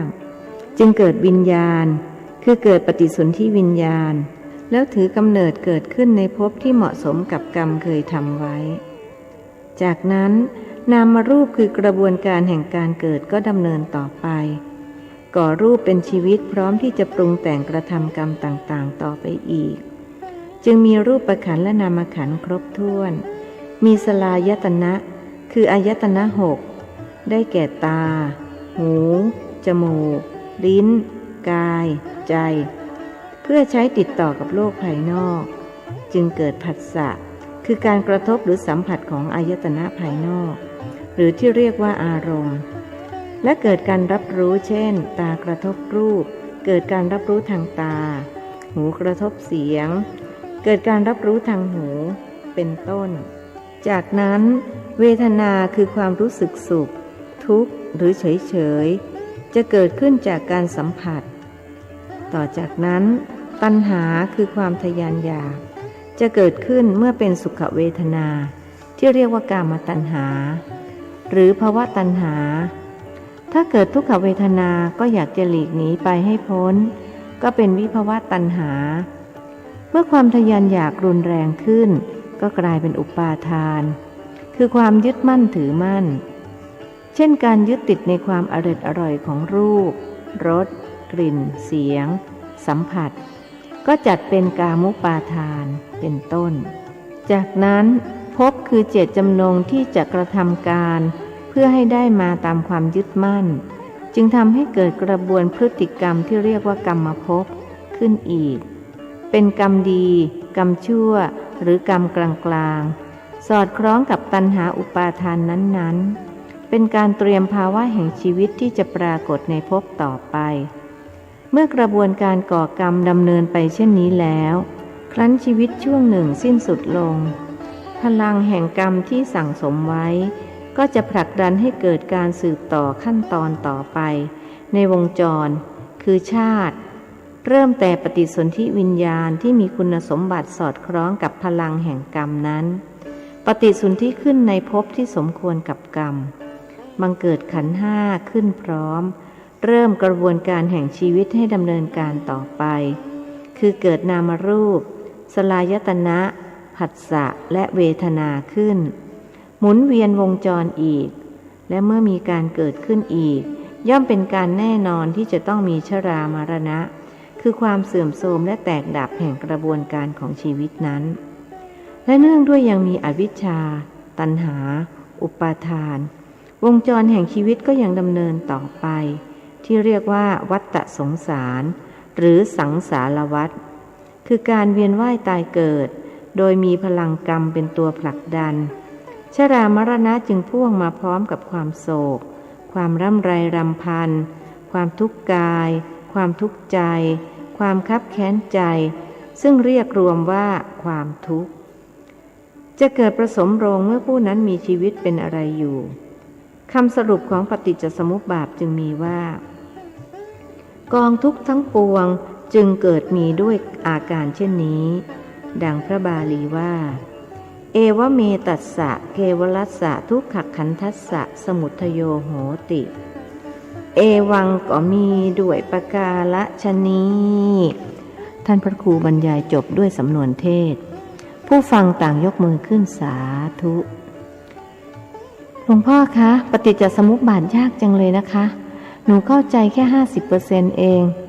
แต่ก็ยอมรับว่าเป็นธรรมที่ลึกซึ้งมากและคงสำคัญมากพระพุทธองค์จึงทรงพิจารณาเป็นลำดับแรกและในสัปดาห์แรกของการตรัสรู้นางสาวสายรักษ์เอ่ยขึ้น โยมเสงประเมินตัวเองว่าสามารถเข้าใจได้พอๆกับนางสาวสายใยรักหากจะมากกว่าก็ไม่เกิน 5%เจ้าอาวาสวัดป่ามะม่วงจึงย้ำให้เห็นความสำคัญของปฏิจจสมุปบาทว่าความสำคัญของปฏิจจสมุปบาทเห็นได้จากพระพุทธวจนะ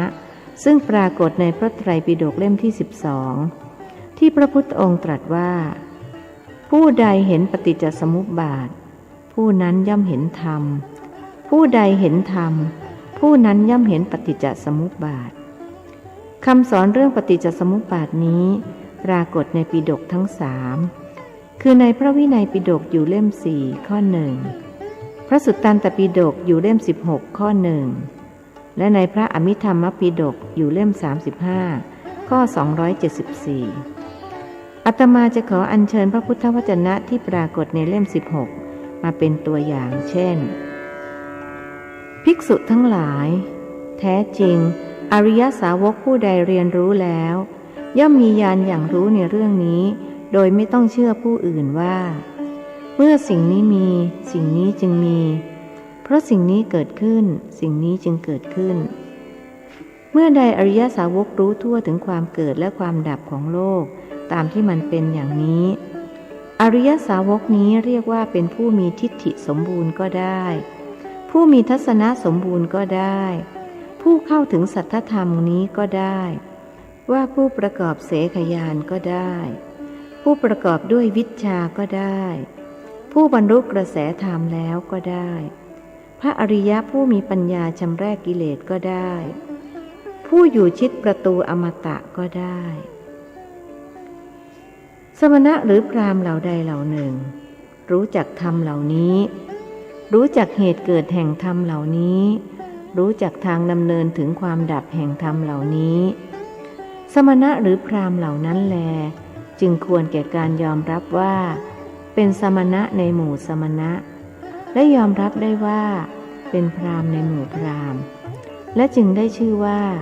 ได้บรรลุประโยชน์ของความเป็นสมณะและประโยชน์ของความเป็นพราหมณ์ด้วยปัญญาอันยิ่งเองโอ้โหฟังหลวงพ่อบรรยายแล้วฉันรู้สึกว่าเข้าใจเกินครึ่งน่าจะได้สัก 60-70% แม่ชีป่วนพูดเกินความจริงเพราะแกเข้าใจไม่ถึง20%แต่ต้องการข่มนางสาวสายใยรักและโยมเสงอาตมายังเชื่อไม่ได้พระอานนท์ท่านเป็นพระโสดาบันยังเข้าใจปฏิจจสมุปบาทไม่แจ่มแจ้งแต่ท่านคิดว่าเข้าใจแจ่มแจ้งดังมีหลักฐานแสดงไว้ในพระไตรปิฎกเล่มที่16เช่นกันคือพระพุทธเจ้าตรัสเตือนไว้ไม่ให้ประมาทหลักปฏิจจสมุปบาทนี้ว่าเป็นหลักเหตุผลที่เข้าใจง่ายเพราะเคยมีเรื่องที่พระอานนท์เข้าไปกราบทูลพระองค์ว่า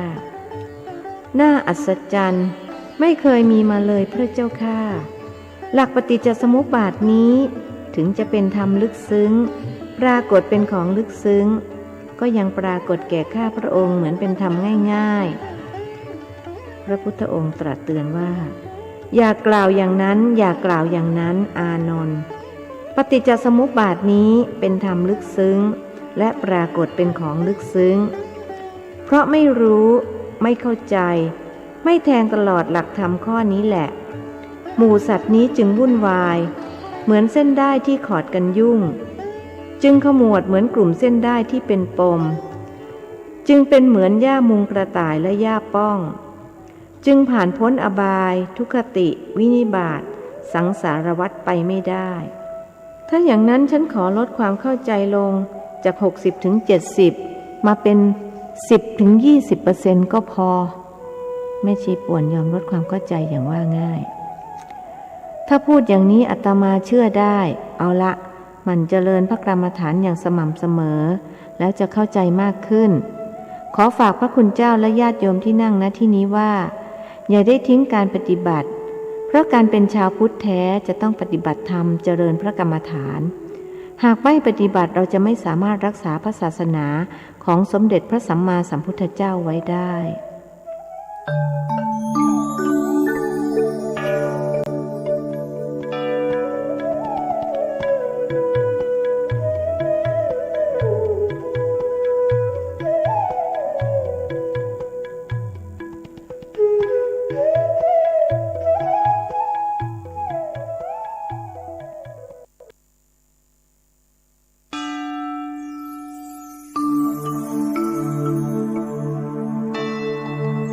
รรมนิยายชุดสัตว์โลกย่อมเป็นไปตามกรรม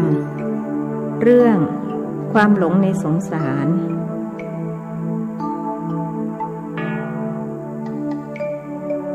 บทที่21ไปบ้านนางสุชาดา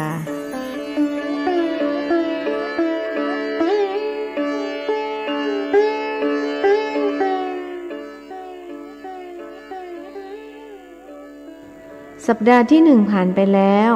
ต่อไปอาตมาจะมอบหน้าที่การบรรยายให้พระเจริญเพราะอาตมาไม่สันทัดเรื่องสถานที่ผมคืนหน้าที่ให้ท่านนะครับท่านพระครูพูดกับญาติโยมแล้วจึงพูดกับพระมัคคุเทศก์ครับแต่ถ้าเป็นเรื่องที่ลึกซึ้งเกินกว่าปัญญาของผมจะเข้าใจผมต้องขออาราธนาหลวงพ่อช่วยนะครับพระเจริญขอความช่วยเหลือล่วงหน้าตั้งแต่เป็นมัคคุเทศก์มาท่านยังไม่เคยบรรยายได้ชัดเจนแจ่มแจ้งเท่าท่านพระครูแล้วก็ไม่เคยเห็นพระมัคคุเทศก์รูปใดบรรยายได้อย่างนี้ท่านคิดว่าจะต้องให้ความสำคัญกับการเจริญพระกรรมฐานให้มากขึ้นจะได้บรรยายได้เก่งเหมือนท่านสมภารวัดป่ามะม่วงคิดดังนี้แล้วจึงเริ่มการบรรยายหลังจากทรงพิจารณาปฏิจจสมุปบาทตลอด7วันในสัปดาห์ที่1แล้วในสัปดาห์ที่2ได้เสด็จไปประทับยืนด้านทิศอีสานทรงจ้องดูต้นมหาโพธิ์ไม่กระพริบพระเนตรที่นั้นเรียกว่าอนิมิสเจดีย์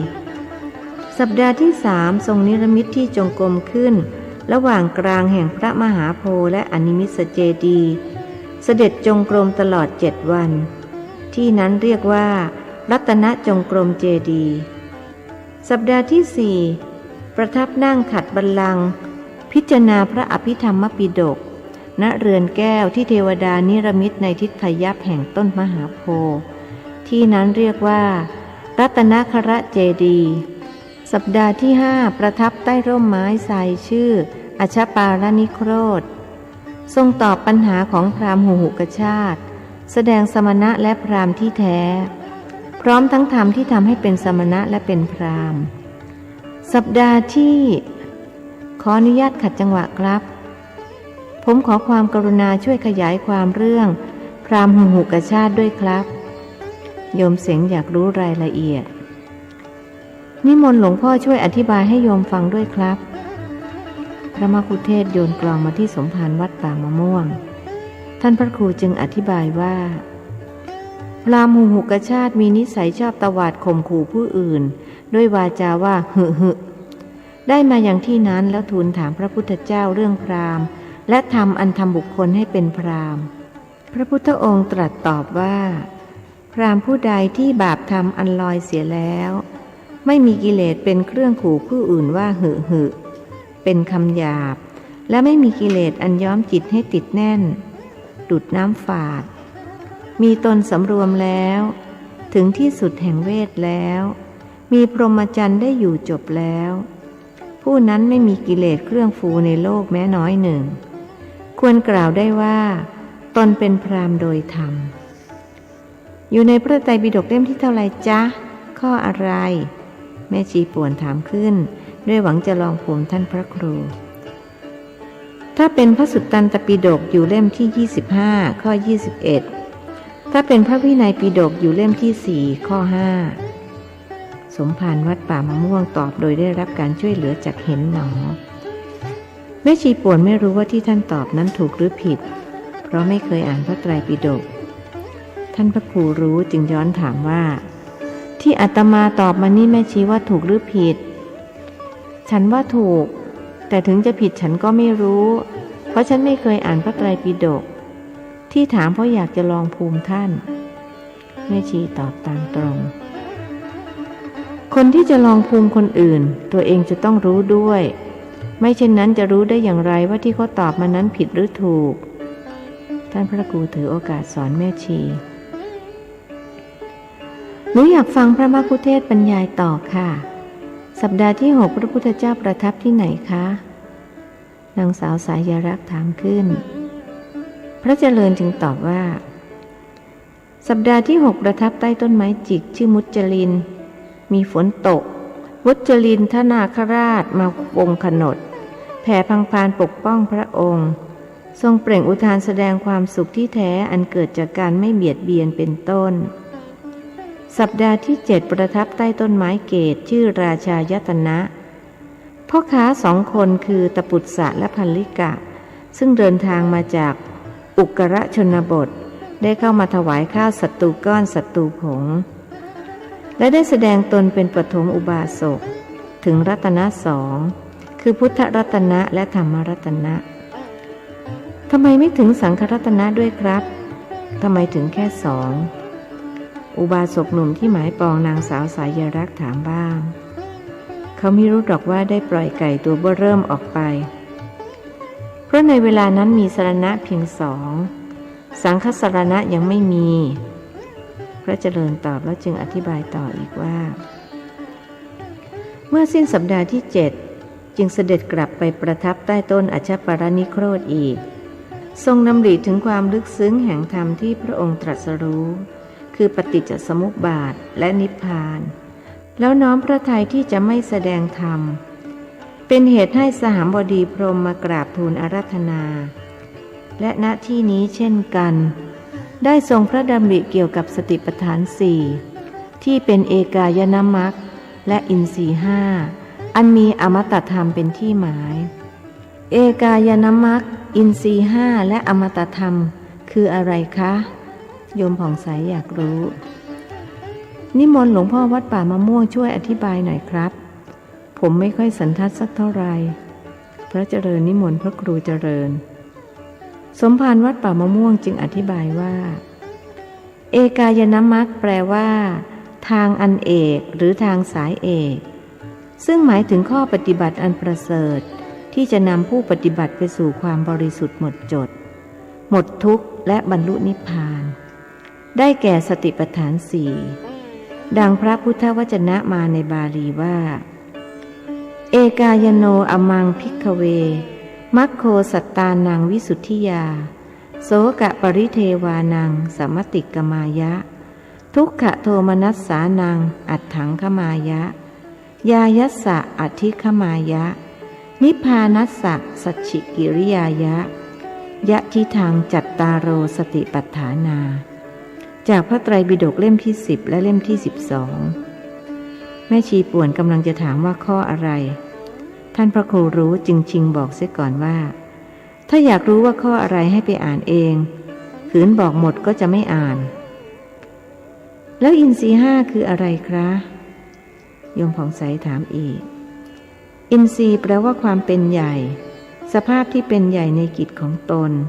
หรือธรรมที่เป็นเจ้าการในการทำหน้าที่อย่างหนึ่งอินทรีย์5ได้แก่ศรัทธาวิริยะสติสมาธิปัญญาอินทรีย์เป็นเจ้าการในการครอบงำเสียซึ่งธรรมที่ตรงข้ามแต่ละอย่างคือความไร้ศรัทธาความเกียจคร้านความประมาทความฟุ้งซ่านและความหลงงมงายตามลำดับแม่ชีความประมาทเป็นธรรมที่ตรงข้ามกับอะไร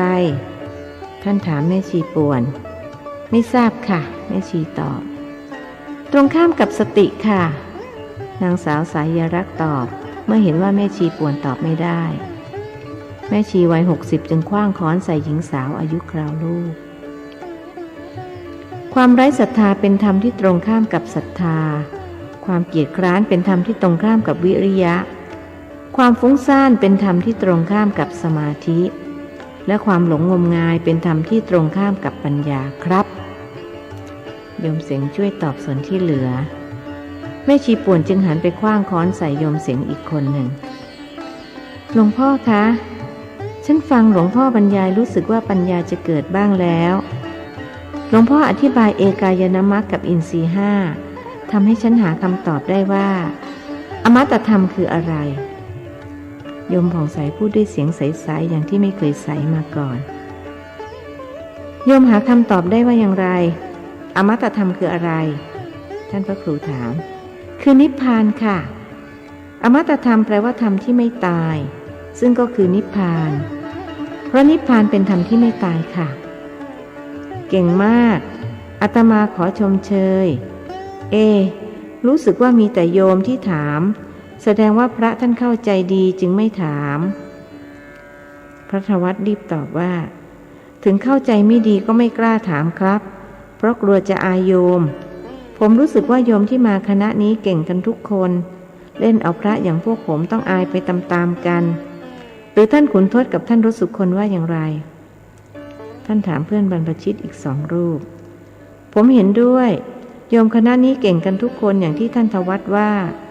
ผมรู้สึกอายเสียแล้วกลับไปเห็นจะต้องไปเล่าเรียนศึกษาให้มากกว่านี้จะได้ไม่อายโยมพระขุนทดพูดเดี๋ยวนี้ญาติโยมเก่งเรื่องธรรมะเก่งกว่าพระเสียอีกพระรสุคนเสริมท่านพระครูจึงพูดความจริงตามที่เห็นว่าท่านฟังผมพูดนะผมไม่ใช่หมอดูแต่ผมขอทำนายว่าในอนาคตคฤหัสถ์จะรู้ธรรมะมากกว่าบรรพชิตเพราะบรรพชิตพากันไปรู้เรื่องทางโลกมากกว่าที่จะศึกษาทางธรรมจนกลายเป็นว่าถ้าอยากรู้เรื่องทางโลกให้ไปถามพระอยากรู้เรื่องธรรมะให้ไปถามโยมท่านคอยดูว่าจะเป็นอย่างที่ผมพูดหรือไม่ต้องเป็นอย่างนั้นแน่นอนหลวงพ่อวัดดอนเมืองรีบสนับสนุนเอาละเมื่อได้ข้อสรุปแล้วทีนี้ผมก็จะถามมัคคุเทศก์ว่าในพุทธประวัติที่กล่าวถึงพระพุทธเจ้าเสวยวิมุตติสุขเป็นเวลา7 สัปดาห์นั้นอยู่ในพระไตรปิฎกเล่มที่เท่าไรและตรงกับในอรรถกถาหรือไม่พระครูเจริญถามพระเจริญผมจำไม่ได้ครับว่าอยู่ในพระไตรปิฎกเล่มที่เท่าไรจำได้แต่ว่าไม่ตรงกับในอรรถกถาเพราะในพระไตรปิฎกกล่าวถึงเหตุการณ์ในสัปดาห์ที่1และสัปดาห์ที่5 ถึง 7ส่วนเหตุการณ์ในสัปดาห์ที่2 ถึง 4นั้นเป็นส่วนที่พระอรรถกถาจารย์กล่าวแทรกเข้ามาถูกแล้วเหตุการณ์ตอนเสวยวิมุตติสุขหลังตรัสรู้ปรากฏในมหาวรรคแห่งพระวินัยปิฎกซึ่งเป็นพระไตรปิฎกเล่มที่4ส่วนเรื่องดำริถึงสติปัฏฐานและอินทรีย์มาในสังยุตตนิกายมหาวารวรรคซึ่งเป็นพระไตรปิฎกเล่มที่19แม่ชีไปอ่านเสียนะจะได้ไม่ต้องถามว่าข้อที่เท่าไรท่านรีบบอกแม่ชีป่วนเสียก่อนที่จะถูกถามฉันไม่มีเวลาหรอกจ้ะหลวงพ่อแล้วมีเวลาทำอะไรบ้างล่ะหรือว่าเอาเวลาไปเดินจงกรมและนั่งกำหนดพองหนอยุบหนอเรื่องปฏิบัติฉันก็ไม่ค่อยมีเวลาอีกนั่นแหละแม่ชีสารภาพถ้าอย่างนั้นก็บอกอาตมามาสิว่าแม่ชีมาอยู่ที่นี่ทำอะไรบ้างฉันก็ทำอาหารถวายพระพอตกบ่ายก็จะมาสวดมนต์ที่นี่ฉันสวดมนต์เก่งนะยอดพระกันไตรปิฎกฉันก็สวดได้แม่ชีอวดแต่ไม่มีเวลาปฏิบัติก็ไหนว่าเป็นลูกศิษย์ท่านเจ้าคุณอาจารย์แม้หลวงพ่อลูกศิษย์ก็ต้องมีดีบ้างเก้บ้างฉันเป็นพวกเก้จ้ะลูกศิษย์ของหลวงพ่อดีทุกคนหมดหรือเปล่าล่ะจ๊ะแม่ชีย้อนถามไม่หมดที่ดีมีน้อยแต่ที่เก้อย่างแม่ชีมีเยอะท่านพระครูตอบพระมัคคุเทศก์เห็นว่าท่านพระครูกับแม่ชีป่วนคงจะถกเถียงกันอีกนานจึงพูดตัดบทว่าเอาละวันนี้เราก็ได้ความรู้กันพอสมควรแล้วทีนี้เราก็จะไปทัศนศึกษากันทางฝั่งโน้นของแม่น้ำเนรัญชราจะต้องเดินลุยข้ามแม่น้ำไปรถจะไปส่งจุดที่ใกล้ที่สุดจากนั้นเราก็จะลงจากรถแล้วเดินลุยข้ามแม่น้ำเนรัญชราไปบ้านพระนางสุชาดาซึ่งอยู่หมู่บ้านเสนานิคมพระนางสุชาดาคือธิดาในบ้านที่ถวายข้าวมัทุปายาตเจ้าชายศรีสัทธะในวันตรัสรู้ท่านพระครูรู้สึกแปลกหูกับคำว่าพระนางสุชาดา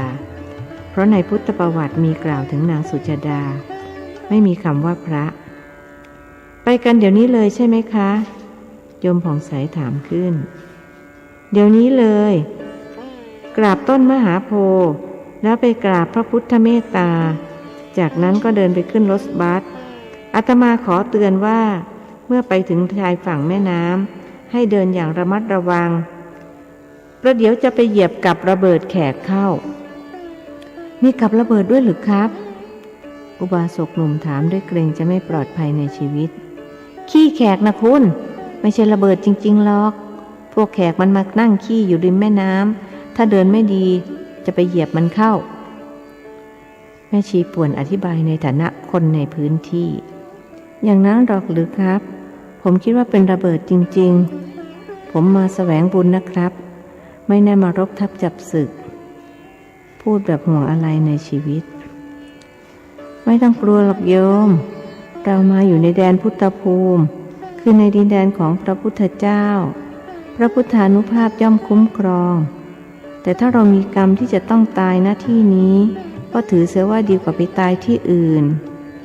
ท่านพระครูพูดปลอบใจให้เขาหายกลัวเมื่อกราบพระพุทธเมตตาในพระเจดีย์แล้วคณะผู้แสวงบุญก็พากันเดินไปขึ้นรถบัสที่จอดรออยู่โชเฟอร์ออกรถแบบไม่เร่งร้อนรถวิ่งผ่านร้านขายของซึ่งเป็นคูหาเล็กๆเจ้าของร้านนั่งยองๆอยู่หน้าร้านอย่างหงอยเหงาเพราะขายไม่ค่อยดีโยมเสียงแอบสังเกตว่าคนขายของมีแต่ผู้ชาย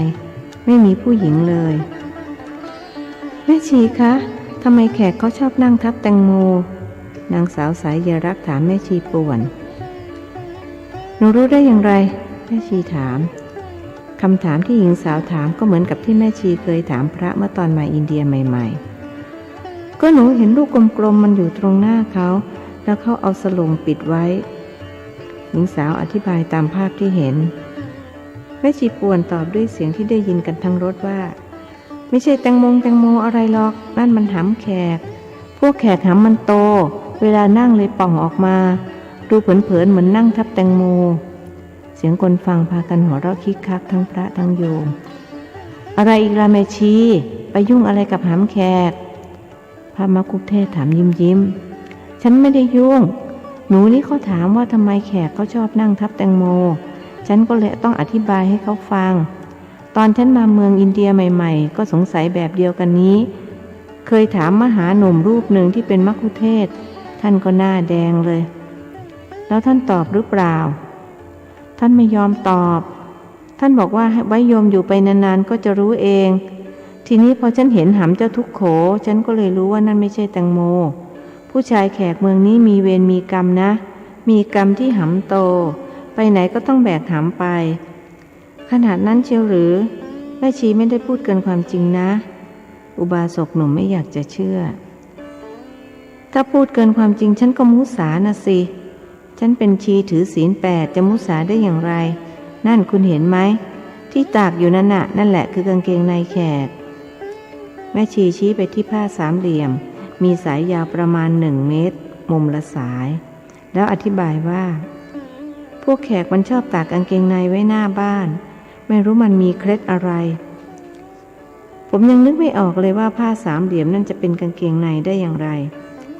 ได้สิคุณเวลามันนุ่งจะใช้เวลามากกว่ากางเกงในที่เราเห็นกันแม่ชีไปเห็นเขานุ่งตอนไหนล่ะเป็นชีไปแอบดูเขานุ่งกางเกงในไม่อาบัติหรืออุบาสกหนุ่มพูดเสียงติเตียนจะอาบัติได้อย่างไรฉันเป็นชีถือแค่ศีล8 ข้อไม่ได้เป็นพระจะได้อาบัติเพราะพระถือ227 ข้อแม่ชีกล่าวแก้แล้วแม่ชีไปเห็นแขกใส่กางเกงในตอนไหนล่ะตอนไปแม่น้ำคงคาเทศกาลอาบน้ำล้างบาปพวกฮินดูจะไปอาบน้ำในแม่น้ำคงคาทั้งผู้หญิงผู้ชายผู้หญิงแขกเขานุ่งสาลีไม่มีกางเกงในที่ไม่มีเพราะเขาจะได้ฉี่ได้สะดวกผู้หญิงแขกเขายืนฉี่นะไม่ได้นั่งฉี่เหมือนผู้หญิงบ้านเราขนาดมาอาบน้ำล้างบาปเขาก็ยืนฉี่ลงในแม่น้ำนั่นแหละแม่ชีรู้ได้อย่างไรว่าเขาฉี่ก็สาลีมันบางเวลาเปียกน้ำเห็นหมดเลยคือเห็นสายน้ำมันไหลลงมาจากหว่างขาแล้วเขาก็วักน้ำตรงที่ฉี่ลงไปมาล้างหน้าบ้วนปากฉันเห็นแล้วจะอ้วกแล้วพวกผู้ชายล่ะผู้ชายก็แก้ผ้าเลยเขาจะวางกางเกงในไว้ที่ริมฝั่งให้ผลัดกันเฝ้าขืนไม่เฝ้าก็ถูกขโมยเพราะพวกแขกที่จนๆนั้นจะไม่มีเงินซื้อกางเกงในอย่างเจ้าทุกโขน่ะมันจนขนาดไม่มีเงินซื้อกางเกงในแต่มีเงินกินเหล้าเวลามันตัดหญ้าก็จะเอาหำพาดไว้บนก้อนอิฐจะได้ไม่หนักฉันเห็นแล้วรู้สึกทุเรศทุรังทีนี้วิธีนุ่งกางเกงในของพวกแขกเขาก็จะเอาส่วนที่เป็นผ้าพันหำไว้แล้วเอาส่วนที่เป็นสายนั้นคล้องคอฉันถึงบอกว่าพวกผู้ชายแขกมีเวรมีกรรมไปไหนต้องแบกหำไปด้วย แม่ชีป่วนเล่าจากประสบการณ์ที่ผ่านพบเมื่อรถมาถึงฝั่งแม่น้ำคณะผู้แสวงบุญก็ตรงเดินพระมคุเทศก์ก็ย้ำว่าเดินดีๆนะครับพระคุณเจ้าญาติโยมก็เดินดีๆอย่าไปเหยียบกับระเบิดแขกเข้าบรรพชิตและคฤหัสถ์พากันเดินอย่างระมัดระวังท่านพระครูกำหนดขวาซ้ายทุกย่างก้าวและท่านก็ได้รับอานิสงส์ของการเดินจงกรมที่ไม่มีบอกไว้ในพระไตรปิฎกกล่าวคือในปัญจกนิบาตพระไตรปิฎกเล่มที่22ได้กล่าวถึงอานิสงส์ของการเดินจงกรมไว้5ประการคือ 1. อดทนต่อการเดินทางไกล 2. อดทนต่อความเพียร 3. มีอาพาธน้อย 4. อาหารที่กินดื่มเคี้ยวลิ้มรสแล้วย่อมย่อยไปด้วยดีและ 5. สมาธิที่ได้ในขณะจงกรมย่อมตั้งอยู่ได้นานแต่อานิสงส์ที่ท่านพระครูได้จากจงกรมไม่มีในพระไตรปิฎกนั่นคือทุกย่างก้าวที่เหยียบย่างท่านรู้ได้ว่าตรงไหนมีอุจจาระแขกที่เอาทรายทับไว้ท่านก็จะเลี่ยงไปไม่ไปเหยียบเข้านี่คืออานิสงส์ที่ได้จากการเดินจงกรมซึ่งไม่มีในพระไตรปิฎกการปฏิบัติตามคำทรงสอนของพระบรมศาสดาสามารถนำมาใช้ประโยชน์ได้ทุกเมื่อตายแล้วฉันเหยียบขี้แขกเขาแล้วเสียงแม่ชีป่วนร้องขึ้นไปล้างในแม่น้ำสิพระมคุเทศก์แนะนำเรื่องอะไรฉันจะล้างทิ้งรองเท้าง่ายกว่าว่าแล้วก็สลัดรองเท้าฟองน้ำทิ้งไปประเดี๋ยวเหยียบอีกทีนี้ก็เปื้อนเท้านะสิพระเจริญท้วงเปื้อนฉันค่อยล้างเท้าง่ายกว่าล้างรองเท้าแม่ชียังคงยืนยันที่จะไม่ล้างรองเท้าเมื่อคณะผู้ปฏิบัติธรรมเดินไปถึงหมู่บ้านนางสุชาดาบรรดาเด็กๆก็พากันมารุมล้อมขอเงินพระมคุเทศก์กำชับญาติโยมว่าให้ใจแข็งเกิดให้คนหนึ่งก็จะมารุมตึงกันเป็นร้อยๆท่านพระครูรู้สึกสงสารพวกเขาหากก็ต้องทำตามที่พระมคุเทศก์แนะนำจึงได้แต่แผ่เมตตาในใจให้พวกเขามีความสุขอย่าได้มีเวรซึ่งกันและกันอย่าพยาบาทเบียดเบียนกันอย่าได้มีความทุกข์กายทุกข์ใจขอให้มีความสุขรักษาตนให้พ้นจากทุกภัยทั้งสิ้นพระมคุเทศก์บรรยายเรื่องราวของนางสุชาดาผิดไปจากพระไตรปิฎกและอัตถกถาเช่นบรรยายว่านางถวายข้าวมัทุปายาตแด่เจ้าชายสิทธัตถะผู้ซึ่งบำเพ็ญทุกขกิริยาอดอาหารมานานถึง6 ปีเรียกนางสุชาดาว่าพระนางสุชาดาและซ้ำร้ายไปกว่านั้นยังบอกอีกว่าพระนางสุชาดาได้บรรลุอรหัตผลเป็นพระอรหันต์เพราะอานิสงส์ที่ได้จากการถวายข้าวมัทุปายาตท่านจะต้องหาโอกาสทำความเข้าใจกับพระมคุเทศก์เพราะการบรรยายธรรมให้ความรู้แก่ญาติโยมหรือบรรพชิตถือว่าได้บุญมากแต่ถ้าให้ความรู้ที่ไม่ถูกต้องก็ถือว่าบาปมากเช่นกัน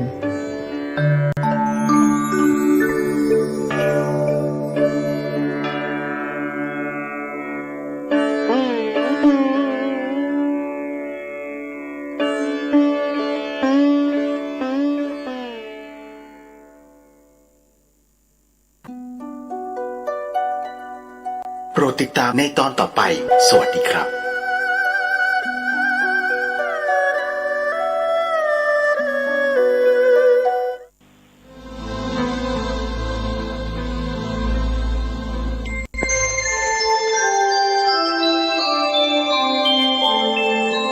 ขณะนี้ท่านกำลังฟังสถานีวิทยุกระจายเสียงพระพุทธศาสนา FM 104.5 เมกะเฮิรตซ์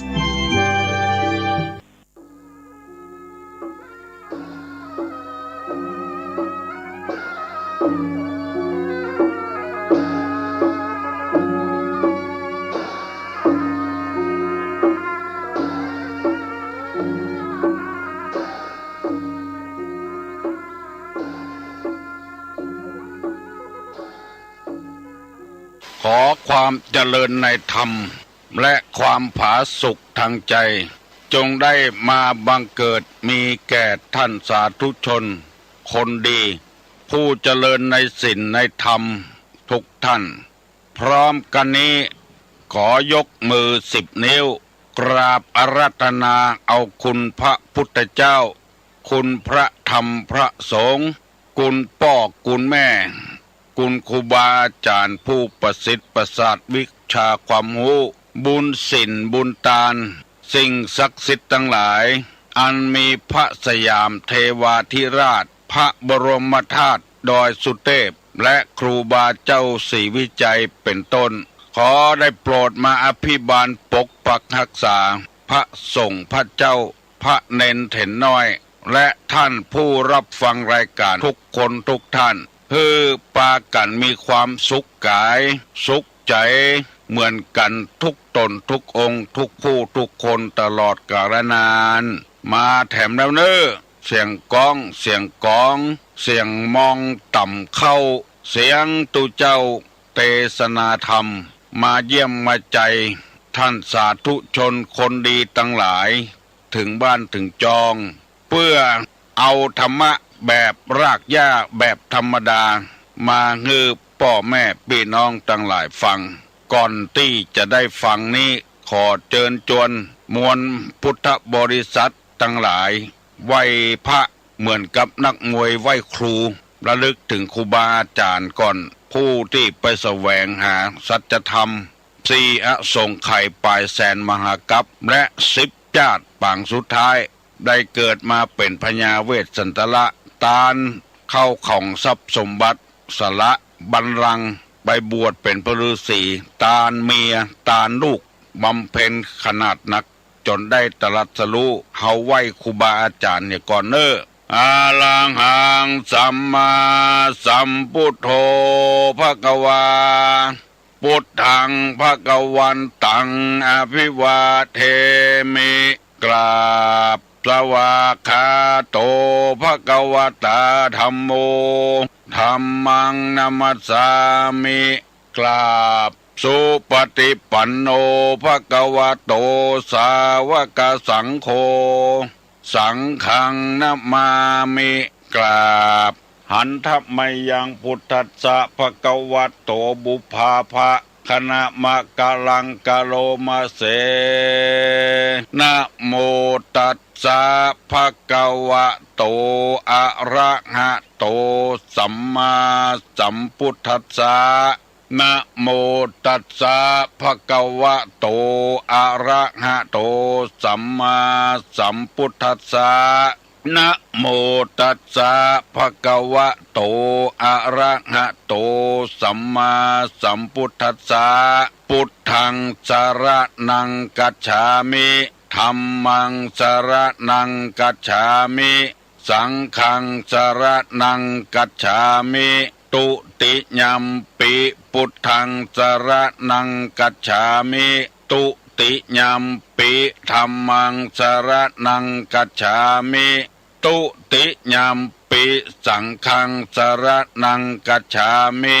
ตติยัมปิพุทธังสรณังกัจฉามิตติยัมปิธัมมังสรณังกัจฉามิตติยัมปิสังฆังสรณังกัจฉามิอิติปิโสภะคะวาอะระหังสัมมาสัมพุทโธวิชชาจรณะสัมปันโนสุขโตโลกาวิทูอนุตตโลปุริสาธรรมสารถิสัทธาเตวะมนุสสานังพุทโธภควาติสวากขาโตภควตาธัมโมสันติติโกอากาลิโกเอหิปัสสิโกโอปนะยิโกปัจจัตตังเวทิตโพวินยูหิติสุปฏิปันโนภควโตสาวกสังโฆอุจุปฏิปันโนภควโตสาวกสังโฆญาญะปฏิปันโนภควโตสาวกสังโฆสามิเจปฏิปันโนภควโตสาวกสังโฆญาติตังจัตตาลิปุริสายุคานิอัฏฐป ปุริสาปุคลาเอสาภะคะวะโตสาวกสังโฆอาหุไนโยปาหุไนโยทักขิไนโยอัญจลิกาละนิโยอนุตตะลังปุญญเขตังโลกัสสาติกราบหนึ่งกราบสองกราบสามกาเลนะธรรมัสสวนังเอตัมมังคระมุตตะมังมาแล้วเน้อเสียงก้องเสียงก้องเสียงมองต่ำเข้าเสียงตู้เจ้าเทศนาธรรมมาถึงในบ้านมาถึงบนเฮือนมาถึงห้องนอนมาถึงในมุ้งมาถึงในครัวเฮือนมาถึงในรถมาถึงทุกที่ที่ท่านทั้งหลายได้เปิดวิทยุรับฟังจากสถานีวิทยุพระพุทธศาสนาของวัดป่าหินผู้ที่ได้ออกพร้อมกันเพื่อปลุกเป่าธรรมะฮึกฟื้นขึ้นมาท่านหลวงพ่อพุทธทาสได้กล่าวไว้ว่าถ้าธรรมะไม่มาโลกาจะวินาศถ้าธรรมะมาโลกาจะสันติภาพเลือกเอาอันใดเลือกเอาอย่างใดอย่างหนึ่งเลือกเอาธรรมะกลับมาโลกาจะสันติภาพดีกว่าเพราะว่าเฮาตุกใจตึงวันนี้ตุกใจเพราะเหตุคนบ่มีธรรมะเอาเปรียบคนล้ำไปค้าขายกำให้เกินควรเล่นจู้สู่เมียกันเบียดเบียนชีวิตกันไล่ฆ่าไล่แกงกันแม้แต่สุจริตชนก็บ่เว้นบ่ไว้ครูสอนนักเรียนอยู่ดีๆครูปวดใจก็บอกว่าครูแม่ยิงตัวน้อยๆต่างหากคนบ่ห้อยกี่คนบุกเปิ้นตีเปิ้นโจรบ่งูเนื้องูตัวตะงอดบ่เดียวทั้งที่ครูบ่มีโทษบ่มีตาซะยังก็เบียดเบียนกันได้เกิดจากธรรมะบ่มาแถมน้อยจะหายหรือนี่ภัยไข้ฆ่ากันก็ฆ่าภัยไข้แกงกันก็แกงภัยไข้ลักภัยก็ลักภัยไข้เล่นจู้ปัวภัยเมียภัยก็จะเล่นโกหกพกลมสารพัดอย่าง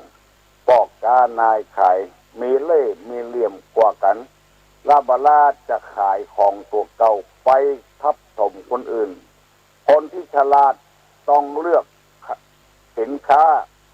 ยี่ห้อนั้นยี่ห้อนี้ทำให้คนบ่ให้มีสินมีธรรมขยาดไปหมดอันใดเป็นการปลอมแปลงไปอย่างหมดแม้แต่พระสงฆ์พระเจ้าคนก็บ่ให้ไว้ใจเพราะว่ามีคนบดีเป็นตัวอย่างคนไร้ศีลไร้ธรรมเป็นตัวอย่างมาอยู่ร่วมกับพระสงฆ์พระเจ้าว่าตัวเจ้าโคตรพ่องตัวเจ้ากิโลภพ่องตัวเจ้าหลงงมงายพ่องไปจุไปซุยเพราะว่าเป็นพระเป็นเจ้าไปโดนใส่คนหลงงมงายระวังเน้อพระสงฆ์พระเจ้าที่ตำบลแม่กาอำเภอสันปะตองโดนแล้วมีปอกออกไปจุตุเจ้าว่าจะเอาเงินมาสมทบทุนการก่อสร้างที่วัด3 ล้านบาทแต่ว่าของคือเอาเงินของพระคุณเจ้านั้นไปเข้าบัญชีเนี่ยก่อนแล้วจะส่งเงินเข้าทางธนาคารมาเข้าบัญชีเล่มนี้ตุเจ้าหลงเชื่อเอาเงิน100,000 กว่าบาทไปเข้าบัญชีโดยที่ตุเจ้าเป็นผู้บ่ได้ฝากคนที่มาจุเป็นคนเอาไปฝากกดว่าเอาเงินเชิดไปหายแสบเงินเข้าบัญชี3 ล้านไปบ่ได้ขึ้นมาสักกำได้ยินวิทยุเปิ้นลงหนังสือพิมพ์เปิ้นลง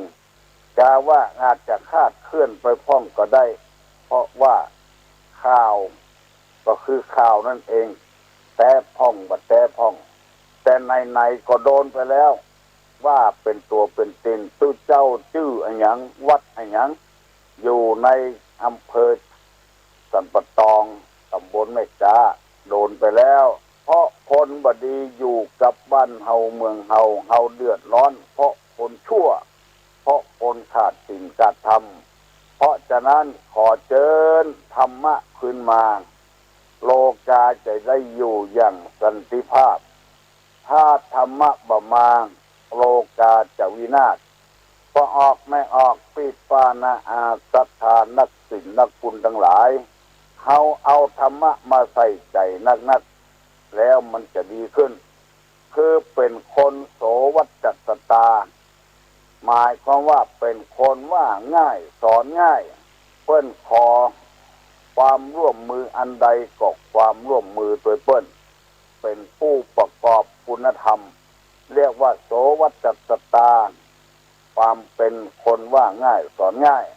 ทั้งพระภิกษุและสามเณรทั้งคฤหัสถ์ก็ออกไม่ออกที่เป็นแฟนรายการเป็นที่น่ายินดีเพราะเฮาคนได้คนมีศีลมีธรรมอยู่กับเฮาบ่ฮู้จักกันบ่หันหน้าภาคแดนต่างกันแต่มีความเชื่อความศรัทธาเรียกว่าปฏิบัติอย่างยิ่งเลยยังบ่ปอออกไม่ออกยืนตรงห้องเพลงสรรเสริญพระบารมีของพระบาทสมเด็จพระเจ้าอยู่หัวและคนทั่วประเทศที่ว่าง่ายสอนง่ายโสวัจจสตาปากันทำให้พระเจ้าแผ่นดินถ้าเป็นอย่างนี้อย่างมดทั้งประเทศ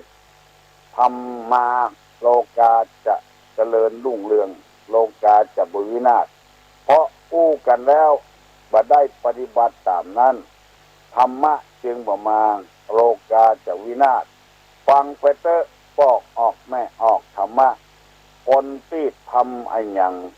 บ่สำเร็จจะกล้าจะขายจะทำให้ทำสวนจะศึกษาเล่าเรียนจะเป็นหัวหน้าคนบ่สำเร็จเกิดมีอุปสรรคน้อยเดียว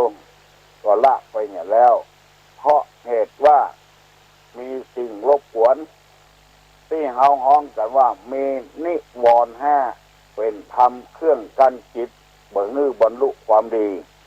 ได้เสนอไปแล้ว3 ข้อ 1. คนที่มีกามฉันท์นั่นก็คือบุคทำกามฉันทะพอใจในอารมณ์ที่ชอบใจมีรูปเป็นต้นเรียกว่ากามฉันท์เป็นนักเรียนเรียนบ่จบพอใจในคบเพื่อนคบฟุ้งไปเอี่ยวไปแหวงถึงเวลาไปโรงเรียนบ่ไป พอใจในการติดยาเสพติดต่างๆพอใจในการกินเหล้าเมายาพอใจในการแสวงหาเพศตรงกันข้ามเรียนพอจะจบยังปีเดียวพอปี3แล้วยังปี4กันปีเดียวไปจบสักคำเมาเอากันเนี่ยพอใจเมาไม่ยิงเมาพอใจเรียกว่ากามฉันทะมีรูปเป็นต้นเสียงกลิ่นรสผลิตภัณฑ์ธรรมารมณ์โตยมาแถม 2. คิดจะปองร้ายคนอื่นตลอดเวลาตั้ง30 ปีแล้วก็ยังจะปองร้ายจองล้างจองผ่านกันอยู่ก็บ่สามารถทำให้อย่างสำเร็จได้ค้าขายแข่งกันจะเอาดีคนเดียวเลยไปปองร้ายคนอื่นทำร้ายคนอื่นไปติดคอกติดตารางกว่าจะฟื้นตัวขึ้นมาเป็นเรื่องที่ยากปองร้ายผู้อื่นจิตที่โหดใครเนี้ยก็เนี้ยใครทำก็ทำบักใครเนี้ยก็บ่เนี้ยบักใครทำก็บ่ทำอันนี้ว่าถีนะมิทะเข้าครอบงำถอถุงสระอีนอหนูมอม้าสระอีต่อเต่า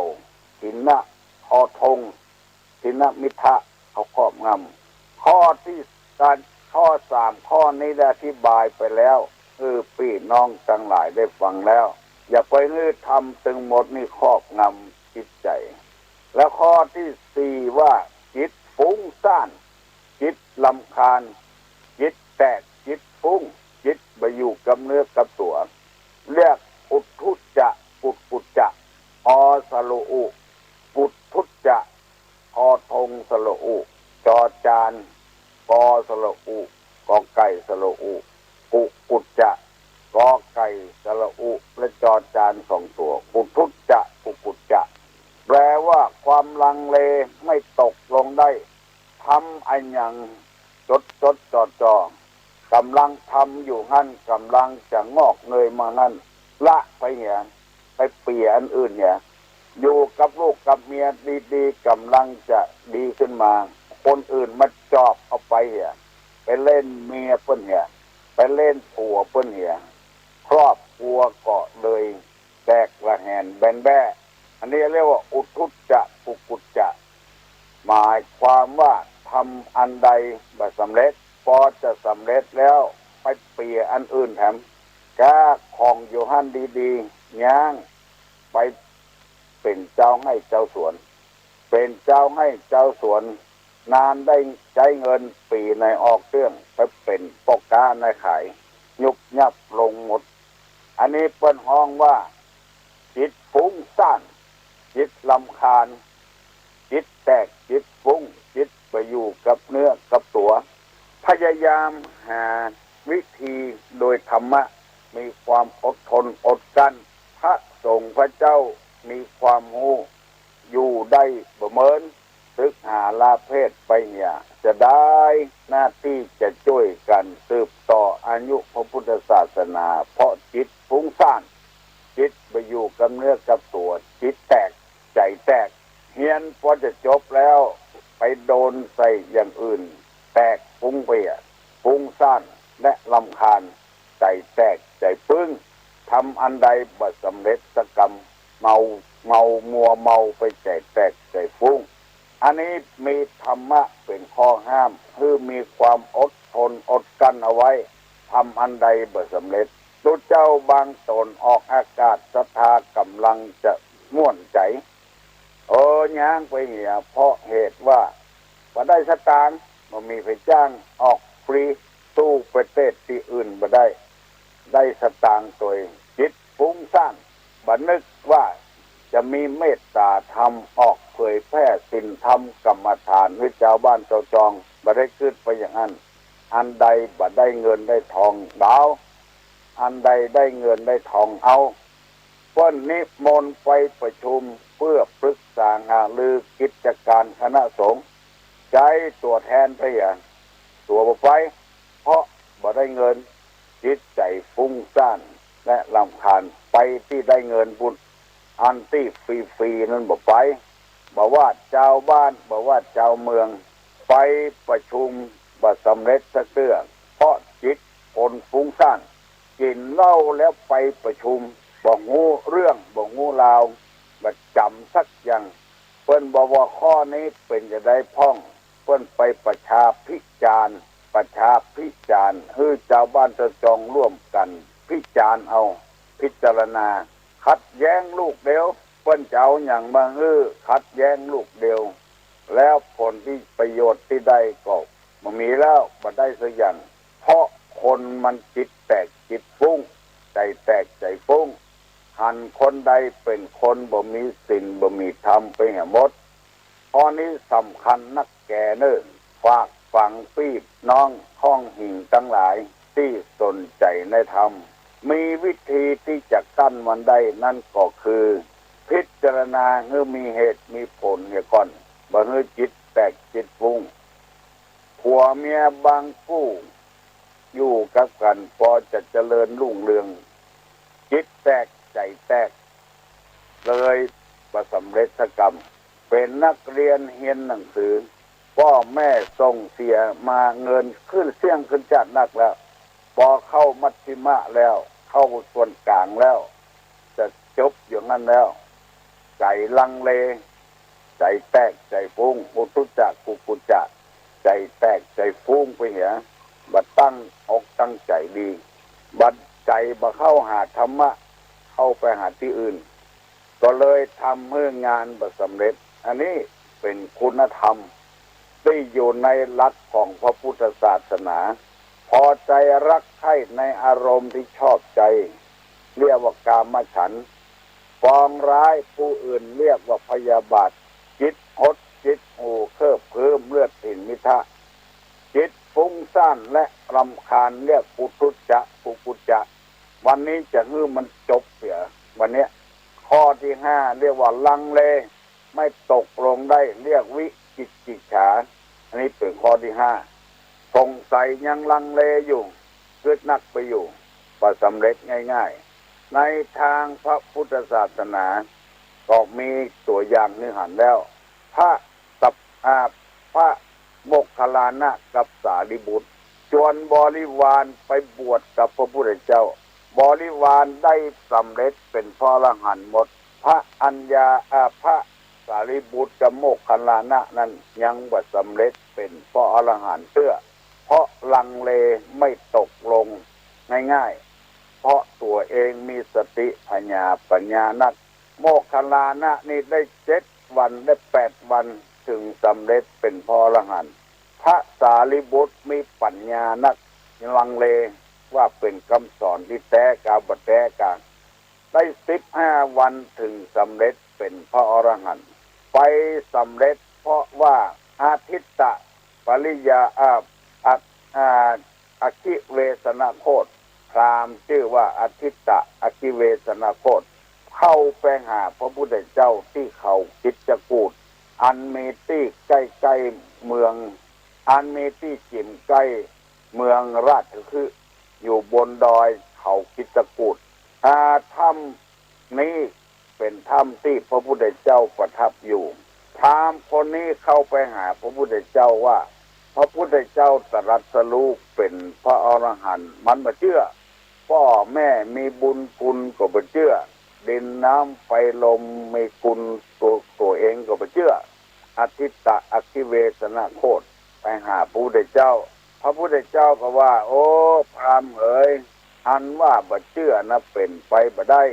มันต้องเชื่ออย่างใดอย่างหนึ่งคนเฮามันว่ามันบ่เชื่อสักมดบ่เชื่อสักอย่างพระพุทธเจ้าก็บอกว่าต้องเชื่ออย่างใดอย่างหนึ่งเชื่อเอาเข้าพราหมณ์คนนั้นบอกว่าเชื่ออย่างก็เชื่อในความบ่เชื่อของท่านนะกะเชื่อแต่เชื่อว่าบ่เชื่ออันนี้คือความเชื่อในความบ่เชื่อเนี่ยพราหมณ์คนนั้นจึงได้สำเร็จพร้อมกันนั้น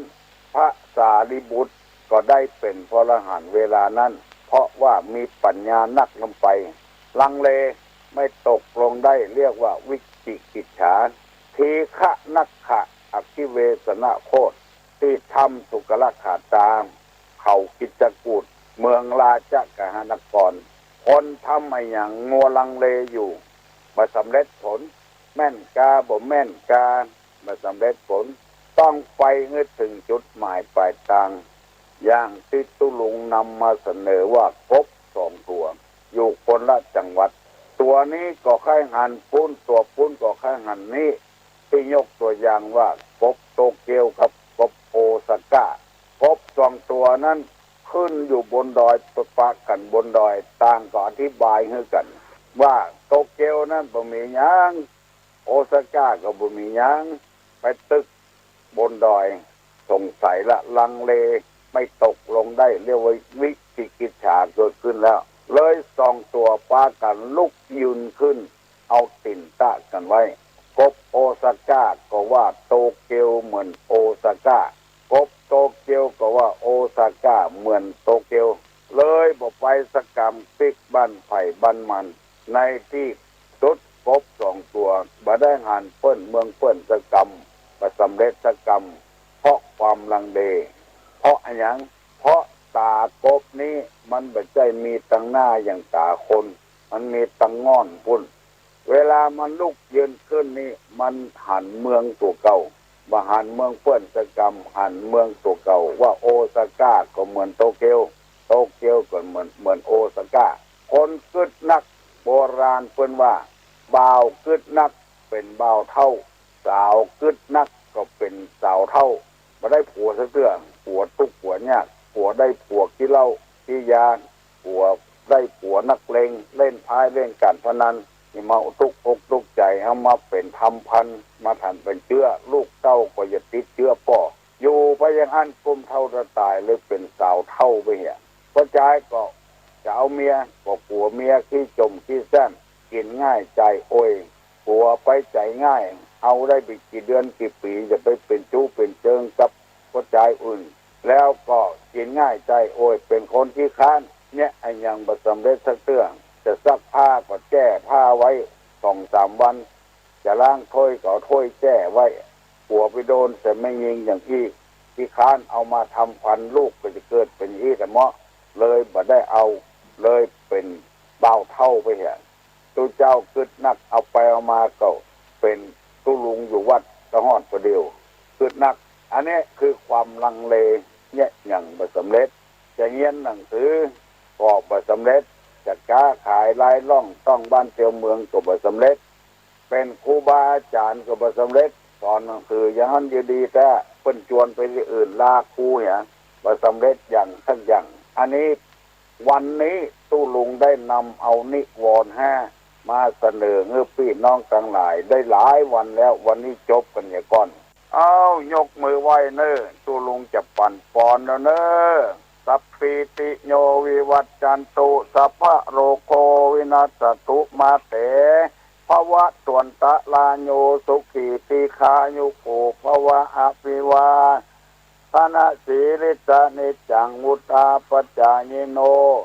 จัตตาโลธรรมาวตันติอายุวันโนสุขังปลัง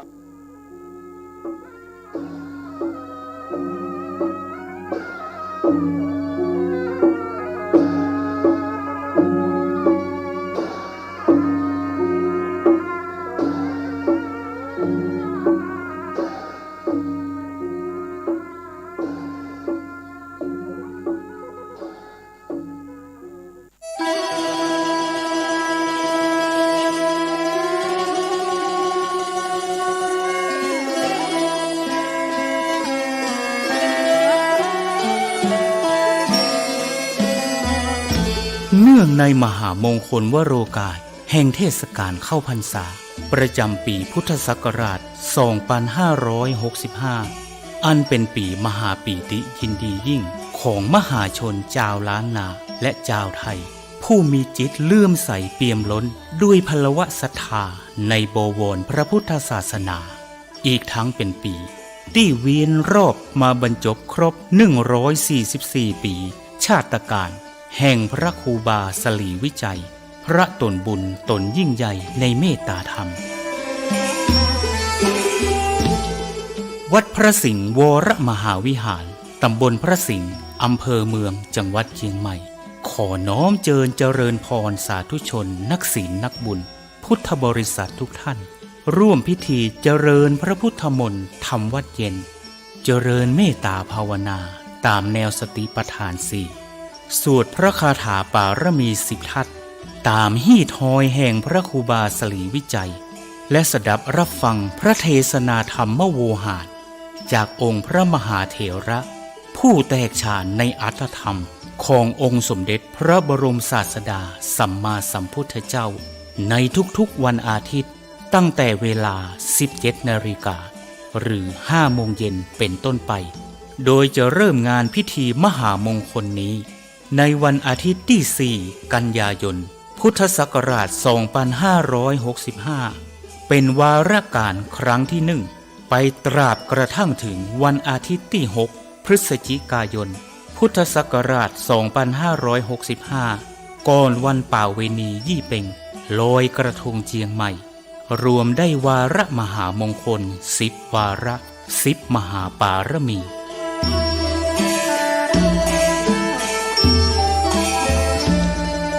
ปวงท่านมหาศรัทธานาบุญผู้มีความสนใจเข้าร่วมพิธีทำวัดเย็นเจริญเมตตาภาวนาสั่งสมปารมีทั้ง10 ทัศอันมีทานปารมีเป็นต้นและมีอุเบกขาปารมีเป็นที่สุดนั้นขอน้อมเจริญพรร่วมพิธีได้ที่พระวิหารหลวงวัดพระสิงห์วรมหาวิหารตำบลพระสิงห์อำเภอเมืองจังหวัดเชียงใหม่และท่านที่มีจิตเจตจำนงประสงค์ใคร่ร่วมบำเพ็ญมหาทานปารมีถวายกันเทศแด่พระมหาเถระผู้แสดงพระธรรมเทศนาและถวายน้ำปานะแด่พระภิกษุสงฆ์สามเณรนั้นขอน้อม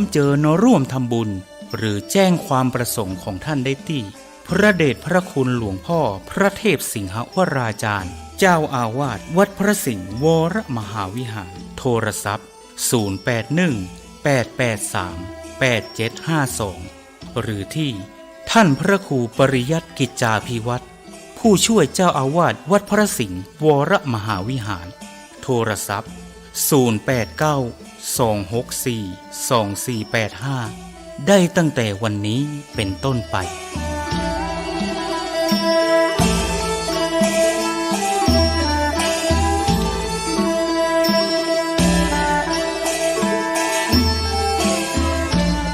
ขอมหาพลานิสงส์อันจะเกิดแต่เนื้อนาบุญอันบริสุทธิ์ของมหาศรัทธาทุกท่านอีกทั้งพระพุทธปารมีแห่งองค์หลวงพ่อพระศรีสันเพชรหรือหลวงพ่อโตที่สถิตสถาพรเป็นองค์พระประธานอยู่ณพระวิหารหลวงวัดพระสิงห์วรมหาวิหารอีกทั้งอานุภาวะแห่งองค์พระพุทธสิหิงค์พระสิงห์หลวงและอำนาจแห่งพระปารมีทั้ง10 ทัศของพระครูบาสลีวิจัยจุงเป็นพลวะปัจจัยอันยิ่งโยชน์นำมาซึ่งความรุ่งโรจน์แห่งดวงจิตพิสุทธิ์น้อมนำทุกท่านฮืออิ่มเอมเอิบอิ่มดำดิ่งสู่วิมุตติธรรมแห่งองค์พระสัมมาสัมพุทธะกอบด้วยทั้งสัพพสันลภากายอันบริสุทธิ์บริบูรณ์ด้วยอายุการอันเป็นทิพย์มีวรรณพิสิทธิ์พันพุทธผ่องใสมีความสุขกายสบายใจด้วยทั้งพลานามัยพรั่งพร้อมสรรตราบรอดเถิงเติงตันยังอมตะมหาเนรพานอันเป็นที่สุดเสี่ยงแห่งอาสวะกิเลสในวัฏสงสารต่อการภายหน้านั้นจงทุกท่านทุกคนแด่เตอสา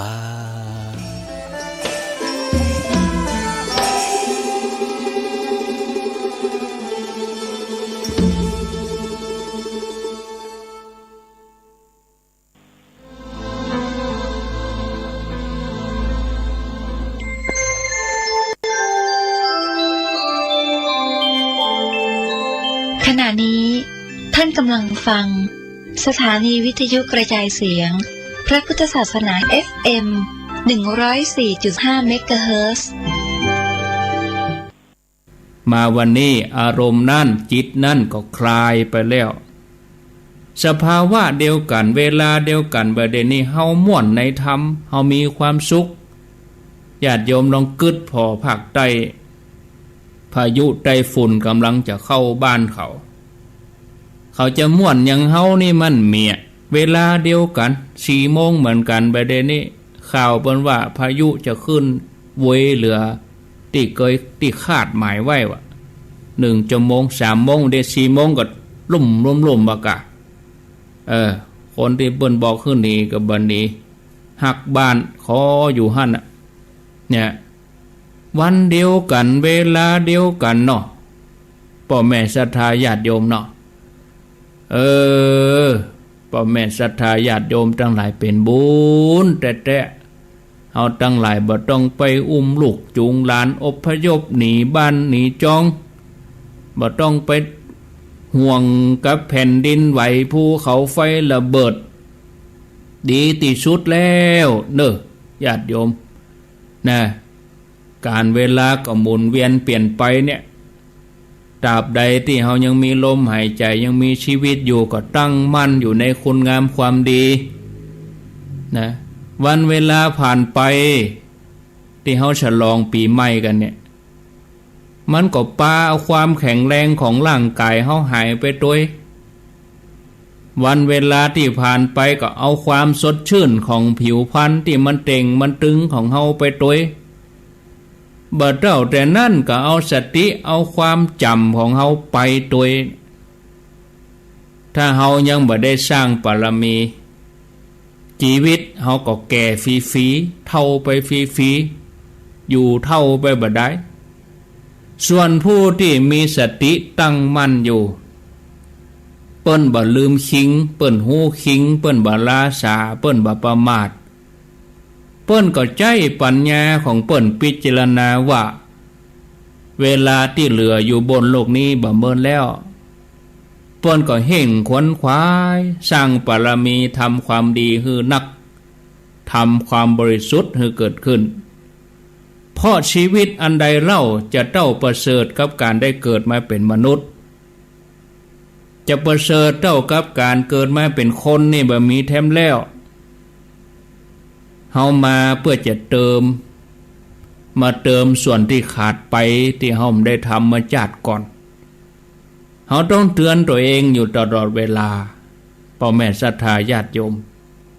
บัณฑิตนักปราชญ์ทั้งหลายเปิ้นเลยสรรเสริญว่าชีวิตเนี้ยว่าเป็นชีวิตที่ประเสริฐบางทีก็ถูกคัดขวางในการทำความดีจะคัดขวางขนาดไหนก็ตามนักปราชญ์บัณฑิตเปิ้นก็ยังตั้งปณิธานมีอุดมการณ์ที่แน่วแน่ในการประพฤติปฏิบัติดังเรื่องราวที่จะเล่าให้ฟังในอดีตการมีพญาเจ้าเมืององค์หนึ่งญาติโยมพญาเจ้าเมืององค์นี้ชื่อว่าเอสกาลีพระองค์มีปุโรหิตเป็นสหายเป็นเพื่อนฮักกันตั้งแต่ทรงพระเยาว์ตึงพญาเจ้าเมืองกับปุโรหิตต่างก็เมื่อมีโอรสบ่มีลูกสืบสกุลวันหนึ่งพญาเจ้าเมืองกับปุโรหิตก็มาปรึกษากันว่าถ้าเฮาบ่มีลูกสืบแดนนี่มันจะยากนะเฮามาตกลงกันอย่างอี้น้อถ้าว่าลูกของไผเกิดก่อนก็จะยกให้ลูกคนนั้นครองราชสมบัติต่อมาปุโรหิตได้พบกับแม่หญิงคนหนึ่งอยู่นอกเมืองแม่หญิงนางนี้มีลูกถึง7 คนลูกของแม่หญิงทั้งหมดนี่ล้วนแต่บ่มีโรคภัยไข้เจ็บมาเบียดเบียนปุโรหิตก็เลยถามถึงสาเหตุแม่หญิงคนนี้บ่ฮู้จะตอบอย่างใดทีนี้ก็ไปเหลือบหันใส่ต้นไทรต้นใหญ่ต้นหนึ่งก็เลยตอบว่าข้าเจ้าก็ไปบวงสรวงขอลูกกับเทวดาที่รักษาต้นไทรนี้ปุโรหิตก็เดินตรงไปที่ต้นไทรทันทีปุโรหิตไปเนี่ยจะได้ก็ไปกำต้นไทรทรายเขย่าสายไปสายมาแล้วก็ขู่เทวดาถ้าบ่ยอมให้ลูกข้าถ้าบ่ยอมให้ลูกพระราชาตั้งนี้ไปแห่ม7 วันจะให้คนมาตัดต้นนี้เห็นเด้อเขย่าแกมขู่เทวดาที่รักษาต้นไทรปุโรหิตมาเขย่าต้นไทรอย่างนี้ถึงวันน่ะเมื่อถึงวันทวน6ปุโรหิตก็มาขู่ว่าอ้าวเทวดาบัดเดี๋ยวนี้เหลือเวลาแถมคืนเดียวเน้อถ้าบ่ยอมฮื้อโอรสแก่พญาเจ้าเมืองวันพูกข้าจะเอาคนมาตัดต้นไทรเทวดาก็อยู่บ่ได้แล้วกำนี้เขาจะมาเอาวิมานของเฮาแล้วเนี่ยเทวดากลัวว่าจะบ่มีที่อยู่ก็เลยไปที่เต้ามหาราชอันเป็นเต้าเวชสุวรรณเป็นใหญ่แห่งยักษ์ทั้งหลายเต้าทัตตรัฐะปกครองคนทันทิพยาธรเต้าวิรุณปักปกครองหมู่นาค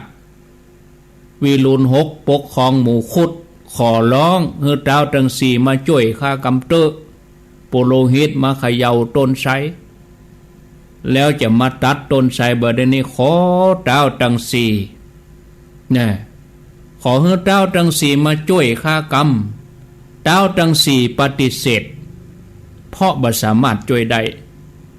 ในที่สุดเทวดาก็เข้าไปหาผู้เป็นใหญ่ในสวรรค์เข้าไปหาพระอินทร์ไปห่ำให้เพื่อพระอินทร์ได้ฟังพระอินทร์พิจารณาพอทอดพระเนตรหันเทวบุตร4 ตนเทวบุตร4 ตนเป็นผู้ที่มีบุญก็เลยมีบัญชาให้เทวบุตรถึง4 ตนนั่นไปเกิดจุติที่โลกมนุษย์เทวบุตรเหล่านั้นได้ฟังเทวบัญชาจากพญาอินทร์ต่างปากันกราบทูลว่าจะบ่ขอไปเกิดในราชตระกูล ก็คือจะไปเกิดในตระกูลบ่ไปเกิดในเมืองในวังแต่ขอไปเกิดในบ้านของปุโรหิตเพราะว่าจะได้ออกบวชอย่างสะดวกสบายตกเมื่อเจ้าปุโรหิตสั่งให้ราชบุรุษไปตัดต้นไทรเทวดาก็กลัวก็มาปรากฏตัวบอกว่าโอ้ท่านปุโรหิตลูกคนเดียวจะเป็นได้ไปเขาจะให้ลูก4 คนแต่ลูกถึง4นี่บ่ปรารถนาจะครองราชสมบัติเมื่อเขาใหญ่มาแล้วเขาจะบวชหมดนะปุโรหิตว่ายังได้ก็ได้ขอให้ได้ออกมาขอให้ได้เกิดมาเป็นนอนปุโรหิตดีใจในที่สุดได้ลูกก็โดยเลิกความคิดที่จะตัดต้นไทรหลังจากนั้นเทวบุตรถึง4ลงมาเกิดตามลำดับปุโรหิตตั้งชื่อคนแรกว่าหัตถิปาละมอบหมายให้เป็นนายควานจ้างเลี้ยงจ้างเพื่อป้องกันบ่ให้ออกบวชให้อยู่กับจ้างม่วนกับการเลี้ยงจ้างคนที่2ชื่อว่าอัสสะปาละมอบหมายให้ไปเลี้ยงม้าจะได้ลืมเรื่องบวชไปเสียให้ไปฝึกม้าเลี้ยงม้าคนที่3ชื่อโคปาละอันนี้ไปเลี้ยงงัวคนที่4ชื่อว่าอาชะปาละอันนี้ไปเลี้ยงแปะปุโรหิตก็นิมนต์นักบวชถึงหมดตั้งหลายจากแว่นแคว้นต่างๆเนี่ยให้ไปไก่จะไปมาให้ลูกได้หันถ้าลูกได้หันก็จะลักล้อมแล่มหนีไปบวชตัวน่ะนิมนต์ไปอยู่ไก่นักบวชจะไปมาตรงนี้ นึกว่านิมนต์มาทำบุญ เป็นวันนิมนต์ให้ไปไก่บางให้ลูกได้หันนักบวชเก่งว่าจะบวชตัวต่อมาชายหนุ่มถึง4นี่ก็เติบโตพญาเจ้าเมืองกับปุโรหิตให้ทดสอบว่าเมื่อถึง4หันนักบวชแล้วจะรู้สึกอย่างใดถึง2ก็เลยปลอมตัวเป็นฤาษีพญาเจ้าเมืองกับปุโรหิตนี่นะปลอมตัวเป็นฤาษีเดินผ่านที่โฮงเลี้ยงจ้างโฮงจ้างทันทีที่ลูกคนแรกก็คือนายหัตถิปาละหันก็เกิดความเริ่มใสเข้าไปกราบไหว้นอบน้อมนำสิ่งของมาฮื้อจนฤาษีที่ปลอมตัวนั้นรีบแสดงตัวออกมาว่าอันนี้คือพ่อกับพระราชาบ่ใช่ฤาษีแท้แล้วก็แนะนำให้ลูกไปศึกษาต่อที่จะเตรียมสืบราชสมบัติแต่นายหัตถปาละปฏิเสธโดยให้เหตุผลว่าวิชาตั้งโลกมั่นใจของแต้ป่อลาภสักการะเป็นของบัดเตี้ยงสัตว์บุรุษทั้งหลายสรรเสริญการบ่ยึดมั่นถือมั่นเพื่อความหลุดพ้นพญาเจ้าเมืองอ้อนวอนขอร้องฮืออยู่ฮือของราชสมบัติบ่สำเร็จบ่เป็นผลก็เลยไปหาลูกคนต่อมาตามลำดับไปก็ได้รับการปฏิเสธหมดทุกคนยืนยันนักแน่นว่าจะออกบวชพญาเจ้าเมืองกับปุโรหิตรู้สึกผิดหวังกับลูกถึง4ได้กล่าวว่าข้าแด่มหาราชเจ้าหมู่ข้าพระองค์ปรารถนาจะบวชมาเมื่อแล้วใคร่ครวญในการบวชเหมือนคนที่เสาะหางัวหายกรรมดีควรทำรีบในวันนี้บ่ควรพัดวันประกันพรุ่งถ้าบุคคลใดพัดวันประกันพรุ่งบุคคลนั้นย่อมเสื่อมจากการงานแม้อาชาปละกุมารเป็นลูกล่าคนน้อยก็ยังมีใจเด็ดเดี่ยวเกินไว้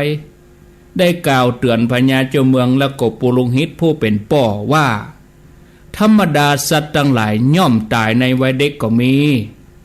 ตอนแก่ก็มีความตายบ่มีเครื่องหมายบอกไว้ว่าจะตายเวลาใดสถานที่ไหน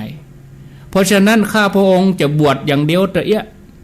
จากนั้นถึง4พี่น้องก็ปากันพร้อมใจบวชตกมาเจ้าปุโรหิตเกิดว่าลูกของเฮาไปบวชเฉหมดแล้วเฮาอยู่ไปก็เหมือนต่อไม้ต่อที่มันบ่มียอดก็เลยจวนภรรยาพญาเจ้าเมืองออกบวชไปให้หมดประตก ข้าทาสบริวารก็ปากันออกบวชให้หมดประตกประเสียงบำเพ็ญไว้คนเดียวน่ะหัตถะปรกุมารบวชแล้วก็บรรลุฌานสั่งสอนบริวารทั้งหลายถึงหมดแผ่ขยายไป12โยชน์ได้บรรลุธรรมพ่อแม่พญาเจ้าเมืองมเหสีก็ได้ฌานปากันปฏิบัติอยู่ในป่าแม้แต่พญาเจ้าเมืองต่างบ้านต่างเมืองฮู้ข่าวอันเป็นมงคลนี่ก็ยินยอมพร้อมใจออกบวชกันให้หมดประตกประเสียงเนี่ยเมื่อถึงหมดบวชแล้วต่างก็ตั้งอยู่ในความประมาทบำเพ็ญตัวเองจนได้บรรลุฌานเมื่อละโลกไปแล้วก็ไปเกิดพรหมโลกญาติโยมทั้งหลายก็บวชได้อย่างเขาฟังรายการนี้ม่วนอกม่วนใจเขาก็บวชใจไปแล้วลูกชั่วโมงมาบวชจิตบวชใจกันเนอะศรัทธาญาติโยมจวนกันบวชจิตบวชใจสภาวะปัจจุบันนี้ญาติโยมเป็นคฤหัสถ์มันอาจบ่สะดวกในการสละ